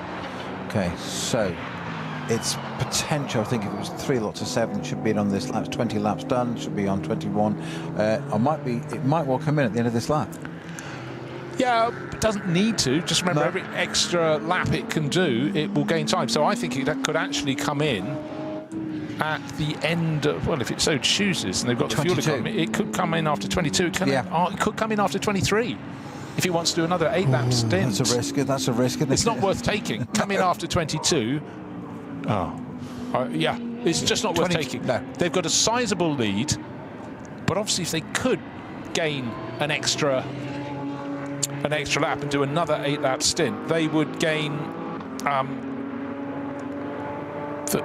11 seconds in their pit stop.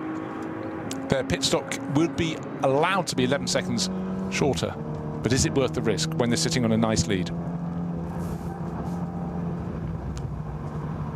What I'd always love to know is just how much telemetry the teams have in the pit garages to absolutely everything they need. But obviously fuel consumption, they should have got that one worked out. Now conditions haven't changed and so on and so forth. But how bold could a team strategist be, and what would they say by way of apology if they got it wrong? Not enough juice. Just remember, I just want to reiterate, the lap is over 25 kilometres. So if you think we should be able to squeak another lap, the consequences of it running out of fuel as it comes along the Dossinger Her, the long return straight. Yeah, if you were that person, I think you might just pack your briefcase quite quickly and scurry to the garage exit. Yes. Now, looking at cars in other classes, car number 524, one of the very tidy-looking gunmetal livery on. This is Supra? Yeah, Supra. It's SRS Team Sorg Rennsport. One of the drivers on board is a very interesting driver, Tom Fleming.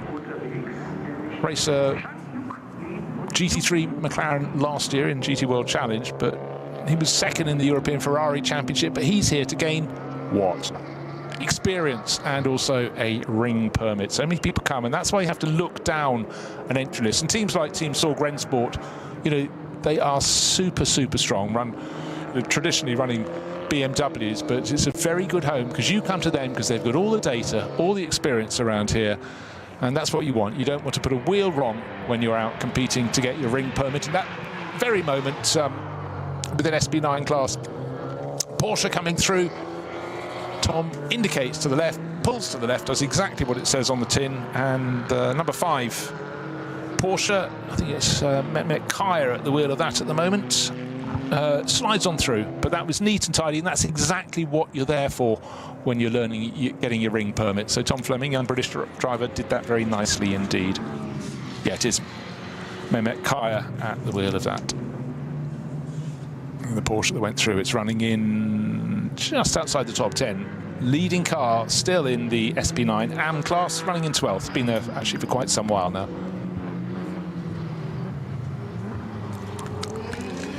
Well, I mentioned a little bit earlier about the GPS Auga app, which is absolutely brilliant. And I've just had a little glitch at the moment where we have currently the number 108 Asbest Racing BMW 325i from that BMW 325i class. Currently about a kilometre off the track at Wipperman, according to the GPS, which is, I don't think it's there at all. I'm sure that is an absolute glitch. So our current standings, our race leader is the number 3 Jules Gounon, pedalled Winwood Racing AMG GT3 at the moment. Just behind that, I say just behind it, 5.5 seconds at the moment, having served its penalty in that bay at the beginning of the track there. Dan Harper in the Rover Racing M4. Christian Krohns in the Valkenhorst Motorsport Aston Martin Vantage is in 3rd place. 4th is Chris Hassett in the Shearer Sport Audi. So Mercedes, BMW, Aston, Audi, Porsche, Mercedes all and Porsche there, all in the top 10. We've just been debating on how many laps each driver is going to do in this leading cars. Gounon, we've done 7 laps is optimal normal. We can do 8. We're on the leading Merc has completed 20 laps now. It's coming on to, it's on the Dotting Her now, is it not? Indeed, yes, under the bridge. So we're just debating whether it's going to do this lap or another one. We think it might well pit at the end of 22 because it did a 7-lap first stint and then an 8-lap second stint. So that was the first stint was driven by Max Verstappen. Jules Gounon in this car now. and we will see whether he actually pits shortly at the end of this. I'm going to ignore that 108 because I think that's actually in the pits now. It's telling me it's a little bit further there.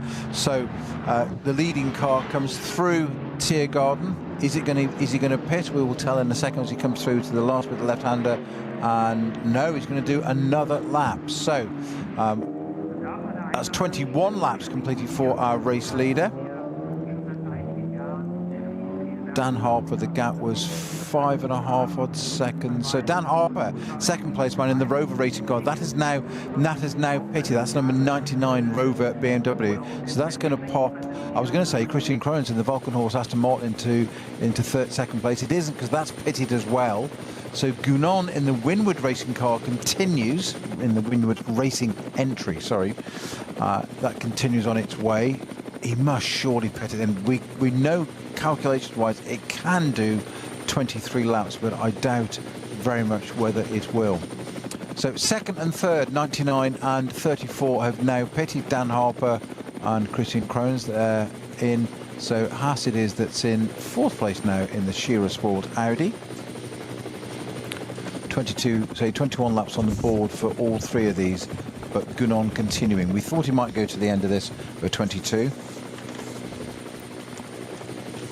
Yeah, well, they had all the right elements on board by having that long first pit stop, the regular first pit stop after 7 laps, but it was the point they stretched to an 8-lap stint for their second stint that really put them in this position of they've got control in terms of pace, but also control in the way they've run their race tactics. It's wise, and it's certainly looking to pay dividends right now.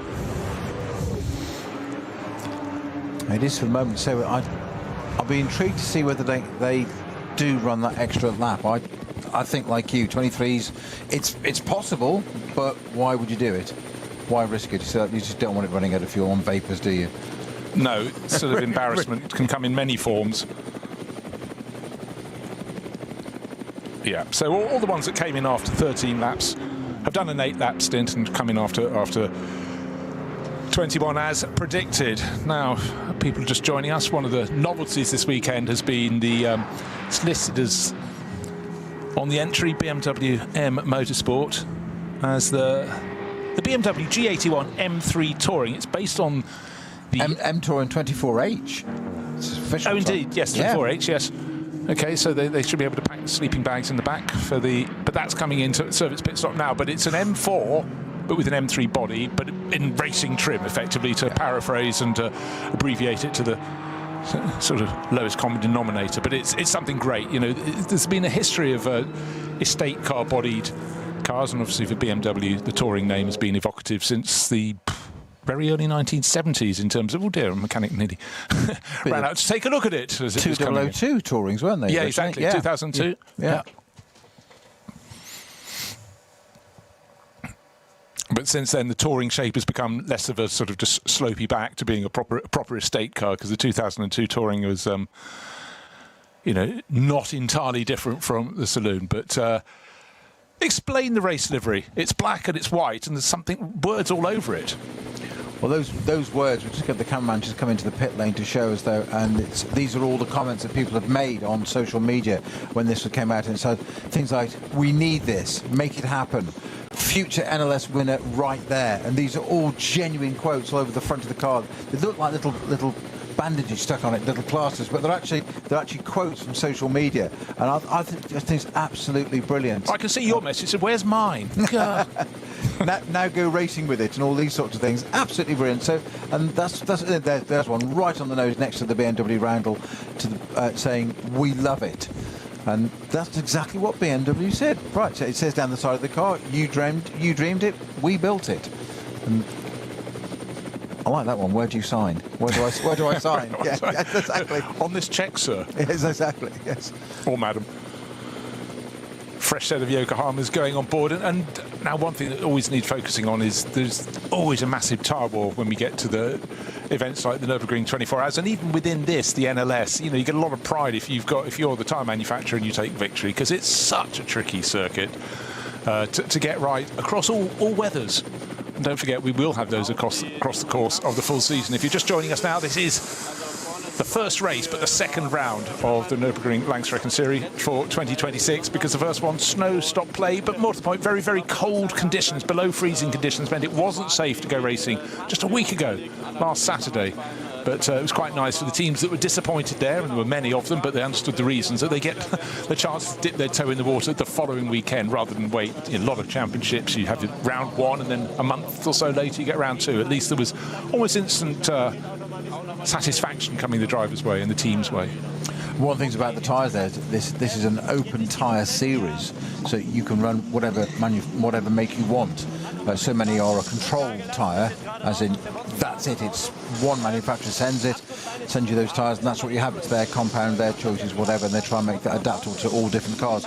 So what that means is you will have different teams having the same brand, be it a Porsche, a Mercedes, an Aston, whatever it may be, but they may choose to run a different brand of tyre on that model of car, which is even more confusing and brilliant, because they may think, well, I'm going to go with Dunlop, or I'm going to go with Michelin, or I'm going to go with Yokohama. Many other brands are available. But my point is, it's down to you and what the teams may feel is best. Yeah, don't forget, a handful of years ago, Falcon Motorsport, obviously running their cars on Falcon tyres, were running a Porsche and a BMW. Yeah. So they were sort of evaluating them for other teams that run each of those manufacturers' cars. But it's great, you know. A lot of motor racing the last 30 years has gone down a one-make route, whether single-seaters or some forms of touring cars and things, and GT models. But you know, to me, over the history of time in motor racing, and I've been following it for quite a while now, I like the variety. You know, I understand reasons why particularly single-seater series go the one-make route, but I always liked it, and actually the drivers liked it if they happened to choose the right chassis, right?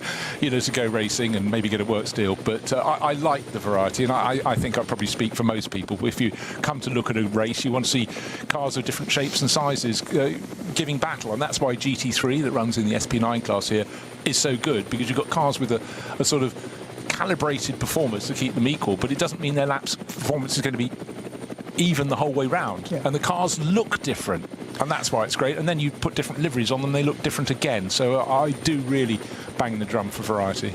Well, I'm with you. There's always different ways of explaining it, but I think the purity of a single make series with the same chassis, the same engine, the same tyre, whatever it is, and the same circuits, is it should let the cream rise to the top, and it should be down to the driver. That's the principle, but it doesn't always work. The flip side of it is somewhere like here, where you have such an extraordinary theatre of a circuit anyway, that you may have a team running a brand of car manufacturer, another team running exactly the same car, customer car, with a different tyre on it. You will then immediately thinking, well, what are they doing better? Is it the tyre? Is it us? Is it strategy? And as you say, it's so many variables, and I think that is one of the things that appeals.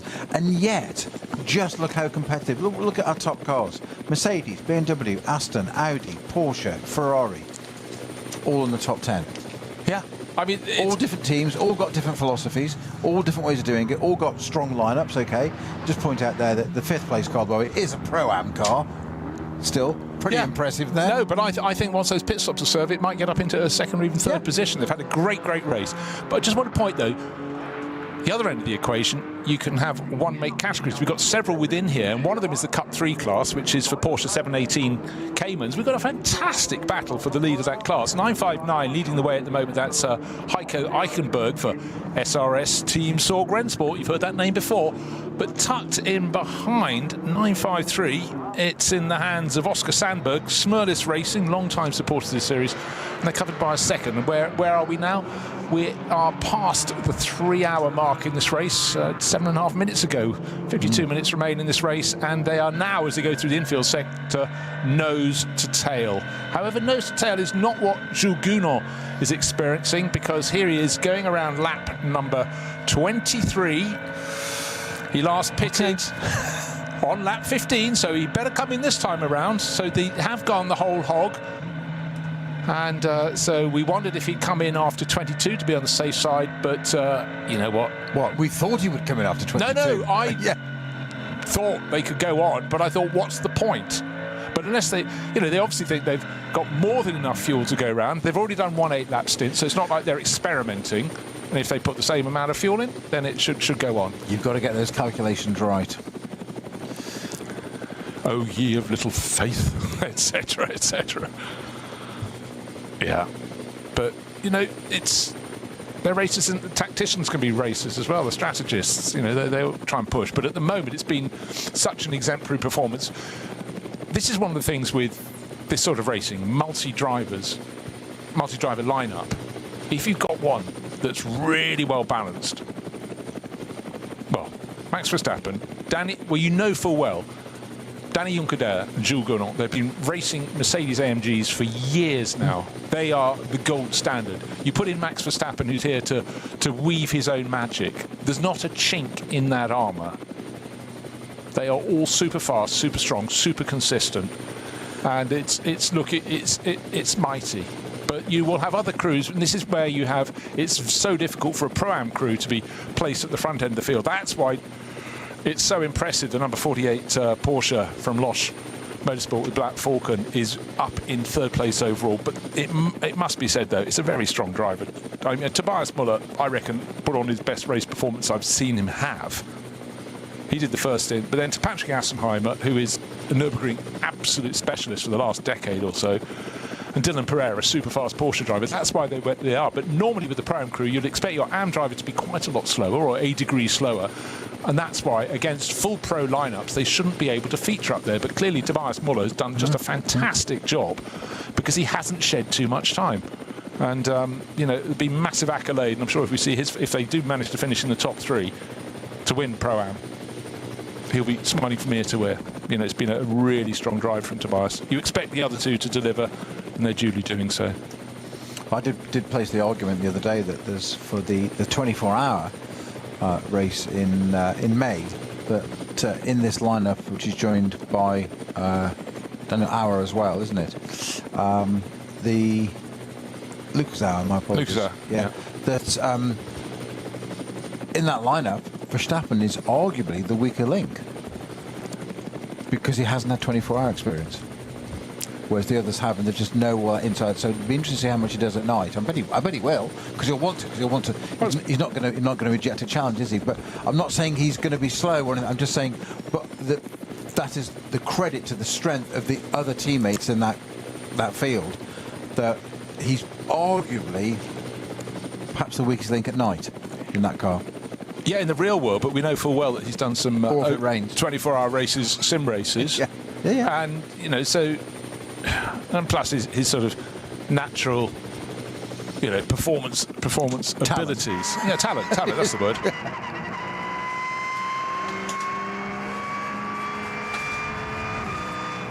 But you've not done it till you've done it, I guess it's a simple thing, but...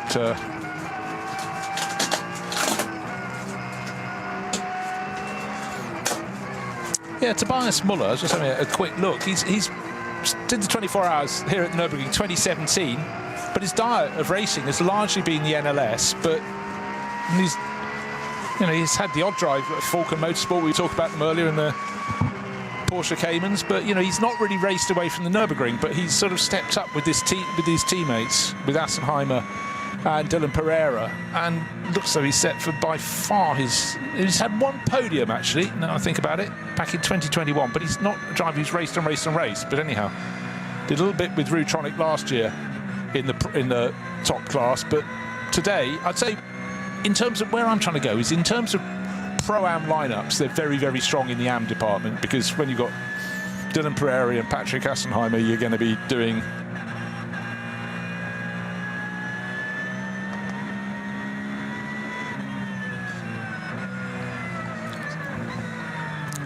so, looking good at the front of the field.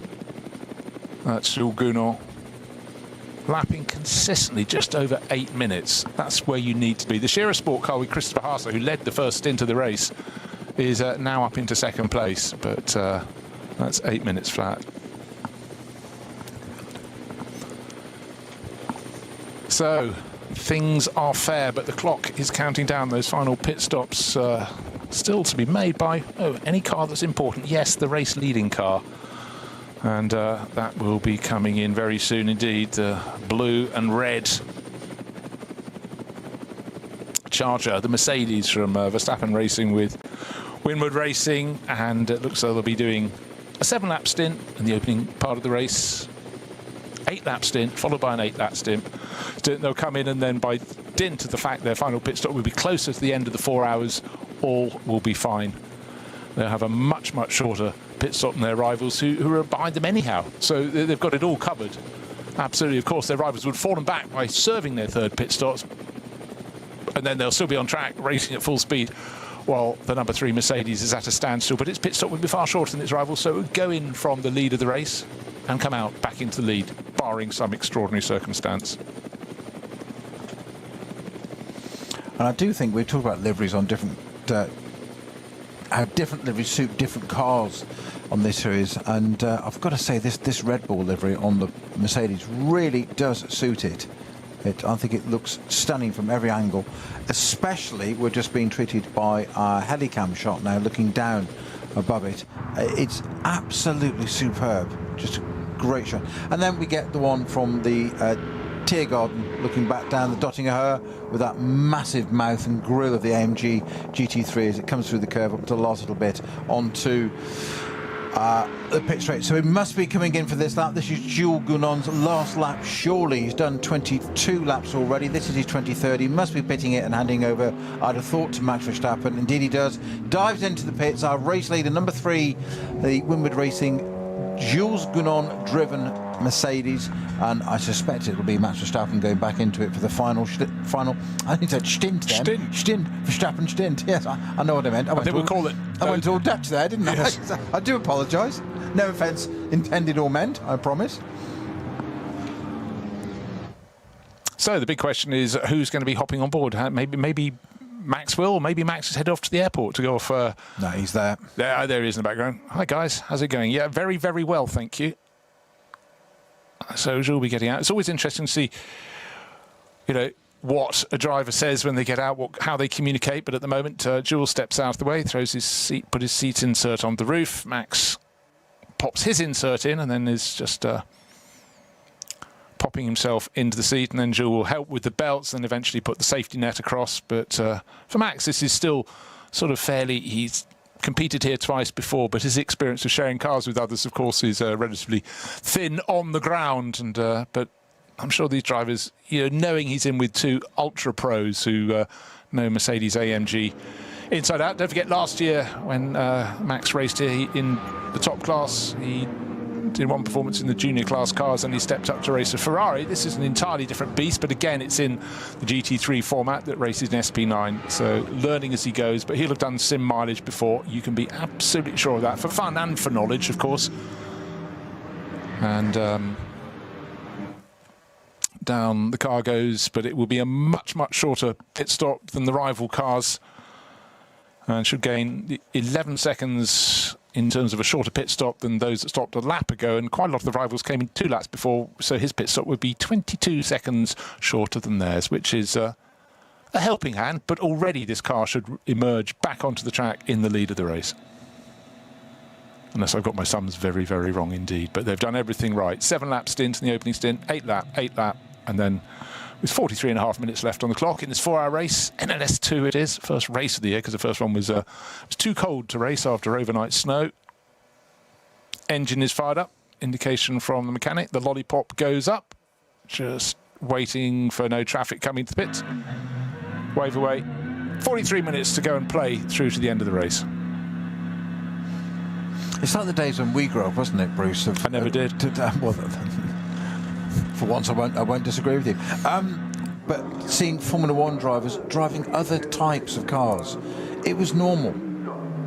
It was prize money. It was start money. It was a very pragmatic approach. But you would see, certainly back in the 60s, F1 drivers who would do the F1 race, the Grand Prix race, the Formula 3 race, the saloon car race on the day, and possibly something else for the fun of it as well. But they did. They plied their trade and helped everybody, and it stopped. It wasn't allowed, and everybody got paid too much. Therefore, contracts said, and sponsors said, no, we can't have our precious commodity potentially injured or at risk or whatever, and can't fly on planes together, all that kind of stuff. And that's one of the things I do like about this guy's attitude, is that he wants to go racing because he wants to go racing. Yeah, and I think it's great, and I always loved it back in period when the drivers were taking part in multiple races across the meeting, because it gave a yardstick against, you know, for the regulars or irregulars in those series, and it gave, you know, of course the aim was prize money. Upset. Exactly, but also they did it because they enjoyed it. But in this case, Max is doing it because it's something different, but it's also on a circuit that he really craves, somewhere that provides an ultimate challenge. You know, I defy anybody to come and look at the Nürburgring Nordschleife and not think it's a challenge. And Max, you know, his expertise he's shown in Formula One across the years. From that moment, he just had that extraordinary debut for Red Bull Racing, having moved up from Scuderia Toro Rosso, first performance, Spanish Grand Prix. Oh, that'll be victory, thank you very much. But it hasn't always had the best car, but he's coming here because he wants to do the sort of tracks that are different, that are classic. To a lesser extent, another driver from Formula One who always expressed a desire, didn't always get around to doing it, was Jacques Villeneuve. He wanted to go the harder the circuit, the better. And I think a lot of others would follow, but, you know, Max can negotiate his own position. So I think, you know, he's probably not going to have anyone standing in his way saying no, is he? A lot of other drivers, they might say, I'll do it later in my career, and some are talking about, Sebastian Vettel's talking about wanting to go and do Le Mans 24 hours, maybe with Max and others. A classics car? Well, wouldn't that be great? I think Verstappen's of the character that if you want him to do something, tell him not to. I think that's the psyche.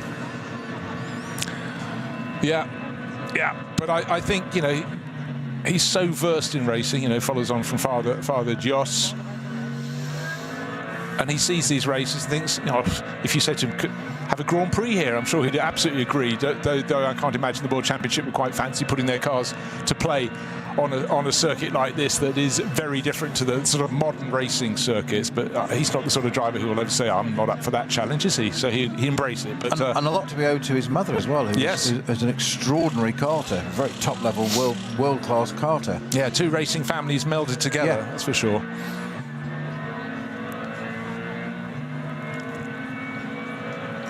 So it almost feels like another day, because we did start in bright conditions. It's still the sort of weather we'd have accepted with open arms ahead of the race, but the sunshine's largely, well, it has faded away, but you can tell it's still early in spring, because no leaves on the trees around the track. Only the conifers have any plumage, but the track conditions dry. And you say it was 10 degrees when you last checked looked out the window, but that's comfortable for this time of year. And of course the cars, the tyres and everything performs differently when it gets to warmer temperatures in the summer, but right here and now, all looking very good indeed. Can I just point out that as ever with your predictions, they're usually spot on, because you have done this a bit before, but currently our third position car is the number 48 Losch Motorsport Porsche, driven by Dylan Pereira. That's a Pro-Am car. Yep. I'm just going to emphasise that. I know we've said it, but I'm just going to emphasise that for everybody listening, watching, looking, whatever. That's a Pro-Am car currently sitting in line for a podium with 20 minutes to go. Yeah. 40 minutes to go, my apologies. You know, something in terms of Pro-Am element, I mean, the Am element was a very strong Am in the form of Tobias Muller. As I said, since 2017, he's been competing in the Nürburgring 24 hours and stuff, so he has track experience. However, he stepped up. He's had a few performances in the Pro class before, but he's listed as an Am, and he's doing just an exceptionally good job. Yeah.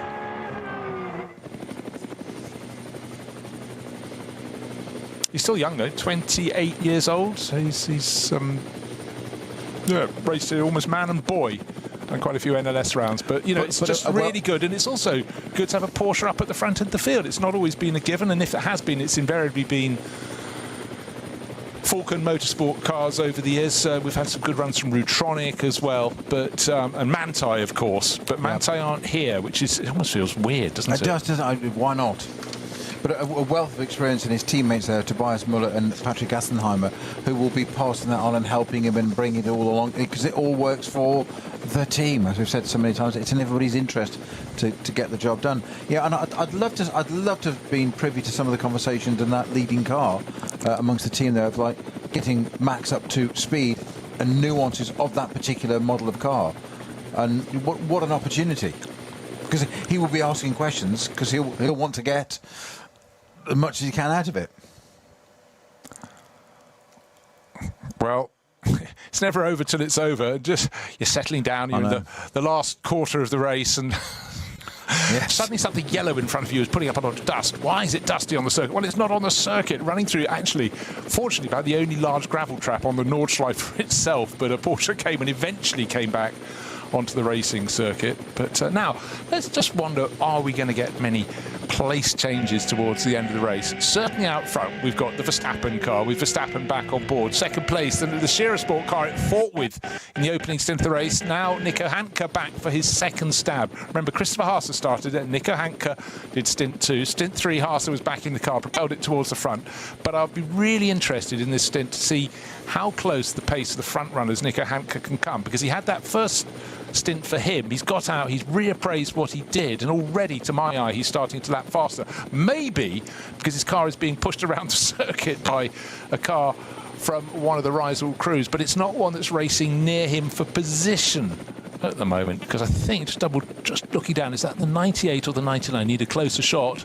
If it's the 98 BMW from Rev Racing, that's one that's completely out of kilter. Remember, Raffaele Marcello was brought into the pits very early in his first stint, and that dropped the car out of the reckoning.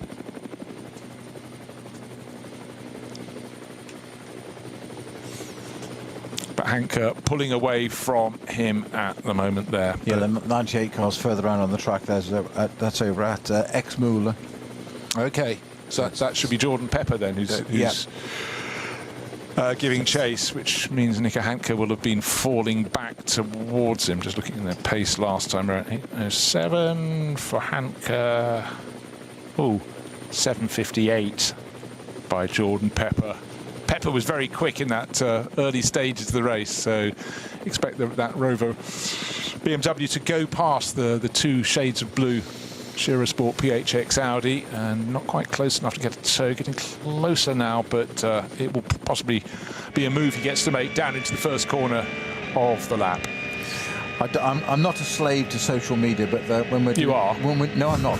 when we're doing some of these events, so when we're doing these events, some people's comments are really just brilliant. And a message just sent to me by Ian McCarthy. He's good. Exactly. Who's just picked up on your comment of Mantyre running a double entry at Sebring this weekend. Not the worst excuse. That's true. It's spot on, Ian. Yeah, always good to have your opinions and value. We'll give them a buy, shall we? Yeah, exactly.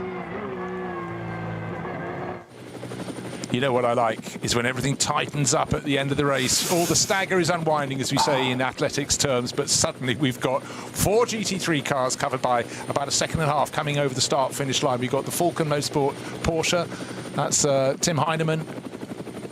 And gaining is the Aston Martin. Christian Cronjes, he's gained about 3 positions on the lap. He's having a look around the outside. Is there an outside? But no, the Aston Martin across his nose has got the number 44 Pereira driven Porsche, and in behind the Kondo Racing Ferrari. They're chopping and changing positions. The Aston Martin has lost 2 positions in 2 corners. Into turn 3 they go. 4 cars now covered by under a second as they go through the infield. Then, of course, they'll get to the Nordschleife. It looks though Tim Heinemann has made good his escape. What's left on the clock? 33.5 minutes. This one ain't going to stay in this order for long. You can be sure of that. It's chopping and changing. And that from the Aston there, the Valkenhorst Aston just barely hesitated on the pit straight there. I thought, okay, as you said at the very beginning, Bruce, it's a fast, wide straight that suddenly narrows very, very quickly and tightly. So he just stayed slightly right, and no, we're going on the outside of you then. Job done. Yeah, and you think you're doing the right thing by being careful, and you've lost a place. Yeah. 2 corners later, you've lost momentum and a second place.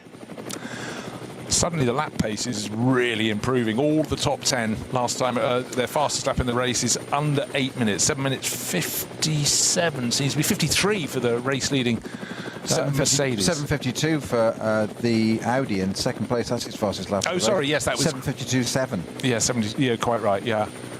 Okay, but things are certainly tightening up to the end of the race. But track position is now everything. The pit stops are out of the way. So if you're in front, you got there on merit.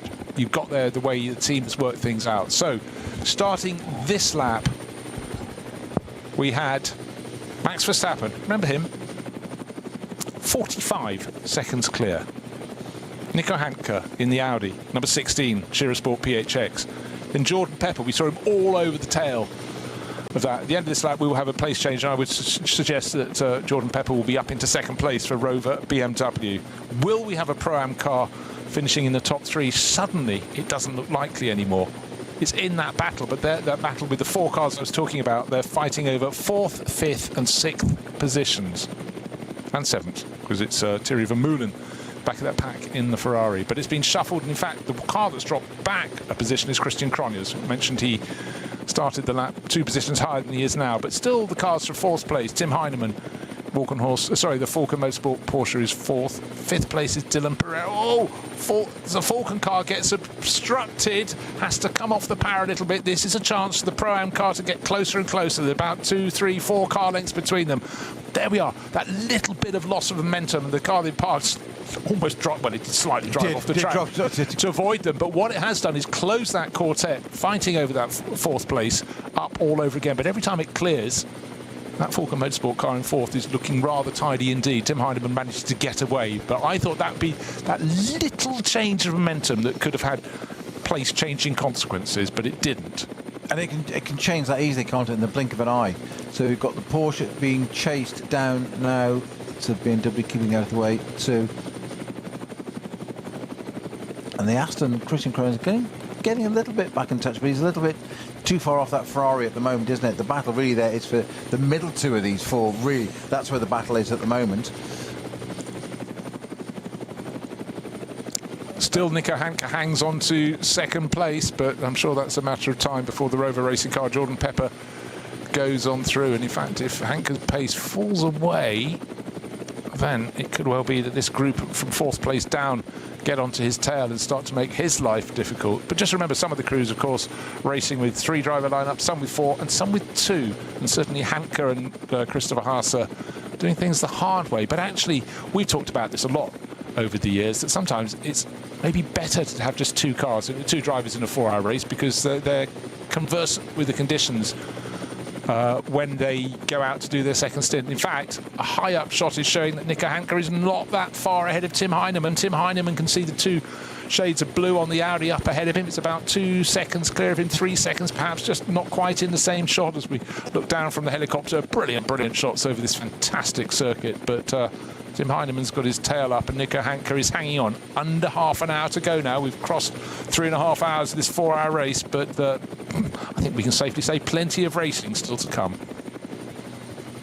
I can't believe that we've got within a half an hour of the end of the race already. Oh, little message on the timing screen. Car 8 has caused a collision, 35-second penalty. That's the Juta Racing Audi, isn't it? It is. That's shared by Alexei Veremenko and driver who races as Selv. Again, going into the world of pseudonyms or abbreviations quite often, actually. Nom de plumes. Yes, nom de course. Selv is actually Vasily Silvanov, but he races as Selv. It uses less ink. So, yeah, the Audi is going not backwards, it's going forward still, but it's unfortunately not going forwards quite at the pace of the chasing pack. So hanging on in 3rd place is the Shearer Sport PHX Audi. But the cavalry is approaching and approaching fast. And last time around, just comparing their lap pace, it was definitely advantage the chasers. And Hanke, he's going to be caught before the end of the lap, I would think. This is going to make a great tow and drag race down the Dottinger Höhe, isn't it? Negotiating a back marker, they're getting closer towards where they need to line things up to get onto that long straight. When they exit Galgenkopf, they're going to keep it neat enough and tidy enough. Oh, a sweep onto the straight there. There's going to be a massive tow coming up soon. And this is where... Watch the Ferrari at the back. I was going to say, the Ferrari is very close to the number 48 Perfectly Porsche. poised.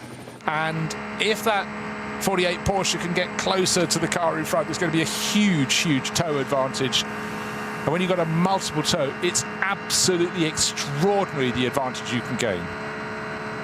But it has a knock-on effect as well. Obviously not just 1 and 2, but 3 and 4. You can suddenly get a holds it, and actually you can almost get an overspeed and catch you out as the driver, because you're thinking you're chasing the car in front, but you're not realising you're getting the gain from the other two, and all of a sudden, whoa, whoa, whoa, whoa, it's like running down a hill too fast, isn't it?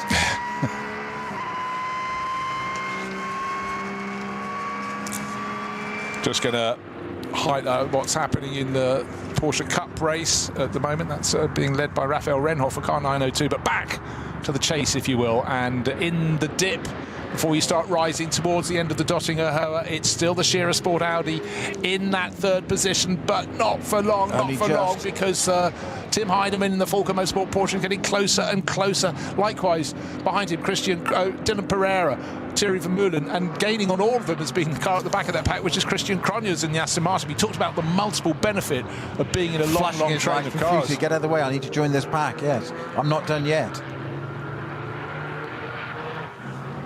So as they sorted themselves out, 902 just again just touching back, liquid moly livery on that one. That's the car leading the Cup 2 class, and looking fairly neat and tidy. This is where you just want to minimise your errors as you go towards the end of the race, not trip up over rivals, because certainly the Cup 2 cars are very fast.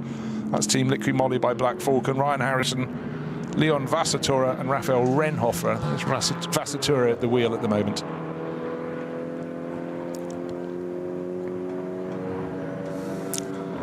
Right, 25 laps on the board, margin between first and second. Now 53 seconds, and it's Jordan Pepper, as I said. He moved up into that second place ahead of Nico Hanke on that lap. Hanke has now been passed, so they get to the cut through on the Grand Prix loop. The Tim Heinemann has gone through into third place overall, the Volker Motorsport Porsche. Next car in line is the 48 Losch Motorsport car, Dylan Pereira.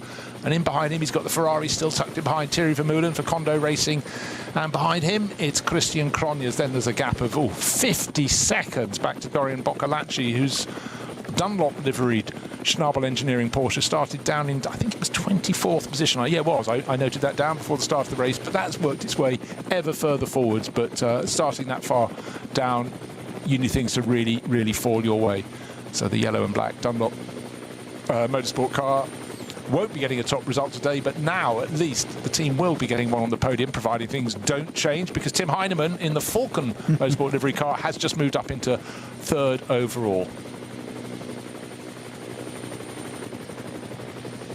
Now, can Nico Hanke hang on to the end of the race in fourth? I would suggest the cards are maybe stacked against him a little bit. Drivers with more experience in the top class, but queuing up behind him. And the place change came not before the end of the lap. It was just the start of the following one. The number 44 Volker Motorsport Porsche sitting under the rear wing, or actually a car length and a bit back behind the Audi. The Audi taking a very central line into turn one.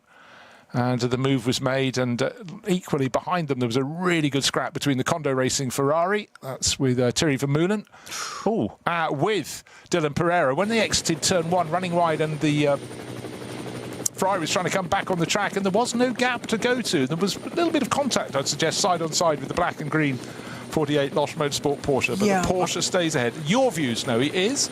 I think Dylan Pereira did the right thing there. There wasn't a gap, and the Ferrari was trying to make one that didn't exist, and it was like, well, there isn't any more road, mate, so tough.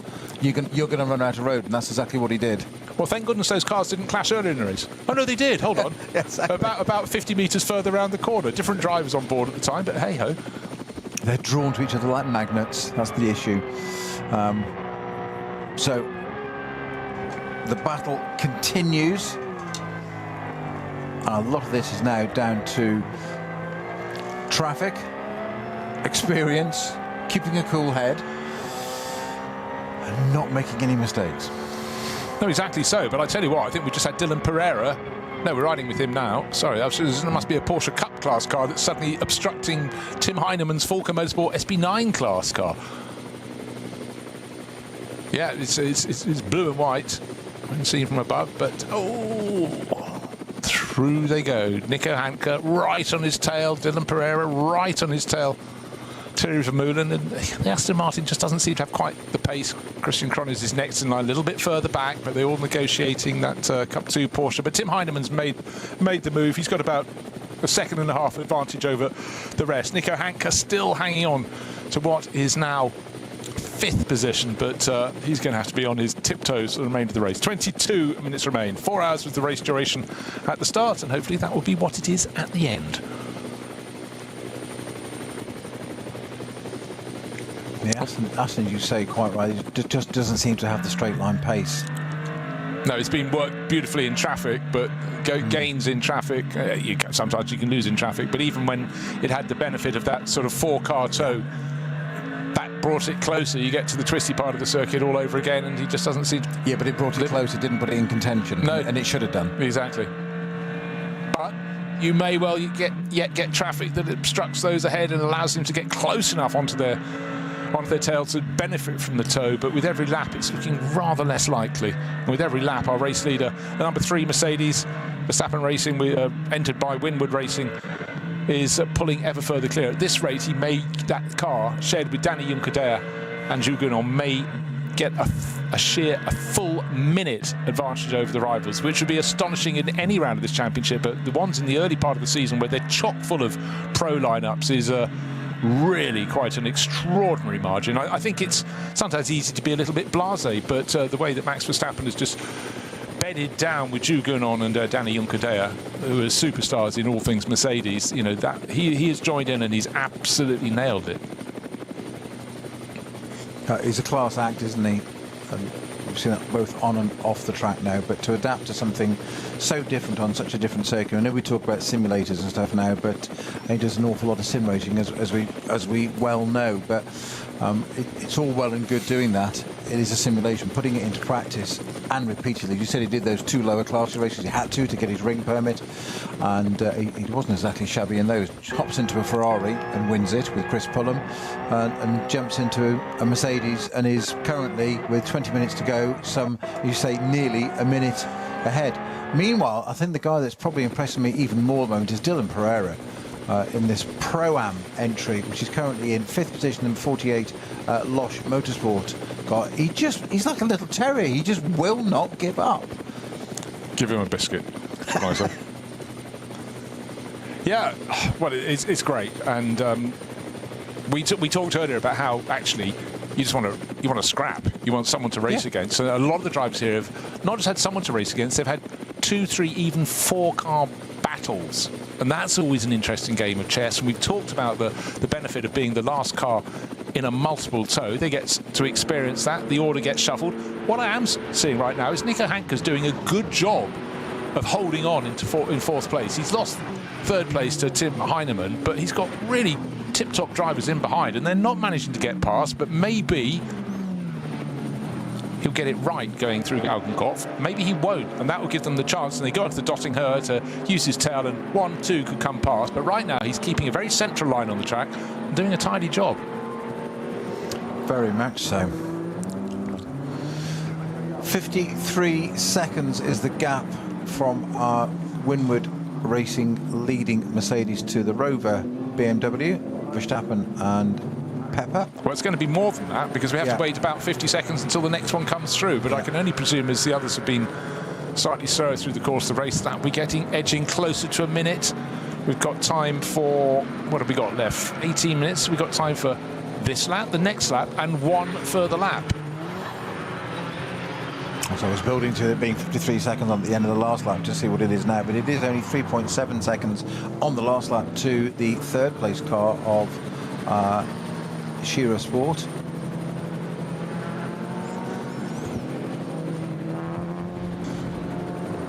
Oh, it's gone down. I'm wrong. 51.8. Okay. Jordan Pepper senses he can sniff victory. I don't think he can, but he's good thing from his point of view. He's 3.5 seconds clear of Tim Heinemann. I tell you what, that's actually Tim Heinemann marginally faster than Jordan Pepper. So, having observed Nico Hanke falling back from 3rd place and being caught by the group, I didn't realise actually they were quite as close as they are. The car in 2nd place, but for Jordan Pepper, he should be fine with all his experience, all his nous. Should be safe for Rover Racing in the BMW. He didn't come back towards them because he's not got the pace. He's lapping at the sort of pace they are, but they were just a bit closer than I realised. I think the previous few laps have been very good for that chasing bunch. And again, if this is the first time you've watched a round of the NLS,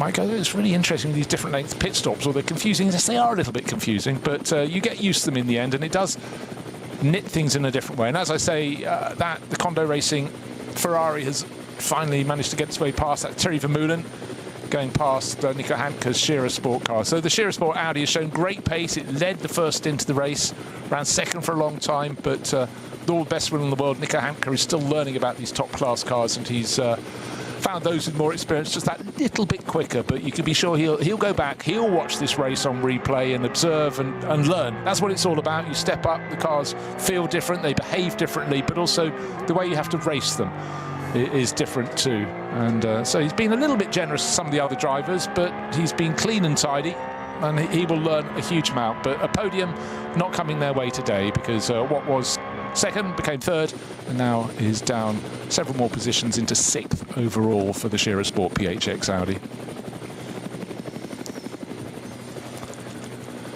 So the clock continues to count down. Tim Heinemann continues to race on. Can he catch the Rover Racing BMW? Well, at the start of the lap, the gap between them was 3.6 seconds. That's quite a big ask, but Tim been going very, very nicely in this race, and certainly is moving his way. All you can do is keep on chasing at this point. Will it happen? Don't know, but it won't happen if you don't keep on trying. And so sometimes traffic can be your friend. Can it help you? Can it obstruct the car you're chasing? Will you gain an advantage? But at the moment, the gap's too big for him to sort of get onto the back of the group and nip past if there's a slow zone, and you react on the exit of that when it's you're allowed to go back to racing speed all over again. But still chasing. Jordan Pepper is 3 cars ahead of him now. Was 2, and has just made a passing manoeuvre. Another back marker goes behind. So sometimes 4 hours. Hier gibt es keinen Raum für Fehler. Kein Entkommen. Nur Asphalt, Adrenalin und die Legende. Die grüne Hölle vergisst nicht. Sie verzeiht nicht. Jede Kurve ein Kampf, kein Platz für Schwäche. Die Nordschleife ist kein Ort für leere Versprechen. Sie ist der Ort, an dem sie gehalten werden. Engineered for the Green Hell. Offizieller Partner der NLS. Die Legenden der Nürburgring Nordschleife sind unterwegs. Und zwar direkt zu dir nach Hause. Dank CK Model Cars sicherst du dir deine exklusive Erinnerung an den Besuch an der Rennstrecke. Unzählige Modelle findest du auf ckmodelcars.de oder im Shop direkt in Adenau.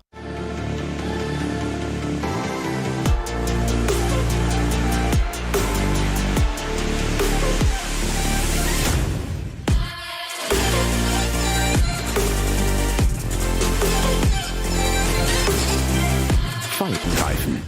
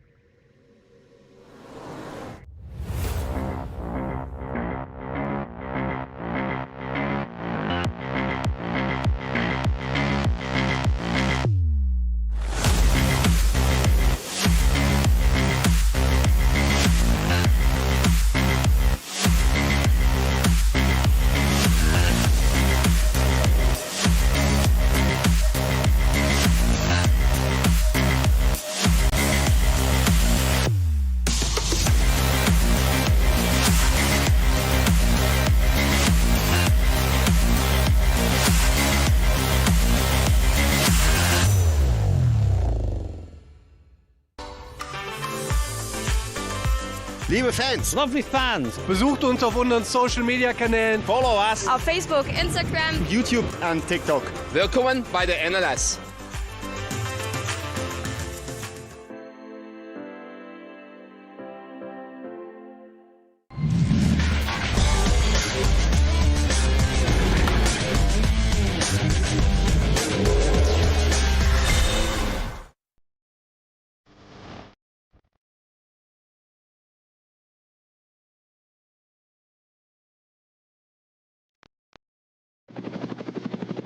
Weather has been most welcome here on the Nürburgring Nordschleife. It's never over till it's over, but you have to say, even if you're a betting person, you can be fairly sure that Winward Racing number 3 Mercedes are going to go through to take victory in this race. However, second place, which I didn't think was going to be disputed, is still in the balance because it's still the Rover Racing BMW leading the way as it nearly clips the tail of a Porsche Cayman in front of it, and that was a little bit of hesitation. Do you think there was contact? There was definitely contact. Okay, contact there. Will that have damaged the front end of the car? It was a kiss. But Jordan Pepper, well, he'd have caught a bit of a surprise there, but for Tim Heinemann, might not have been in clear line of sight, but he will definitely have gained there because having had the contact, looks like the BMW with Jordan Pepper pressing the pedals had to lift off a little bit. Can't see any damage on the front end of the car, but we're looking from a long way above. But the gap between them at the start of the lap was 3.5 seconds, 3.6 seconds. It's definitely down below that. That car already being the subject of a penalty for its other driver, Dan Harper, having That's true. contact earlier on. So, unlike them, if I'm honest, either of them.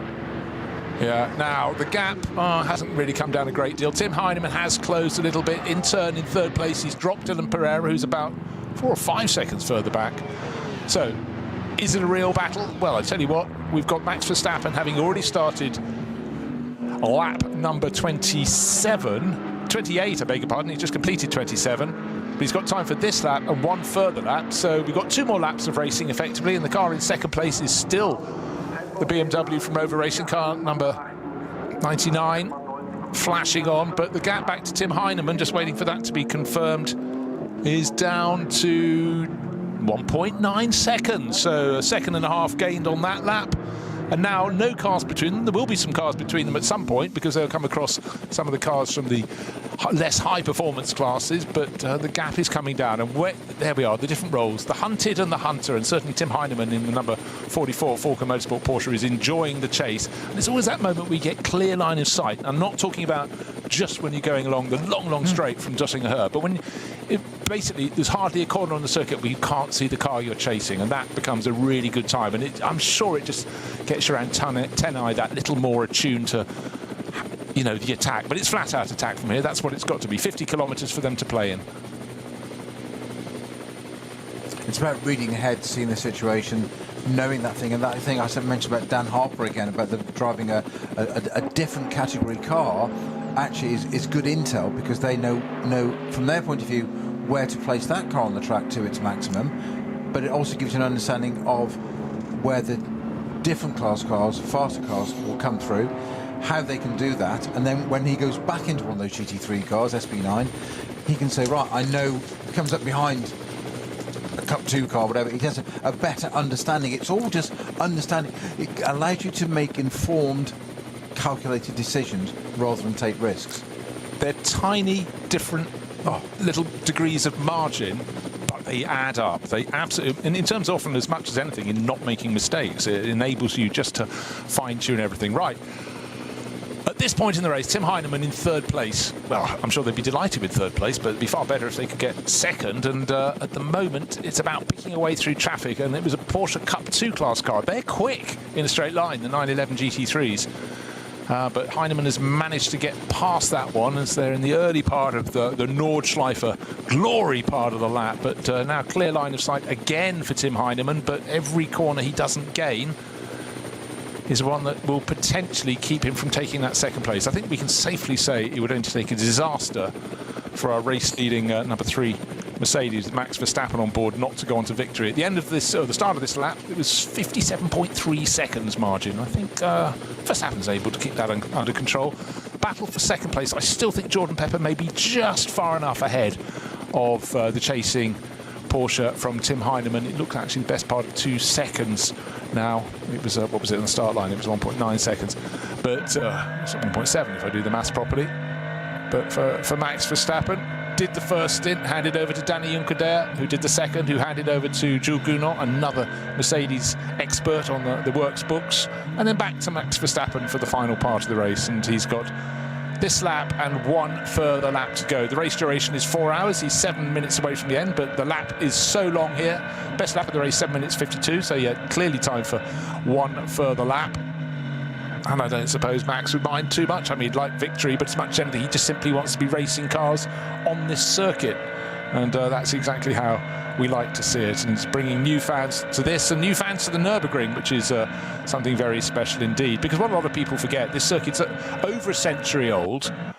And back in 1976, remember, the Formula One didn't want to race here. Niki Lauda had his near-fatal accident, but then it was deemed not safe enough for Formula One anymore. And you started to think that as the Formula One World Championship went to Hockenheim instead, that was that for here. But it carried on racing, and then it had massive financial problems over the last decade or so, and the thought of this circuit closing and never opening again, it'd break my heart. And for so many drivers, they're not looking for outright victory in this race. They're looking to say, I've been racing here. It's a challenge. Exactly. Not to tell other people, it's all about internal pride, but it's something. If you've raced here, you've done something very special. It doesn't matter what class of car you're in.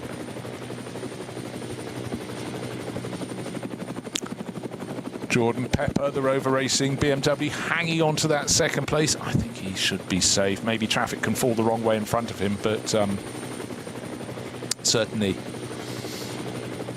looking good. Tim Heinemann is giving his best shot to relieve him, but the Falken Motorsport Porsche is about 2 seconds away. And that's sort of a comfortable, these are pro drivers, so it's a comfortable enough gap that you don't expect them to make mistakes. And when I'm sort of looking for a caveat, it's about how they handle the back markers who are going as hard as they can, but in cars that aren't as quick. And it's about when you get compromised, slightly compromised there for Jordan Pepper, had to take a slightly wider line on one corner. Oh, now, this is what you don't want. You don't want cars of other multiple classes overtaking each other in front of you, one faster than the other, but suddenly the width of the track, which is already narrow as the drivers approach the carousel, right, you've got to bottle it up. And that was a chance for Tim Heinemann to gain. But, of course, he got blocked as well. So it's the eternal piece of elastic, isn't it? In 2 corners, it changes. No, entirely so, and it must be so frustrating. You're looking at the cars coming up in front of you, thinking, OK, I might be able to gain an advantage here. And just as it looked as though Jordan Pepper in second place was a little bit obstructed, all was OK. He's not hanging back, Jordan. He knows that Heinemann is very close. He's having to really, has that driver in front seen me? I'm going to go, am I going to go? I'm going past him. He's not really hesitating. Heinemann is gaining, 1 car between them, and as I say that, suddenly Jordan Pepper picks another one off, and is that going to be in the way of Tim Heinemann? He's got it down to about a second. Gap between second and third. They've negotiated to 2 cars of a less high-performance variety. And now, looking up ahead, what else is in front of them? A Cup 2 Porsche. And it's always about, have you seen me? Have you seen me? Don't know. But at this point, Tim Heinemann is the one who's going to be a little obstructed there. Car in front of them could do nothing apart from try and keep out of the way. But what we haven't seen on this last lap is how much our race leader, Max Verstappen, may have been blocked in traffic. But he doesn't have to take any risks. He's the best part of a minute clear of his rivals. But the 2 drivers have to take the risks. Those that want to fight over second position. Tim Heinemann's had a better run there. Got a better run, yeah. Just been held up. Pepper was just held up a little bit by a back marker there. He had to, just the way it fell at the corner, and that suddenly put Heinemann a little bit closer. It was 1.9 seconds at the end of the last lap, which of course was nearly 8 minutes ago. So it's certainly not that now. I would say it's less than half a second between these 2. But that suddenly has just gone into Heinemann's favour on that particular corner. That may well change again before the end of the lap. It's going to be interesting. It's going to put him in contention to have a nice drag down the Dottinger Hohe, which is going to really give him the opportunity to get alongside, do that side draft. We've seen it through the kink. They're on it now. Nobody immediately around them, but getting visual from Tim Heinemann's Porsche. Close, just needs to be a but not yet gaining. No. If he's in a similar position next time around, got 1 more lap to go. Needs to be there now. That's where it needs to be done. That's under the bridge. Under the bridge, the track goes into a bit of a compression up the slope, and then of course you're looking to see what's up ahead of the Porsche Cayman. Is Jordan Pepper be able to go past before you go right and left the final two corners? Yes, he is. So's Tim Heinemann. It's again about half a second. It's not do or die, but it's almost all or nothing at this point in the race. But you've got to remember, a lot of these drivers want to accrue points across the entirety of the NLS series, but right now, gap between first and second, it's going to be over a minute. Yes, it is. 1 minute, 0.1 second, effectively, is the gap between first and second. Second and third, though, they're covered by 0.6 of a second, and it's how they're going to negotiate the traffic. VW Golf needs to be picked out of their way. Who comes through behind? Dylan Pereira in the Pro-Am Porsche. He's in fourth place, swapping positions a little bit with Thierry Vermeulen in the Kondo Racing Ferrari. They're not close enough to this battle for second place, so they're fighting over fourth. But at the moment, it's Dylan Pereira who's gained that position. And Christian Cronjes is still just too far behind to make a difference in the Aston Martin. Sixth place overall. He's another 3 seconds off the tail of Thierry Vermeulen's Ferrari. Your prediction once again has come true that the Winward Racing entry would take this to a 1 minute advantage, and it's 1 minute .889. Yeah. Just write down 6 lottery numbers for me, please. I did. Predictions are that good. If you look at the name tape at the back of my shirt, it says Nostradamus. A little pretentious of my parents, but hey-ho. Okay. It wasn't their choice. It wasn't your choice. That was theirs. Yeah, got to live with it. Exactly. Lights are flashing from Tim Heinemann. He knows with every corner negotiated, that's one chance that gets taken away from him. He needs every option and doesn't want somebody who's just trying to finish in the... we remember, of course, we talked about spring sunshine early on, but the lights are already starting to fail because, of course, it's afternoon. There's an opportunity through Hatson back. Not a one. It's a double block there for Jordan Pepper. The cars are now half a car length between them. Just as though you thought Jordan Pepper going to the last lap. It's still going to be difficult. And in behind, you've got a two-car train. And again, it's still Dylan Pereira, fourth place, just holding off the Ferrari of Thierry Vermeulen. Oh, dearie me. Not just bonnet bent, bonnet lifting up, but luckily entering the pit lane. Car number 514, BMW.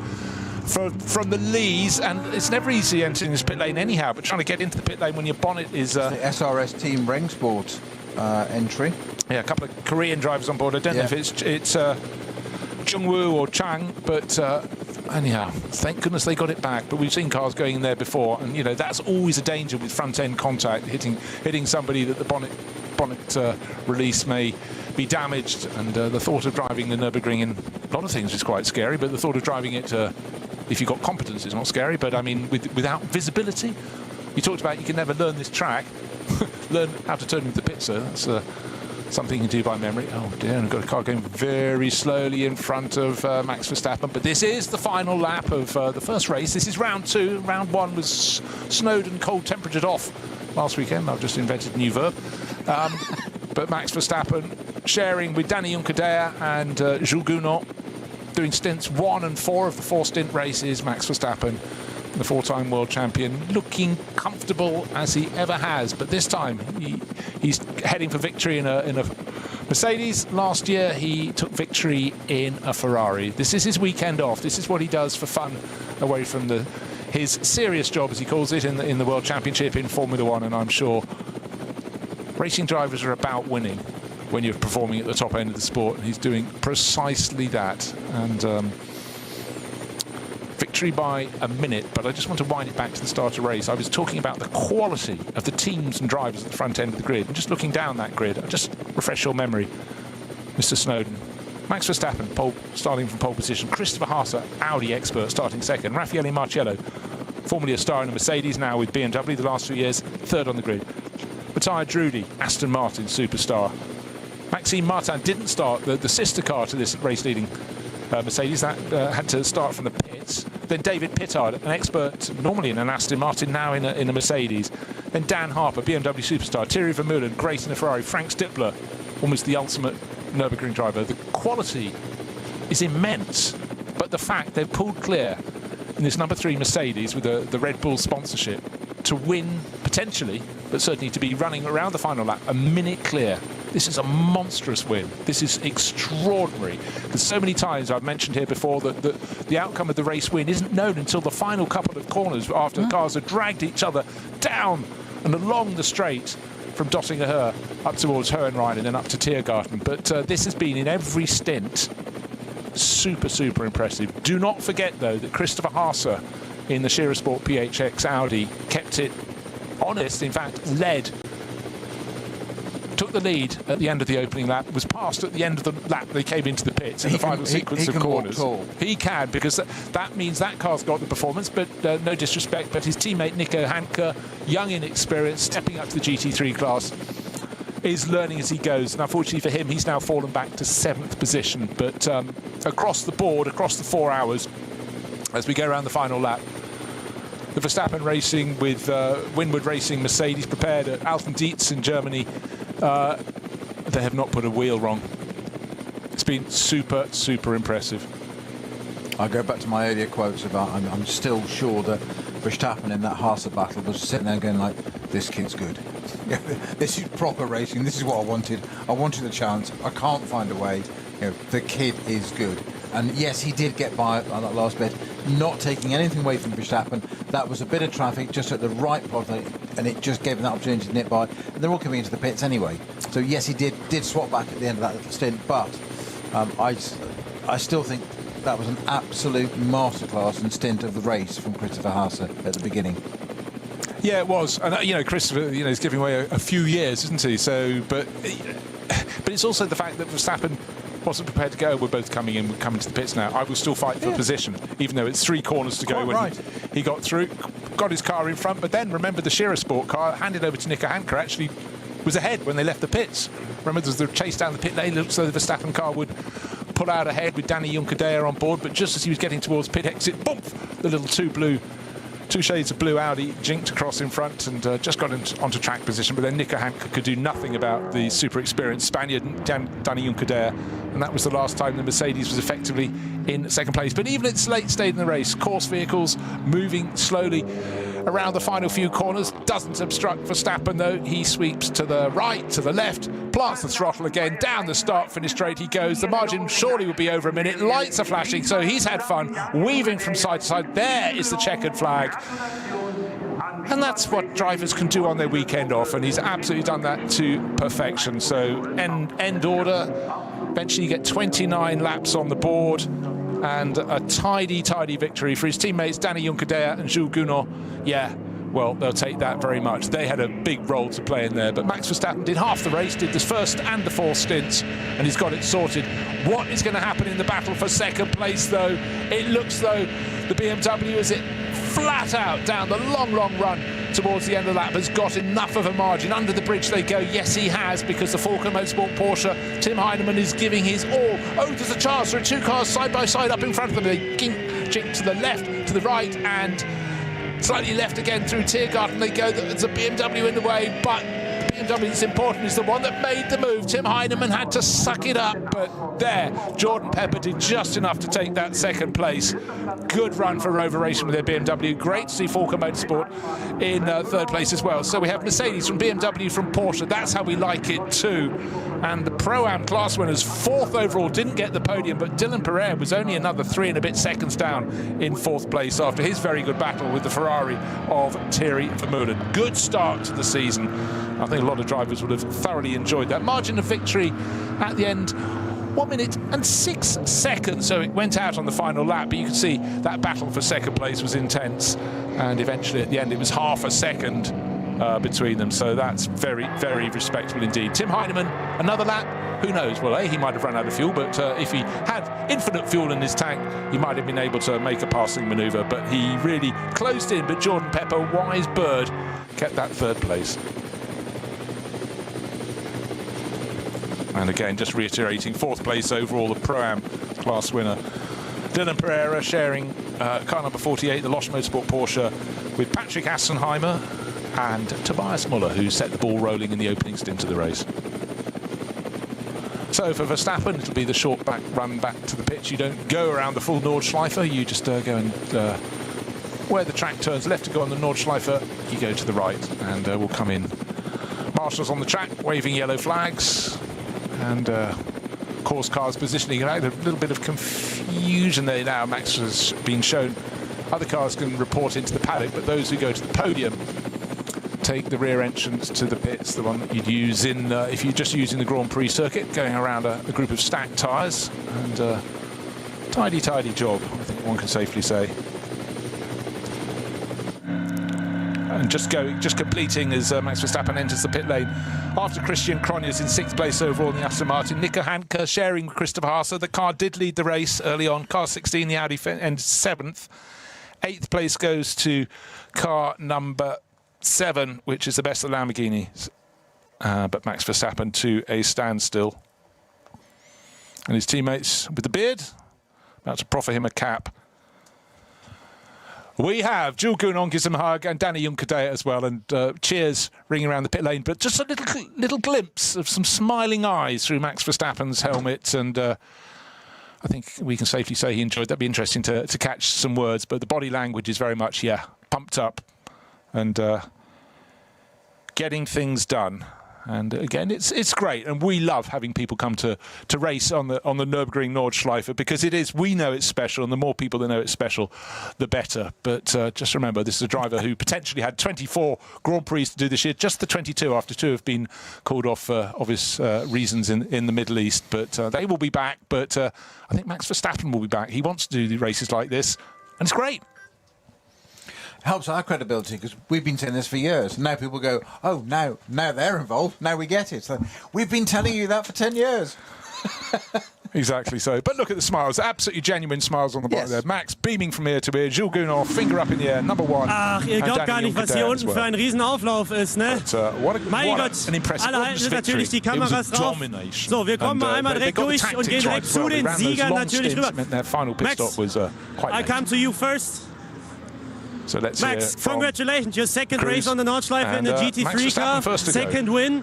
Could be worse, right? Yeah, it could be much worse. 2 different cars as well.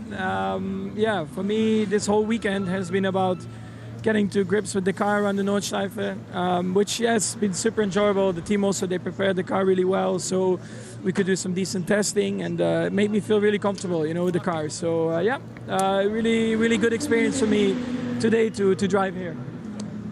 Congratulations, shake hands natürlich auch da drüben. Max, as you switched your simulation for preparations to Mario Kart, how many times did you drive the rainbow track to prepare for the Nürburgring? I've done a lot of simulator work also here in the past few years, so it helps a lot when you are a rookie and you drive here for the first time. If you at least know where you're going, that helps a lot. Then it's all about just getting up to speed with the GT cars. But of course, this whole venue is just amazing, and also to see all the fans and in general just how passionate they are about racing and the cars here. It's always fantastic to see, and I'm very happy to be a part of that. You're sitting in a GT3 car right now. I mean, there are also other GT3 series that could be possibly driven by you. Why especially the Nordschleife? Why especially the Nürburgring Langstrecken Series? Well, for me, this is one of course, let's say the craziest tracks in the world in a good way. I've been watching this for a very long time, and it's one of these races that you just want to compete in. And at least finally this year I have the chance to do it. It also depends a bit, of course, on what the calendar allows me to do. I'm already, of course, racing a lot, so I'll try to do as much as I can. You just said the calendar and what it allows you. I mean, the F1 calendar now is a little bit thinner. Is there a chance that we see you in 3 weeks again here? We're looking into it. It just all depends on, if it's all feasible. But, I'm always happy to race him. All right. Thank you very much. Congratulations. Enjoy your time. Come. Jules Gounon, you're the next one. Now just going to hear how does it feel to win in preparation for the big 24 race now? Yeah, amazing. Last year I didn't do the Nürburgring because I had other program. First race back at the ring with Max and Danny, it's just exceptional. The story is exceptional. My 2 teammates were exceptional today, the team also, so it feels great, honestly. Is it somehow another kind of pressure right now, sitting on one car, sharing the car with a 4-time world champion in F1? To be honest, no, because Max is just so amazing, so humble. I just feel I have a top teammate next to me, and that's the thing, He's just It's Max. I think there is no relative for him, and together with Danny and him, we have a really good relationship. Lucky will join us for the rest, and we are the four of us really close, and can't wait to start it, honestly. All right. You're also here again for NLS 3? I don't think so. I think I have a clash somewhere, so the next race for me will be the 24 hours. All right. Then congratulations as well for your win. Thank you. So, wir schauen mal einfach, würde ich jetzt sagen, dass wir uns jetzt hier durchswitchen vielleicht. Danny Rucker, sorry, I nearly forgot. What are your feelings about this win? Yeah, I mean, it's great to win again. Last couple of years have not been that lucky in the Nordschleife to get a win, and even if it's an NLS race, you know, it's everything counts towards our big goal in the 24 hours. And yeah, great start for Max also in this project, and for me as well to be back with AMG in a very competitive car. It's great. You're a professional race driver, yeah, in GT3 in a real race car, but also in the simulator. You're a development driver for an F1 team and all this stuff. How much can you prepare actually for a real, race on the Nordschleife? I think a lot. Nowadays you have a couple of softwares that are very, very competitive and very similar to the real thing. I think iRacing mostly is what I like to compete in. I've been competing a lot in the Nordschleife there the last couple of years, even though the track is, the layout, well, not the layout, but the surface has changed quite a bit. It's been resurfaced in real life, so it's a bit more bumpy in the simulator, but I think it gives you a really good practice towards this race. And even through the winter with Jules and Max, we've been practicing a lot online, racing against each other, racing with traffic, with cars. And that shows, you know, you come here and already you can feel competitive, you can feel you can take some risk in the places you know you can take the risk. And yeah, it's a good way to get ready for the real thing. All right. Congratulations for yourself as well. And thank you for that. Und damit gehen wir mal einmal kurz hoch, erstmal zu Olli und Uwe, und dann gucken wir, dass wir die anderen almost the one that interested me the most was the way Danny Juncker at the end was talking about the fact that the real track is smoother than the one on a simulation, but that attention to detail, but the fact they didn't just rock up here and go out in practice yesterday.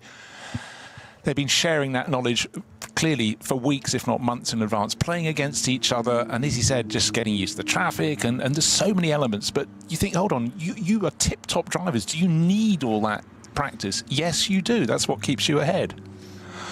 So that's it from the end of NLS 2. Thank you very much for joining us. And just to refresh your memory, victory today went to Max Verstappen with Jules Gounod and Danny Juncker for Mercedes. Join us again in a few weeks' time. It's been great to be back on board.